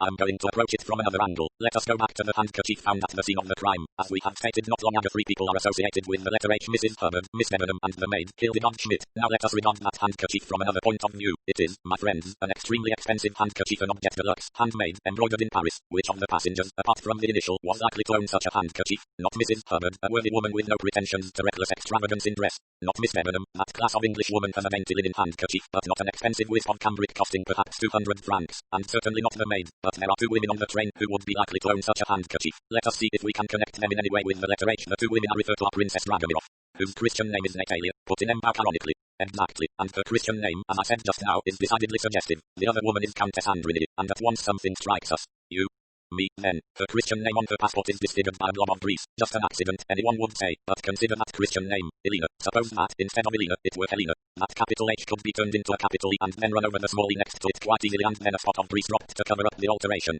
Helena, cried Embauch. It is an idea, that. Certainly it is an idea. I look about for any confirmation, however slight, of my idea and I find it. One of the luggage labels on the Countess's baggage is slightly damp. It is one that happens to run over the first initial on top of the case. That label has been soaked off and put on again in a different place. You begin to convince me, said Embauch, but the Countess Andrini initially. Ah, now, Monvia, you must turn yourself round and approach an entirely different angle of the case. How was this murder intended to appear to everybody? Do not forget that the snow has upset all the murderer's original plan. Let us imagine, for a little minute, that there is no snow, that the train proceeded on its normal course. What, then, would have happened? The murder, let us say, would still have been discovered in all probability at the Italian frontier early this morning. Much of the same evidence would have been given to the Italian police. The threatening letters would have been produced by M. McQueen. M. Hardman would have told his story. Mrs. Hubbard would have been eager to tell how a man passed through her compartment. The button would have been found. I imagine that two things only would have been different. The man would have passed through Mrs. Hubbard's compartment just before 1 o'clock and the wagon-lit uniform would have been found cast off in one of the toilets. You mean? I mean that the murder was planned to look like an outside job. The assassin would have been presumed to have left the train at Rod, where the train is timed to arrive at 0:58. Somebody would probably have passed a strange wagon-lit conductor in the corridor. The uniform would be left in a conspicuous place so as to show clearly just how the trick had been played. No suspicion would have been attached to the passengers. That, my friends, was how the affair was intended to appear to the outside world. But the accident to the train changes everything. Doubtless we have here the reason why the man remained in the compartment with his victim so long. He was waiting for the train to go on, but at last he realized that the train was not going on. Different plans would have to be made. The murderer would now be known to be still on the train. Yes, said Embauch impatiently. I see all that, but where does the handkerchief come in? I'm returning to it by a somewhat circuitous route. To begin with, you must realize that the threatening letters were in the nature of a blind. They might have been lifted bodily out of an indifferently writ. An American crime novel. They are not real. They are, in fact, simply intended for the police. What we have to ask ourselves is, did they deceive Ratchet? On the face of it, the answer seems to be no. His instructions to Hardman seem to point to a definite private enemy of the identity of whom he was well aware. That is, if we accept Hardman's story as true. But Ratchet certainly received one letter of a very different character, one containing a reference to the Armstrong baby, a fragment of which we found in his compartment. In case Ratchet had not realized it sooner, this was to make sure that he understood the reason of the threats against his life. That letter, as I have said all along, was not intended to be found. The murderer's first care was to destroy it. This, then, was the second hitch in his plans. The first was the snow, the second was our reconstruction of that fragment. That note being destroyed so carefully can only mean one thing. There must be on the train someone so intimately connected with the Armstrong family that the finding of that note would immediately direct suspicion upon that person. Now we come to the other two clues that we found. I pass over the pipe cleaner. We have already said a good deal about that. Let us pass on to the handkerchief. Taken at its simplest, it is a clue which directly incriminates someone whose initial is H, and it was dropped there unwittingly by that person. Exactly, said Dr. Constantine. She finds out that she has dropped the handkerchief and immediately takes steps to conceal her Christian name. How fast you go. You arrive at a conclusion much sooner than I would permit myself to do. Is there any other alternative? Certainly there is. Suppose, for instance, that you have committed a crime and wish to cast suspicion for it on someone else. Well, there is on the train a certain person connected intimately with the Armstrong family, a woman. Suppose, then, that you leave there a handkerchief belonging to that woman. She will be questioned. Her connection with the Armstrong family will be brought out at trial, motive an incriminating article of evidence. But in such a case, objected the doctor, the person indicated being innocent would not take steps to conceal her identity. Ah, really? That is what you think? That is truly the opinion of the police court. But I know human nature, my friend, and I tell you that, suddenly confronted with the possibility of being tried for murder, the most innocent person will lose their head and do the most absurd things. No, the grease spot and the changed label do not prove guilt, they only prove that the Countess Andrini is anxious for some reason to conceal her identity. What do you think her connection with the Armstrong family can be? She has never been in America, she says. Exactly, and she speaks broken English, and she has a very foreign appearance which she exaggerates, but it should not be difficult to guess who she is. I mentioned just now the name of Mrs. Armstrong's mother. It was Linda Arden, and she was a very celebrated actress, among other things a Shakespearean actress. Think of As You Like It and Forest of Arden and Rosalind. It was there she got the inspiration for her acting name. Linda Arden, the name by which she was known all over the world, was not her real name. It may have been Goldenberg, quite likely had Central European blood in her veins, a strain of Jewish, perhaps. Many nationalities drift to America. I suggest to you, gentlemen, that young sister of Mrs. Armstrong's, little more than a child at the time of the tragedy, was Helena Goldenberg, the younger daughter of Linda Arden, and that she married Count Andrini when he was an attach in Washington. But Princess Dragomirov says that she married an Englishman, whose name she cannot remember. I ask you, my friends, is that really likely? Princess Dragomirov loved Linda Arden as great ladies do love great artists. She was godmother to one of her daughters. Would she forget so quickly the married name of the other daughter? It is not likely. No, I think we can safely say that Princess Dragomirov was lying. She knew Helena was on the train, she had seen her. She realized at once, as soon as she heard who Ratchet really was, that Helena would be suspected, and so, when we questioned her as to the sister, she promptly leases vague, cannot remember, but thinks Helena married an Englishman, a suggestion as far away from the truth as possible. One of the restaurant attendants came through the door at the end and approached them. He addressed Embauch. The dinner, monsieur, shall I serve it? It is ready some little time. M'Bout looked at Poirot. The latter nodded. By all means, let dinner be served. The attendant vanished through the door at the other end. His bell could be heard ringing and his voice upraised. Premier service. Le diner est servi. Premier dinner first service. 4. The grease pot on a Hungarian passport. Poirot shared a table with M'Bout and the doctor. The company assembled in the restaurant car was a very subdued one. They spoke little. Even the loquacious Mrs. Hubbard was unnaturally quiet. She murmured as she sat, "I don't feel as though I've got the heart to eat anything," and then partook of everything offered her, encouraged by the Swedish lady, who seemed to regard her as a special charge. Before the meal was served, Poirot had caught the chief attendant by the sleeve and murmured something to him. Constantine had a pretty good guess what the instructions had been, as he noticed that the Count and Countess Andrini were always served last, and that at the end of the meal there was a delay in making out their bill. It therefore came about that the Count and Countess were the last left in the restaurant car. When they rose at length and moved in the direction of the door, Poirot sprang up and followed them. "Pardon, madam, you have dropped your handkerchief." He was holding out to her the tiny monogrammed square. She took it, glanced at it, then handed it back to him. "You are mistaken, monsieur, that is not my handkerchief." "Not your handkerchief, are you sure?" "Perfectly sure, monsieur." "And yet, madam, it has your initial H." The Count made a sudden movement. Poirot ignored him. His eyes were fixed on the Countess's face. Looking steadily at him, she replied, "I do not understand, monsieur, my initials are A." "I think not. Your name is Helena, not Elena. Helena Goldenberg, the younger daughter of Linda and Helena Goldenberg, the sister of Mrs. Armstrong." There was a dead silence for a minute or two. Both the Count and Countess had gone deadly white. Poirot said in a gentler tone, "It is of no use denying. That is the truth, is it not?" The Count burst out furiously. "I demand, monsieur, by what right you—" She interrupted him, putting up a small hand towards his mouth. "No, Rudolph, let me speak. It is useless to deny what this gentleman says. We had better sit down and talk the matter out." Her voice had changed. It still had the southern richness of tone, but it had become suddenly more clear-cut and incisive. It was, for the first time, a definitely American voice. The Count was silent. He obeyed the gesture of her hand. They both sat down opposite Poirot. "Your statement, monsieur, is quite true," said the Countess. "I am Helena Goldenberg, the younger sister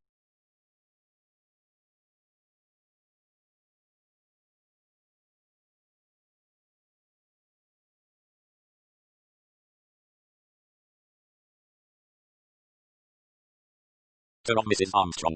You did not acquaint me with that fact this morning, Madame la Comtesse." "No. In fact, all that your husband and you told me was a tissue of lies." "Monsieur," cried the Count angrily. "Do not be angry, Rudolph.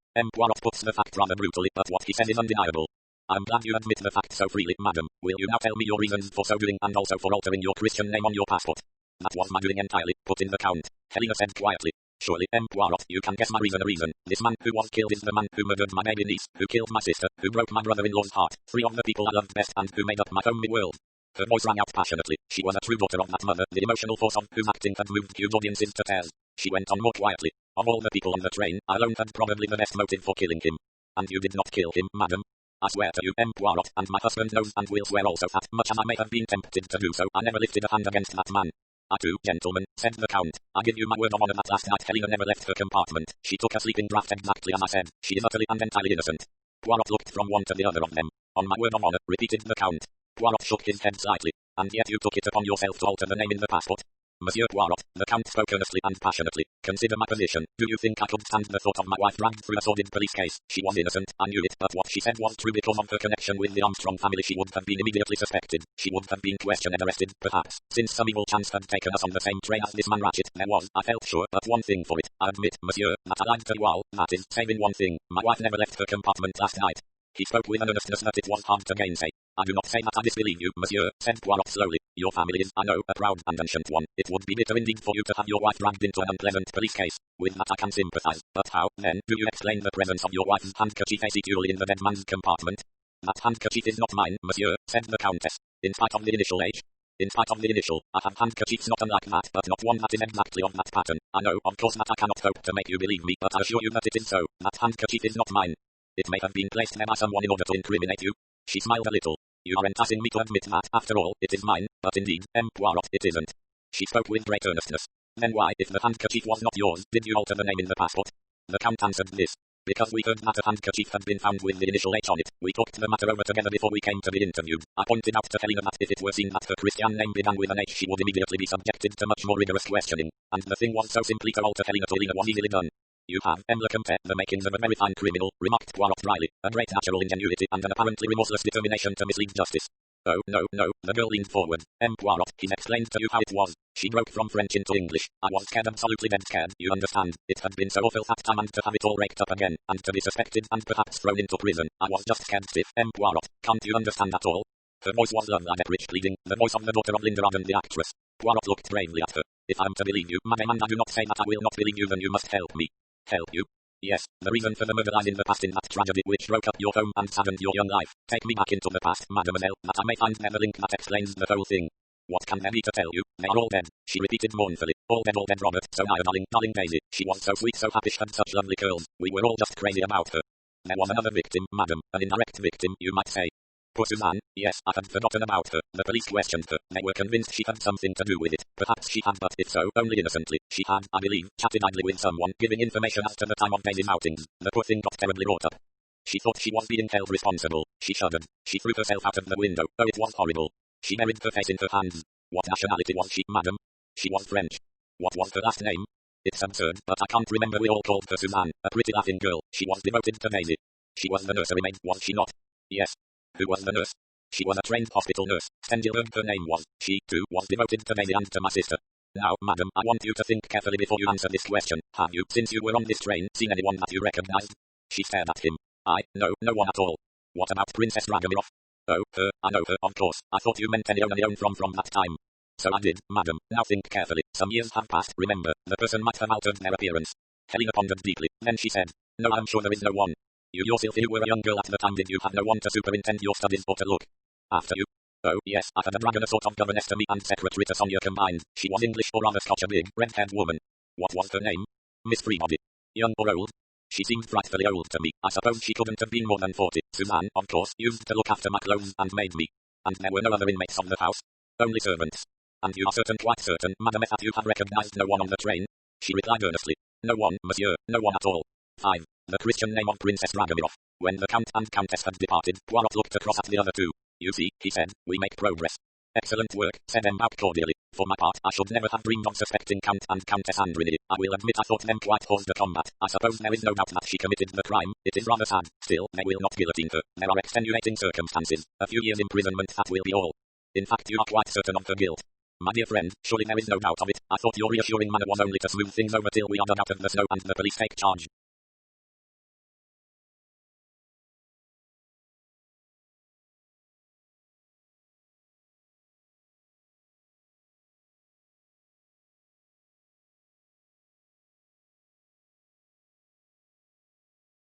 You do not believe the Count's positive assertion and his word of honor that his wife is innocent? Monsieur, naturally, what else could he say? He adores his wife. He wants to save her. He tells his lie very well, quite in the grand sailor manner, but what else manner could it be? Well, you know, I had the preposterous idea that it might be the truth. No, the handkerchief, remember, the handkerchief clinches the matter. Oh, I'm not so sure about the handkerchief. You remember, I always told you that there were two possibilities as to the ownership of the handkerchief. All the same, Embaut broke off, the door at the end had opened, and Princess Dragomirov entered the dining car. She came straight to them, and all three men rose to their feet. She spoke to Poirot, ignoring the others. I believe, monsieur, she said, that you have a handkerchief of mine. Poirot shot a glance of triumph at the other two. Is this it, madam? He produced the little square of fine cambric. That is it. It has my initial in the corner. But, madam la princess, that is the letter H, said Embaut. Your Christian name, pardon, Maid Natalia. She gave him a cold stare. That is correct, monsieur. My handkerchiefs are always initialed in the Russian characters. H is N in Russian. Embaut was somewhat taken aback. There was something about this indomitable old lady which made him feel flustered and uncomfortable. You did not tell us that this handkerchief was yours at the inquiry this morning. You did not ask me, said the princess dryly. Pray be seated, madam, said Poirot. She sighed. I may as well, I suppose. She sat down. You need not make a long business of this, messieurs. Your next question will be, how did my handkerchief come to be lying by a murdered man's body? My reply to that is that I have no idea. You have really no idea. None whatever. You will excuse me, madam, but how much can we rely upon the truthfulness of your replies? Poirot said the words very softly. Princess Dragomirov answered contemptuously. I suppose you mean because I did not tell you that Helena Andrini was Mrs. Armstrong's sister? In fact, you deliberately lied to us in the matter. Certainly, I would do the same again. Her mother was my friend, I believe, messieurs, in loyalty to one's friends and one's family and one's caste. You do not believe in doing your utmost to further the ends of justice. In this case I consider that just as strict justice has been done. Poirot leaned forward. You see my difficulty, madam, in this matter of the handkerchief. Even am I to believe you, or are you shielding your friend's daughter? Oh, I see what you mean. Her face broke into a grim smile. Well, messieurs, this statement of mine can be easily proved. I will give you the address of the people in Paris who make my handkerchiefs. You have only to show them the one in question, and they will inform you that it was made to my order over a year ago. The handkerchief is mine, messieurs. She rose. Have you anything further you wish to ask me? Your maid, madam, did she recognize this handkerchief when we showed it to her this morning? She must have done so. She saw it and said nothing. Ah, well, that shows that she too can be loyal. With a slight inclination of her head she passed out of the dining car. So that was it, murmured Poirot softly. I noticed just a trifling hesitation when I asked the maid if she knew to whom the handkerchief belonged. She was uncertain whether or not to admit that it was her mistress's. But how does that fit in with that strange central idea of mine? Yes, it might well be. Ah, said M. Bouck with a characteristic gesture. She is a terrible old lady, that. Could she have murdered Ratchet? Asked Poirot of the doctor. He shook his head. Those blows ones delivered with great force penetrating the muscle, never could anyone with so frail a physique inflict them. But the feebler ones? The feebler ones, yes. I'm thinking, said Poirot, of the incident this morning when I said to her that the strength was in her will rather than in her arm. It was in the nature of a trap, that remark. I wanted to see if she would look down at her right or her left arm. She did neither. She looked at them both, but she made a strange reply. She said, no, I have no strength in these. I do not know whether to be sorry or glad. A curious remark that. It confirms me in my belief about the crime. It did not settle the point about the left-handedness. No, by the way, did you notice that Count Andromeda keeps his handkerchief in his right-hand breast pocket? M. Bouck shook his head. His mind reverted to the astonishing revelations of the last half hour. He murmured. Lise, and again Lise, it amazes me, the amount of lies we had told to us this morning. There are more still to discover, said Poirot cheerfully. You think so? I shall be very disappointed if it is not so. Such duplicity is terrible, said M. Bouck, but it seems to please you, he added reproachfully. It has this advantage, said Poirot. If you confront anyone who has lied with the truth, they usually admit that often out of sheer surprise. It is only necessary to guess right to produce your effect. That is the only way to conduct this case. I select each passenger in turn, consider their evidence, and say to myself, if so and so is lying, on what point are they lying, and what is the reason for the lie? And I answer if they are lying. If you mark it could only be for such a reason and on such a point. We have done that once very successfully with Countess Andromeda. We shall now proceed to try the same method on several other persons. And supposing, my friend, that your guess happens to be wrong, then one person, at any rate, will be completely freed from suspicion. Ah, a process of elimination. Exactly. And who do we tackle next?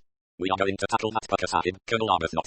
6. A second interview with Colonel Arbuthnot. Colonel Arbuthnot was clearly annoyed at being summoned to the dining car for a second interview. His face wore a most forbidding expression as he sat down and said, well, all my apologies for troubling you a second time, said Poirot, but there is still some information that I think you might be able to give us. Indeed, I hardly think so. To begin with, you see this pipe cleaner? Yes. Is it one of yours? Don't know. I don't put a private mark on them, you know. Are you aware, Colonel Arbuthnot, that you are the only man amongst the passengers in the Stambul Calais carriage who smokes a pipe? In that case it probably is one of mine. Do you know where it was found? Not the least idea. It was found by the body of the murdered man. Colonel Arbuthnot raised his eyebrows. Can you tell us, Colonel Arbuthnot, how it is likely to have got there? If you mean did I drop it there myself, no, I didn't. Did you go into Mr. Ratchet's compartment at any time? I never even spoke to the man. You never spoke to him and you did not murder him. The Colonel's eyebrows went up again sardonically. If I had, I should hardly be likely to acquaint you with the fact. As a matter of fact, I didn't murder the fellow. Ah, well, murmured Poirot. It is of no consequence. I beg your pardon. I said that it was of no consequence.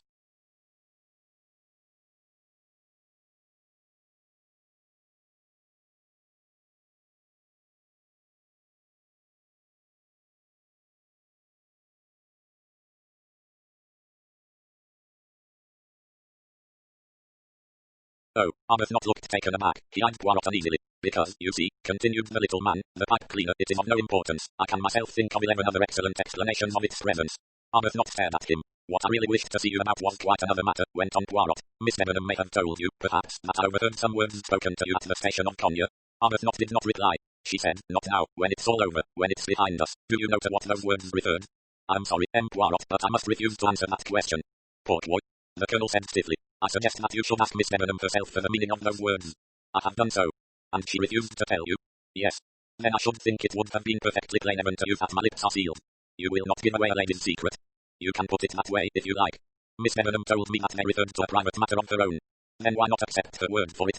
Because, Colonel Arbuthnot, Miss Debenham is what one might call a highly suspicious character. Nonsense, said the Colonel with warmth. It is not nonsense. You have nothing whatever against her. Not the fact that Miss Debenham was companion governess in the Armstrong household at the time of the kidnapping of little Daisy Armstrong.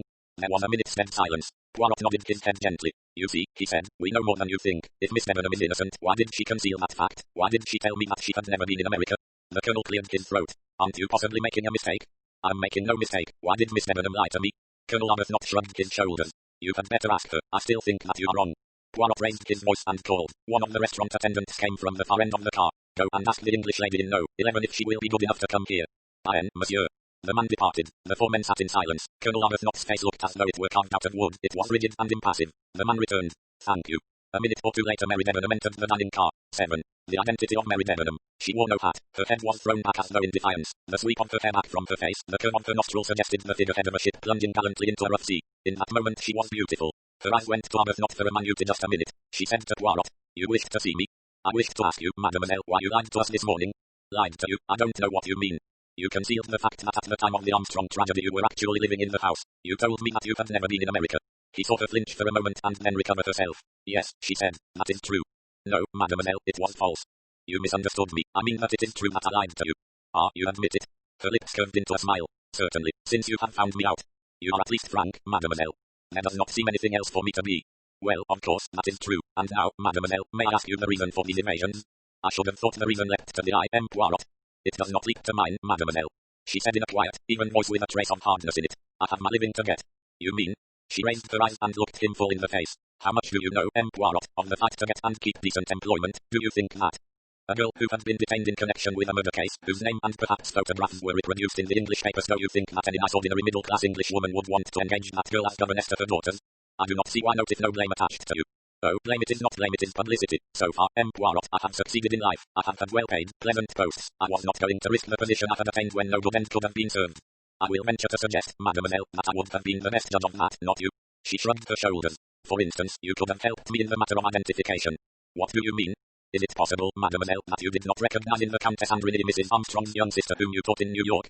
Countess Andrini, no. She shook her head. It may seem extraordinary to you, but I did not recognize her. She was not grown up, you see, when I knew her. That was over 3 years ago. It is true that the Countess reminded me of someone, it puzzled me, but she looked so foreign I never connected her with the little American schoolgirl. It is true that I only glanced at her casually when coming into the restaurant car. I noticed her clothes more than her face. She smiled faintly, women do, and then, well, I had my own preoccupations.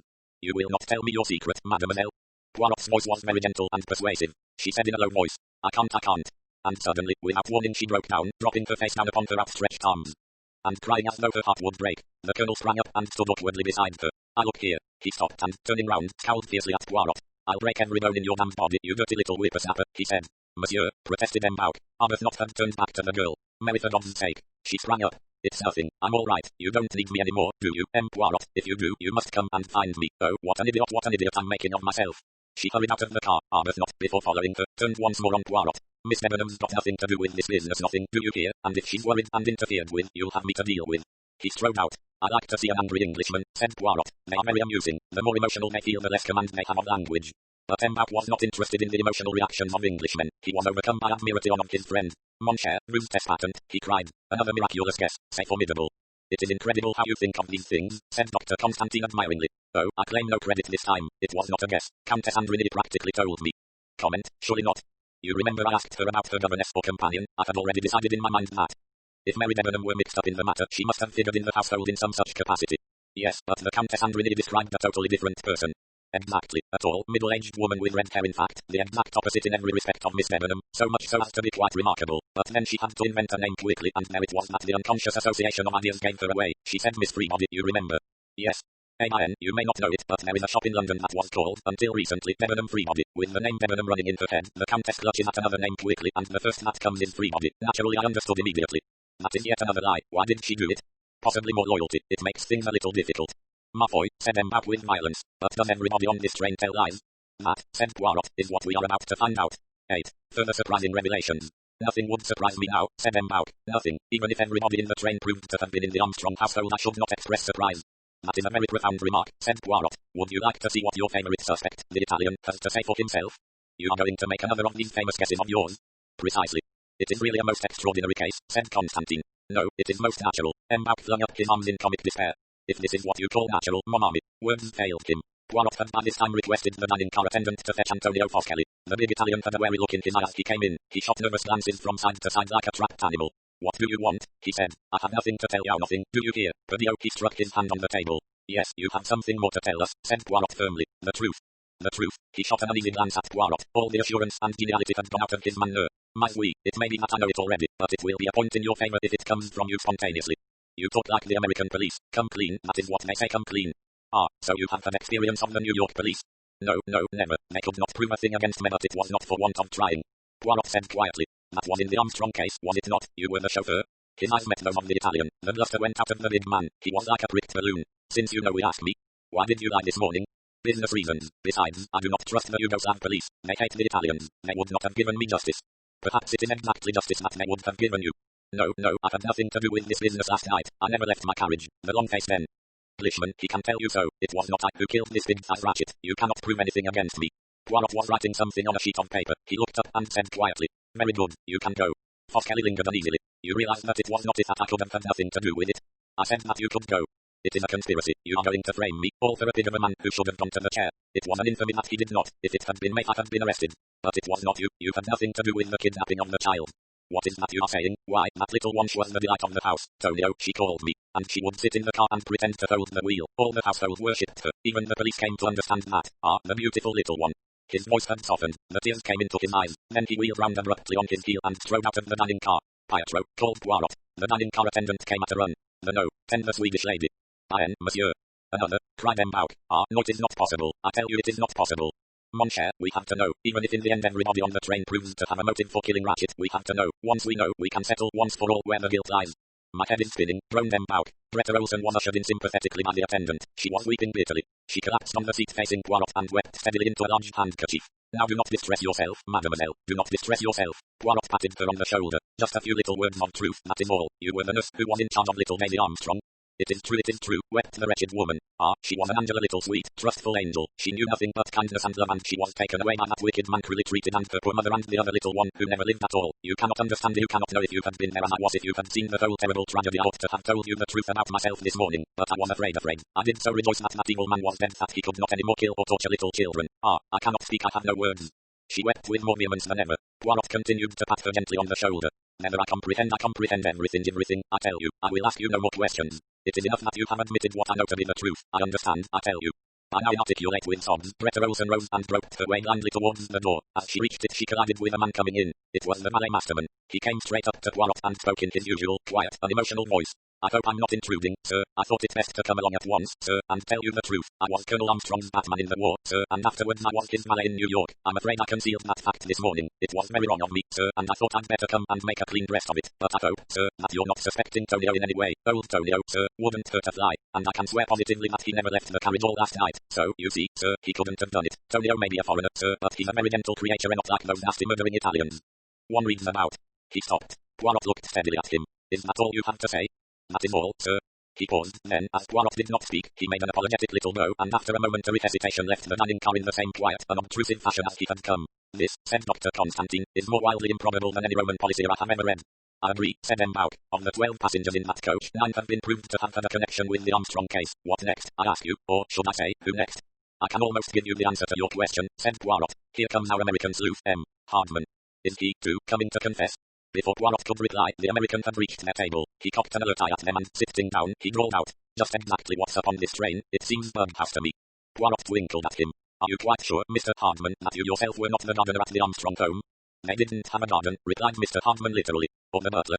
Haven't got the fancy manner for a place like that. No, I never had any connection with the Armstrong house, but I'm beginning to believe I'm about the only one on this train who hadn't. Can you beat it? That's what I say. Can you beat it?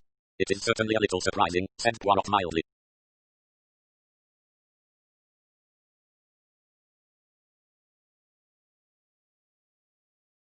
Ceridolo burst from M'Bauk. Have you any ideas of your own about the crime, M. Hardman? Inquired Poirot. No, sir, it's got me beat. I don't know how to figure it out. They can't all be in it, but which one is the guilty party is beyond me. How did you get wise to all this? That's what I want to know. I just guessed. Then, believe me, you're a pretty slick guesser. Yes, I'll tell the world you're a slick guesser. Mr. Hardman leaned back and looked at Poirot admiringly. You'll excuse me, he said, but no one would believe it to look at you. I take off my hat to you. I do, indeed. You are too kind, M. Hardman. Not at all. I've got to hand it to you. All the same, said Poirot, the problem is not yet quite solved. Can we say with authority that we know who killed M. Ratchet? Count me out, said Mr. Hardman. I'm not saying anything at all. I'm just full of natural admiration. What about the other two you've not had a guess at yet? The old American dame and the lady's maid. I suppose we can take it that they're the only innocent parties on the train. Unless, said Poirot, smiling, we can fit them into our little collection as all we say housekeeper and cook in the Armstrong household. Well, nothing in the world would surprise me now, said Mr. Hardman with quiet resignation. Birdhouse, that's what this business is, Birdhouse. Ah, mon cher, that would be indeed stretching coincidence a little too far, said M'Bauk. They cannot all be in it. Poirot looked at him. You do not understand, he said. You do not understand at all. Tell me, he said, do you know who killed Ratchet? Do you? Countered M'Bauk. Poirot nodded. Oh, yes, he said. I have known for some time. It is so clear that I wonder you have not seen it also. He looked at Hardman and asked, and you? The detective shook his head. He stared at Poirot curiously. I don't know, he said. I don't know at all. Which of them was it? Poirot was silent a minute. Then he said, if you will be so good, M. Hardman, assemble everyone here. There are 2 possible solutions of this case. I want to lay them both before you all. 9. Poirot propounds 2 solutions. The passengers came crowding into the restaurant car and took their seats round the tables. They all bore more or less the same expression, one of expectancy mingled with apprehension. The Swedish lady was still weeping and Mrs. Hubbard was comforting her. Now you must just take a hold on yourself, my dear. Everything's going to be perfectly alright. You mustn't lose your grip on yourself. If one of us is a nasty murderer we know quite well it isn't you. Why, anyone would be crazy even to think of such a thing. You sit here and I'll stay right by you, and don't you worry any. Her voice died away as Poirot stood up. The wagon-lit conductor was hovering in the doorway. You permit that I stay, monsieur? Certainly, Mitchell. Poirot cleared his throat. Messieurs et mesdames, I will speak in English, since I think all of you know a little of that language. We are here to investigate the death of Samuel Edward Ratchet alias Cassetti. There are two possible solutions of the crime. I shall put them both before you, and I shall ask Mbauch and Dr. Constantine here to judge which solution is the right one. Now you all know the facts of the case. Mr. Ratchet was found stabbed this morning. He was last known to be alive at 12:37 last night, when he spoke to the wagon-lit conductor through the door. A watch in his pajama pocket was found to be badly dented, and it had stopped at 1:15. Dr. Constantine, who examined the body when found, puts the time of death as having occurred between midnight and 2 in the morning. At half an hour after midnight, as you all know, the train ran into a snowdrift. After that time it was impossible for anyone to leave the train. The evidence of Mr. Hardman, who is a member of a New York detective agency, several heads turned to look at Mr. Hardman, shows that no one could have passed his compartment No. 60 at the extreme end without being seen by him. We are therefore forced to the conclusion that the murderer is to be found among the occupants of one particular coach, the Sambal Calais coach. That, I will say, was our theory. Comment, ejaculated Mbauch, startled. But I will put before you an alternative theory. It is very simple. Mr. Ratchet had a certain enemy whom he feared. He gave Mr. Hardman a description of this enemy and told him that the attempt, if made at all, would most probably be made on the second night out from Sambal. Now I put it to you, ladies and gentlemen, that Mr. Ratchet knew a good deal more than he told. The enemy, as Mr. Ratchet expected, joined the train at Belgrade, or possibly at Vincasai, by the door left open by Colonel Arbuthnot and Mr. McQueen, who had just descended to the platform. He was provided with a suit of wagon-lit uniform, which he wore over his ordinary clothes, and a passkey which enabled him to gain access to Mr. Ratchet's compartment in spite of the door being locked. Mr. Ratchet was under the influence of a sleeping draught. This man stabbed him with great ferocity and left the compartment through the communicating door leading to Mrs. Hubbard's compartment. That's so, said Mrs. Hubbard, nodding her head. He thrust the dagger he had used into Mrs. Hubbard's sponge bag in passing. Without knowing it, he lost a button of his uniform. Then he slipped out of the compartment and along the corridor. He hastily thrust the uniform into a suitcase in an empty compartment, and a few minutes later, dressed in ordinary clothes, he left the train just before it started off, again using the same means of egress door near the dining car. Everybody gasped. What about that watch? Demanded Mr. Hardman. There you have the explanation of the whole thing. Mr. Ratchet had omitted to put his watch back an hour as he should have done at Tsarogrod. His watch still registered Eastern European time, which is 1 hour ahead of Central European time. It was 12:15 when Mr. Ratchet was stabbed, not 1:15. But it is absurd, that explanation, cried Mbauch. What of the voice that spoke from the compartment at 23 minutes to 1? It was either the voice of Ratchet or else of his murderer. Not necessarily. It might have been a third person, one who had gone in to speak to Ratchet and found him dead. He rang the bell to summon the conductor. Then, as you express it, the wind rose in him, was afraid of being accused of the crime, and he spoke pretending to be Ratchet. Say possible, admitted Mbauch grudgingly. Poirot looked at Mrs. Hubbard. Yes, madam, you were going to say? Well, I don't quite know what I was going to say. Do you think I forgot to put my watch back too? No, madam. I think you heard the man pass through but unconsciously. Later you had a nightmare of a man being in your compartment and woke up with a start and rang for the conductor. Well, I suppose that's possible, admitted Mrs. Hubbard. Princess Dragomirov was looking at Poirot with a very direct glance. How do you explain the evidence of my maid, monsieur? Very simply, madam. Your maid recognized the handkerchief I showed her as yours. She somewhat clumsily tried to shield you. She did encounter the man utterly while the train was at Vincasai started on. She pretended to have seen him at a later hour with a confused idea of giving you a watertight alibi. The princess bowed her head. You have thought of everything, monsieur, Roman, to admire you. There was a silence. Then everyone jumped as Dr. Constantine suddenly hit the table and low with his fist. But no, he said. No, and again no. That is an explanation that will not hold water. It is deficient in a dozen minor points. The crime was not committed, so Poirot must know that perfectly well. Poirot turned a curious glance on him. I see, he said, that I shall have to give my second solution, but do not abandon this one too abruptly. You may agree with it later. He turned back again to face the others. There is another possible solution of the crime. This is how I arrived at it. When I had heard all the evidence, I leaned back and shut my eyes and began to think. Certain points presented themselves to me as worthy of attention. I enumerated these points to my two colleagues. Some I have already elucidated, such as a grease spot on a passport, etc. I will run over the points that remain. The first and most important is a remark made to me by Mbauch in the restaurant car at lunch on the first day after leaving Stambul, to the effect that the company assembled was interesting because it was so varied, representing as it did all classes and nationalities. I agreed with him, but when this particular point came into my mind, I tried to imagine whether such an assembly were ever likely to be collected under any other conditions, and the answer I made to myself was only in America. In America there might be a household composed of just such varied nationalities: an Italian chauffeur, and English governess, a Swedish nurse, a French lady's maid, and so on. That led me to my scheme of guessing, that is, casting each person for a certain part in the Armstrong drama much as a producer casts a play. Well, that gave me an extremely interesting and satisfactory result. I had also examined in my own mind each separate person's evidence with some curious results. Take first the evidence of Mr. McQueen. My first interview with him was entirely satisfactory, but in my second he made rather a curious remark. I had described to him the finding of a note mentioning the Armstrong case. He said, but surely, and then paused and went on. I mean, that was rather careless of the old man. Now I could feel that that was not what he had started out to say, supposing what he had meant to say was, but surely that was burnt, in which case, McQueen knew of the note and of its destruction. In other words, he was either the murderer or an accomplice of the murderer. Very good. Then the valet, he said his master was in the habit of taking a sleeping draught when travelling by train. That might be true, but would Ratchet have taken one last night? The automatic under his pillow gave the lie to that statement. Ratchet intended to be on the alert last night. Whatever narcotic was administered to him must have been done so without his knowledge. By whom? Obviously by McQueen or the valet. Now we come to the evidence of Mr. Hardman. I believed all that he told me about his own identity, but when it came to the actual methods he had employed to dodge Mr. Ratchet, his story was neither more nor less than absurd. The only way effectively to have protected Ratchet was to have passed the night actually in his compartment or in some spot where he could watch the door. The only thing that his events did show plainly was that no one in any other part of the train could possibly have murdered Ratchet. It drew a clear circle round the Sambal Calais carriage. That seemed to me a rather curious and inexplicable fact, and I put it aside to think over. You probably have all heard by now of the few words I overheard between Miss Debenham and Colonel Arbuthnot. The interesting thing to my mind was the fact that Colonel Arbuthnot called her Mary and was clearly on terms of intimacy with her, but the Colonel was only supposed to have met her a few days previously, and I know Englishmen of the Colonel's type. Even if he had fallen in love with the young lady at first sight, he would have advanced slowly and with decorum, not rushing things. Therefore I concluded that Colonel Arbuthnot and Miss Debenham were in reality well acquainted, and were for some reason pretending to be strangers. Another small point was Miss Debenham's easy familiarity with the term long distance for a telephone call, yet Miss Debenham had told me that she had never been in the States.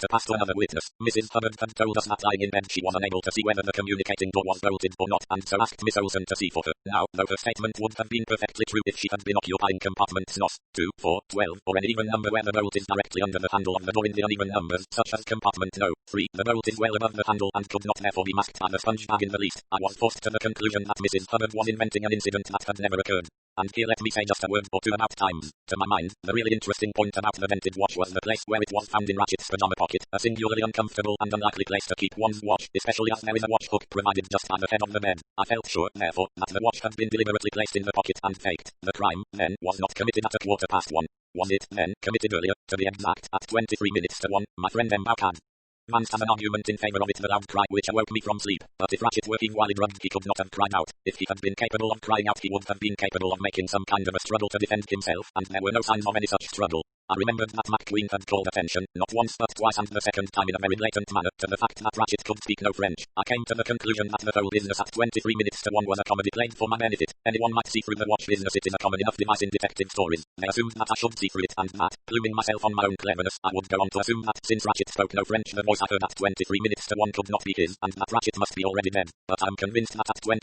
minutes to 1 Ratchet was still lying in his drugged sleep. But the device has succeeded. I have opened my door and looked out. I have actually heard the French phrase used. If I'm so unbelievably dense as not to realize the significance of that phrase, it must be brought to my attention. If necessary, McQueen can come right out in the open. He can say, "Excuse me, M. Poirot, that can't have been Mr. Ratchet speaking. He can't speak French." Now when was the real time of the crime, and who killed him? In my opinion, and this is only an opinion, Ratchet was killed at some time very close upon 2 o'clock, the latest hour the doctor gives us as possible. As to who killed him, he paused, looking at his audience. He could not complain of any lack of attention. Every eye was fixed upon him. In the stillness you could have heard a pin drop. He went on slowly. I was particularly struck by the extraordinary difficulty of proving a case against any one person on the train, and on the rather curious coincidence that in each case the testimony giving an alibi came from what I might describe as an unlikely person. Thus Mr. McQueen and Colonel Arbuthnot provided alibis for each other, were persons between whom it seemed most unlikely there should be any prior acquaintanceship. The same thing happened with the English valet and the Italian, with the Swedish lady and the English girl. I said to myself, this is extraordinary, they cannot all be in it. And then, messieurs, I saw light. They were all in it. For so many people connected with the Armstrong case to be travelling by the same train by coincidence was not only unlikely, it was impossible. It must be not chance, but design. I remember the remark of Colonel Arbuthnot's about trial by jury. A jury is composed of 12 people. There were 12 passengers. Ratchet was stabbed 12 times. And the thing that had worried me all along, the extraordinary crowd travelling in the Sambal Calais coach at a slack time of year, was explained. Ratchet had escaped justice in America. There was no question as to his guilt. I visualized a self-appointed jury of 12 people who condemned him to death and were forced by exigencies of the case to be their own executioners. And immediately, on that assumption, the whole case fell into beautiful shining order. I saw it as a perfect mosaic, each person playing his or her allotted part. It was so arranged that if suspicion should fall on any one person, the evidence of one or more of the others would clear the accused person and confuse the issue. Hardman's evidence was necessary in case some outsider should be suspected of the crime and be unable to prove an alibi. The passengers in the Sambal carriage were in no danger. Every minute detail of their evidence was worked out beforehand. The whole thing was a very cleverly planned jigsaw puzzle, so arranged that every fresh piece of knowledge that came to light made the solution of the whole more difficult. As my friend M. Bauck remarked, the case seemed fantastically impossible. That was exactly the impression intended to be conveyed. Did this solution explain everything? Yes, it did. The nature of the wounds each inflicted by a different person. The artificial threatening letters artificial since they were unreal, written only to be produced as Evidence. Doubtless there were real letters worn in Ratchet on his fate, which McQueen destroyed, substituting for them these others. Then Hardman's story of being called in by Ratchet a lie, of course, from beginning to end. Description of the mythical small dark man with a womanish voice, a convenient description, since it had the merit of not incriminating any of the actual wagon-lit conductors and would apply equally well to a man or a woman. The idea of stabbing is at first sight a curious one, but on reflection nothing would fit the circumstances so well. A dagger was a weapon that could be used by every Armstrong or weak, and it made no noise. I fancy, though I may be wrong, that each person in turn entered Ratchet's darkened compartment through that of Mrs. Hubbard and struck. They themselves would never know which blow actually killed him. The final letter which Ratchet had probably found on his pillow was carefully burnt. With no clue pointing to the Armstrong case, there would be absolutely no reason for suspecting any of the passengers on the train. It would be put down as an outside job, and the small dark man with the womanish voice would actually have been seen by one or more of the passengers leaving the train at Rod. I do not know exactly what happened when the conspirators discovered that that part of their plan was impossible owing to the accident to the train. There was, I imagine, a hasty consultation, and then they decided to go through with it. It was true that now one and all of the passengers were bound to come under suspicion, but that possibility had already been foreseen and provided for. The only additional thing to be done was to confuse the issue even further. Two so-called clues were dropped in the dead man's compartment, own incriminating Colonel Arbuthnot, who had the strongest alibi and whose connection with the Armstrong family was probably the hardest to prove, and the second clue, the handkerchief, incriminating Princess Dragomirov, who by virtue of her social position, her particularly frail physique, and the alibi given by her maid and the conductor, was practically in an unassailable position. Further to confuse the issue, a red herring was drawn across the trail. Mythical woman in the red kimono. Again I am to bear witness to this woman's existence. There is a heavy bang at my door. Agatha, and look out and see the scarlet kimono disappearing in the distance. A judicious selection of people. Conductor, Miss Debenham and McQueen will also have seen her. It was, I think, someone with a sense of humor who thoughtfully placed the scarlet kimono on the top of my suitcase whilst I was interviewing people in the dining car. Where the garment came from in the first place I do not know. I suspect it is the property of Countess Andrini, since her luggage contained only a chiffon negligee so elaborate as to be more a tea gown than a dressing gown. When McQueen first learned that the letter which had been so carefully burnt had in part escaped destruction, and that the word Armstrong was exactly the word remaining, he must at once have communicated his news to the others. It was at this minute that the position of Countess Andrini became acute, and her husband immediately took steps to alter the passport. It was their second piece of bad luck. They one and all agreed to deny utterly any connection with the Armstrong family. They knew I had no immediate means of finding out the truth, and they did not believe that I should go into the matter unless my suspicions were aroused against one particular person. Now there was one further point to consider. Allowing that my theory of the crime was the correct one, and I believe that it must be the correct one, then obviously the wagon-lit conductor himself must be privy to the plot. But if so, that gave us 13 persons, not 12. Instead of the usual formula, of so many people one is guilty, I was faced with the problem that of 13 persons one and one only was innocent. Which was that person? I came to a very odd conclusion. I came to the conclusion that the person who had taken no part in the crime was the person who would be considered the most likely to do so. I refer to Countess Andrini. I was impressed by the earnestness of her husband when he swore to me solemnly on his honor that his wife never left her compartment that night. I decided that Count Andrini took, so to speak, his wife's place.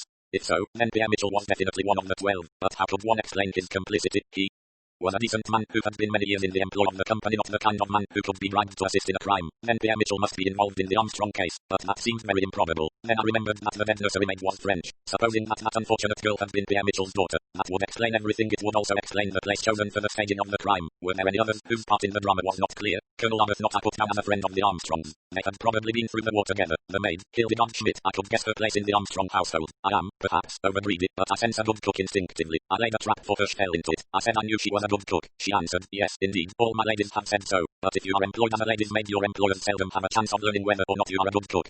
Then there was Hardman. He seemed quite definitely not to belong to the Armstrong household. I could only imagine that he had been in love with the French girl. I spoke to him of the charm of foreign woman, and again I obtained the reaction I was looking for. Sudden tears came into his eyes, which he pretended were dazzled by the snow. There remains Mrs. Hubbard. Now Mrs. Hubbard, let me say, played the most important part in the drama. By occupying the compartment communicating with that of Ratchet, she was more open to suspicion than anyone else. In the nature of things, she could not have an alibi to fall back upon. To play the part she played, perfectly natural, slightly ridiculous American fond mother, an artist was needed. But there was an artist connected with the Armstrong family, Mrs. Armstrong's mother, Linda Arden, the actress. He stopped. Then, in a soft, rich, dreamy voice, quite unlike the one she had used all the journey, Mrs. Hubbard said, I always fancied myself in comedy parts. She went on still dreamily. That slip about the sponge bag was silly. It shows you should always rehearse properly. We tried it on the way out. I was in an even number compartment then, I suppose. I never thought of the bolt speeding in different places. She shifted her position a little and looked straight at Poirot. You know all about it, Poirot. You're a very wonderful man, but even you can't quite imagine what it was like that awful day in New York. I was just crazy with grief, so were the servants, and Colonel Arbuthnot was there, too. He was John Armstrong's best friend.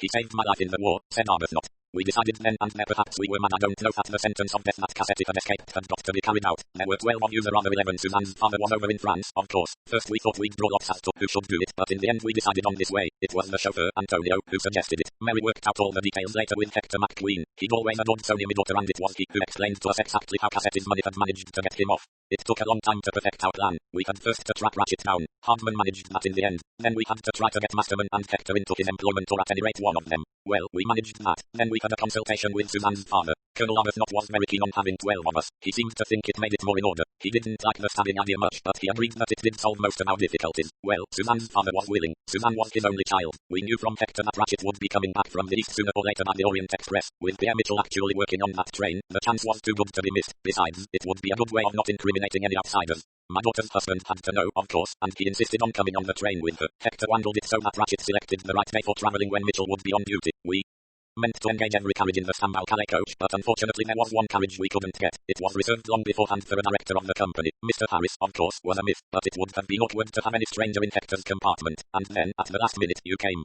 She stopped. Well, she said, you know everything now, Poirot. What are you going to do about it? If it must all come out, can't you lay the blame upon me and me only? I would have stabbed that man 12 times willingly. It wasn't only that he was responsible for my daughter's death and her child's, and that of the other child, who might have been alive and happy now. It was more than that. There had been other children before Daisy, there might be others in the future. Society had condemned him. We were only carrying out the sentence. But it's unnecessary to bring all these others into it. All these good faithful souls, and poor Mitchell and Mary and Colonel Arbuthnot, they love each other. Her voice was wonderful, echoing through the crowded space, that deep, emotional, heart-stirring voice that had thrilled many a New York audience. Poirot looked at his friend. You are a director of the company, Bouck, he said. What do you say?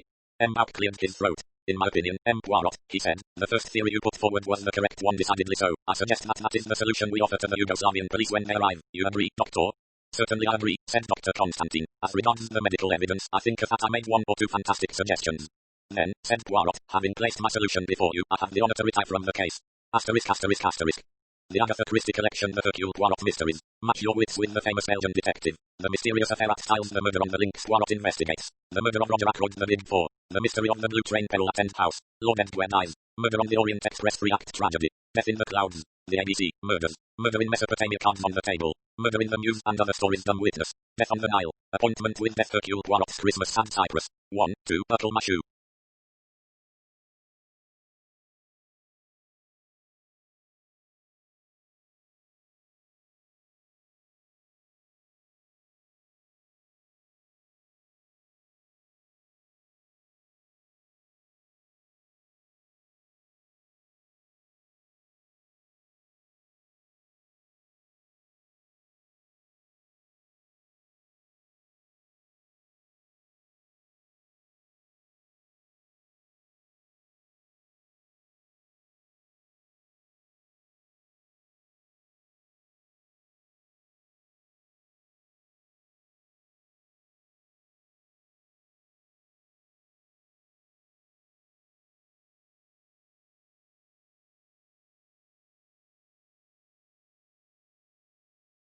Evil under the sun, 5 little pigs. The Hollow. The labors of Hercules taken at the flood, the underdog, and other stories. Mrs. McGinty's dead after the funeral. Hickory dickory dock, dead man's folly. Cat among the pigeons, the clocks. Third girl. Halloween party. Elephants can remember curtain. Poirot's last case, explore more at www.agathachristie.com. Asterisk, asterisk, asterisk. Asterisk, asterisk, asterisk. The Agatha Christie collection, the Miss Marple mysteries. Join the legendary spinster sleuth from St. Mary Mead in solving murders far and wide. The murder at the vicarage, the body in the library. The moving finger, a murder is announced. They do it with mirrors, a pocket full of rye 450 from Paddington. The mirror cracked, the Caribbean mystery at Bertram's Hotel Nemesis. Sleeping murder. Miss Marple, the complete short story collection, the Tommy and Tuppence mysteries. Jump on board with the entertaining crime-solving couple from Young Adventurers Limited. The secret adversary, partners in crime. NRM. By the pricking of my thumbs, poster of fate. Explore more at www.agathachristie.com. Asterisk, asterisk, asterisk. Asterisk, asterisk, asterisk. The Agatha Christie collection. Don't miss a single one of Agatha Christie's standalone novels and short story collections. The Man in the Brown Suit. The Secret of Chimneys, the Seven Dials mystery, the mysterious Mr. Quinn, the Sitaford mystery, Parker Pine investigates why didn't they ask Evans. Murder is easy. The Regatta mystery and other stories, and then there were none towards zero. Death comes at the end, sparkling cyanide. The witness for the prosecution and other stories, Crooked House. Three Blind Mice and other stories, they came to Baghdad, destination unknown. Ordeal by innocence. Double Sin and other stories, The Pale Horse. Star over Bethlehem. Poems and holiday stories, Endless Night. Passenger to Frankfurt, The Golden Ball and other stories.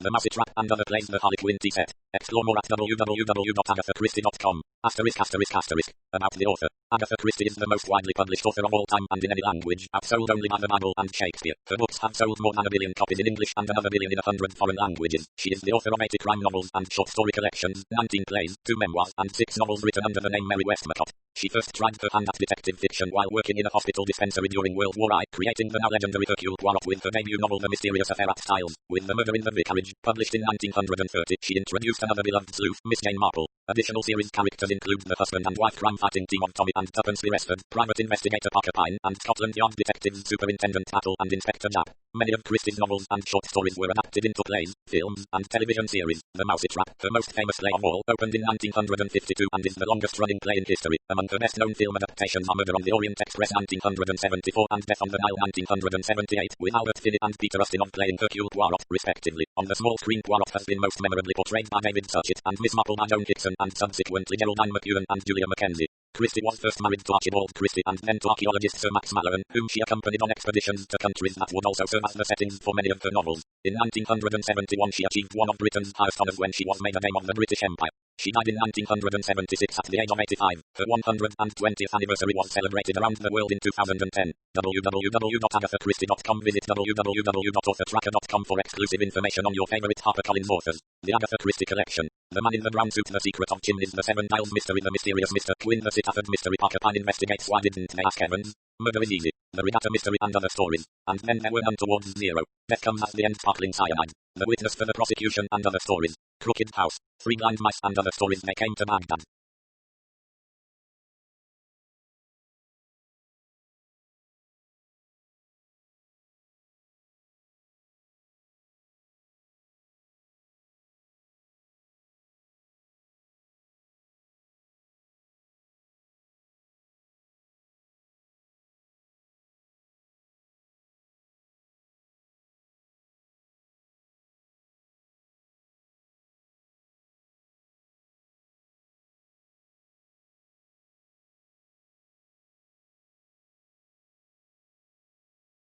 Destination Unknown, Ordeal, Innocence, Double Sin and Other Stories. The Pale Horse, Star Over Bethlehem, Poems and Holiday Stories, Endless Night, Passenger to Frankfurt, The Golden Ball and Other Stories. The Mousetrap and Other Plays. The Harlequin Tea Set, The Hercule Poirot Mysteries, The Mysterious Affair at Styles, The Murder on the Links, Poirot Investigates the Murder of Roger Ackroyd, The Big Four, The Mystery of the Blue Train, Peril at End House, Lord Edgware Dies, Murder on the Orient Express, 3-act tragedy, Death in the Clouds, The ABC, Murders, Murder in Mesopotamia, Cards on the Table, Murder in the Muse and Other Stories. Dumb Witness, Death on the Nile, Appointment with Death, Hercule Poirot's Christmas, Sad Cypress, 1, 2, Buckle My Shoe, Evil Under the Sun, 5 Little Pigs, The Hollow, The Labours of Hercules Taken at the Flood, The Underdog and Other Stories. Mrs. Maginty's Dead After the Funeral, Hickory Dickory Dock, Dead Man's Folly, Cat Among the Pigeons, The Clocks, Third Girl, Halloween Party, Elephants Can Remember, Curtain, Poirot's Last Case, The Miss Marple Mysteries, The Murder at the Vicarage, The Body in the Library, The Moving Finger, A Murder is Announced, They Do It with Mirrors, A Pocket Full of Rye, 450 from Paddington, The Mirror Crack, The Caribbean Mystery at Bertram's Hotel, Nemesis, Sleeping Murder, Miss Marple, The Complete Short Story Collection, The Tommy and Tuppence Mysteries, The Secret Adversary, Partners in Crime, N.O.M., and The Pricking of My Thumb's, Postern of Fate. Copyright. This book is a work of fiction. The characters, incidents, and dialogue are drawn from the author's imagination and are not to be construed as real. Any resemblance to actual events or persons, living or dead, is entirely coincidental. This title was previously published as Murder in the Calais Coach. Agatha Christie Poirot, Murder on the Orient Express. Copyright 2011, Agatha Christie Limited, a Korean company. All rights reserved. Murder on the Orient Express was first published in 1934. Murder on the Orient Express, 1934. Published by permission of G.P. Putnam's Sons, a member of Penguin Group USA Inc. All rights reserved under international and Pan-American copyright conventions. By payment of the required fees, you have been granted the non-exclusive, non-transferable right to access and read the text of this ebook on screen. No part of this text may be reproduced, transmitted, downloaded, decompiled, reverse engineered, or stored in or introduced into any information storage and retrieval system in any form or by any means, whether electronic or mechanical, now known or hereinafter invented, without the express written permission of HarperCollins eBooks. Library of Congress cataloging in publication data is available upon request. ISBN 978-0-006-2007-3049-5. EPUB edition May 2011. ISBN 978-0-006-175,382-4. 11, 12, 13, 14, 15. About the publisher. Australia. HarperCollins Publishers Australia Thai. Limited. 25 Ride Road PO. Box 321. Pimble, NSW 2073, Australia. www.harpercollins.com.au/ebooks Canada. HarperCollins Canada. 2 Bloor Street East, 20th floor, Toronto, on M4W188, Canada. http www.harpercollins.com, New Zealand. HarperCollins Publishers New Zealand Limited PO, Box 1, Auckland, New Zealand. http www.harpercollins.co.nz, United Kingdom. HarperCollins Publishers Limited, 77-85 Fulham Palace Road, London, W68JB, UK. http www.harpercollins.co.uk, United States. HarperCollins Publishers Inc., 10 East 53rd Street, New York, NY 10022. http www.harpercollins.com.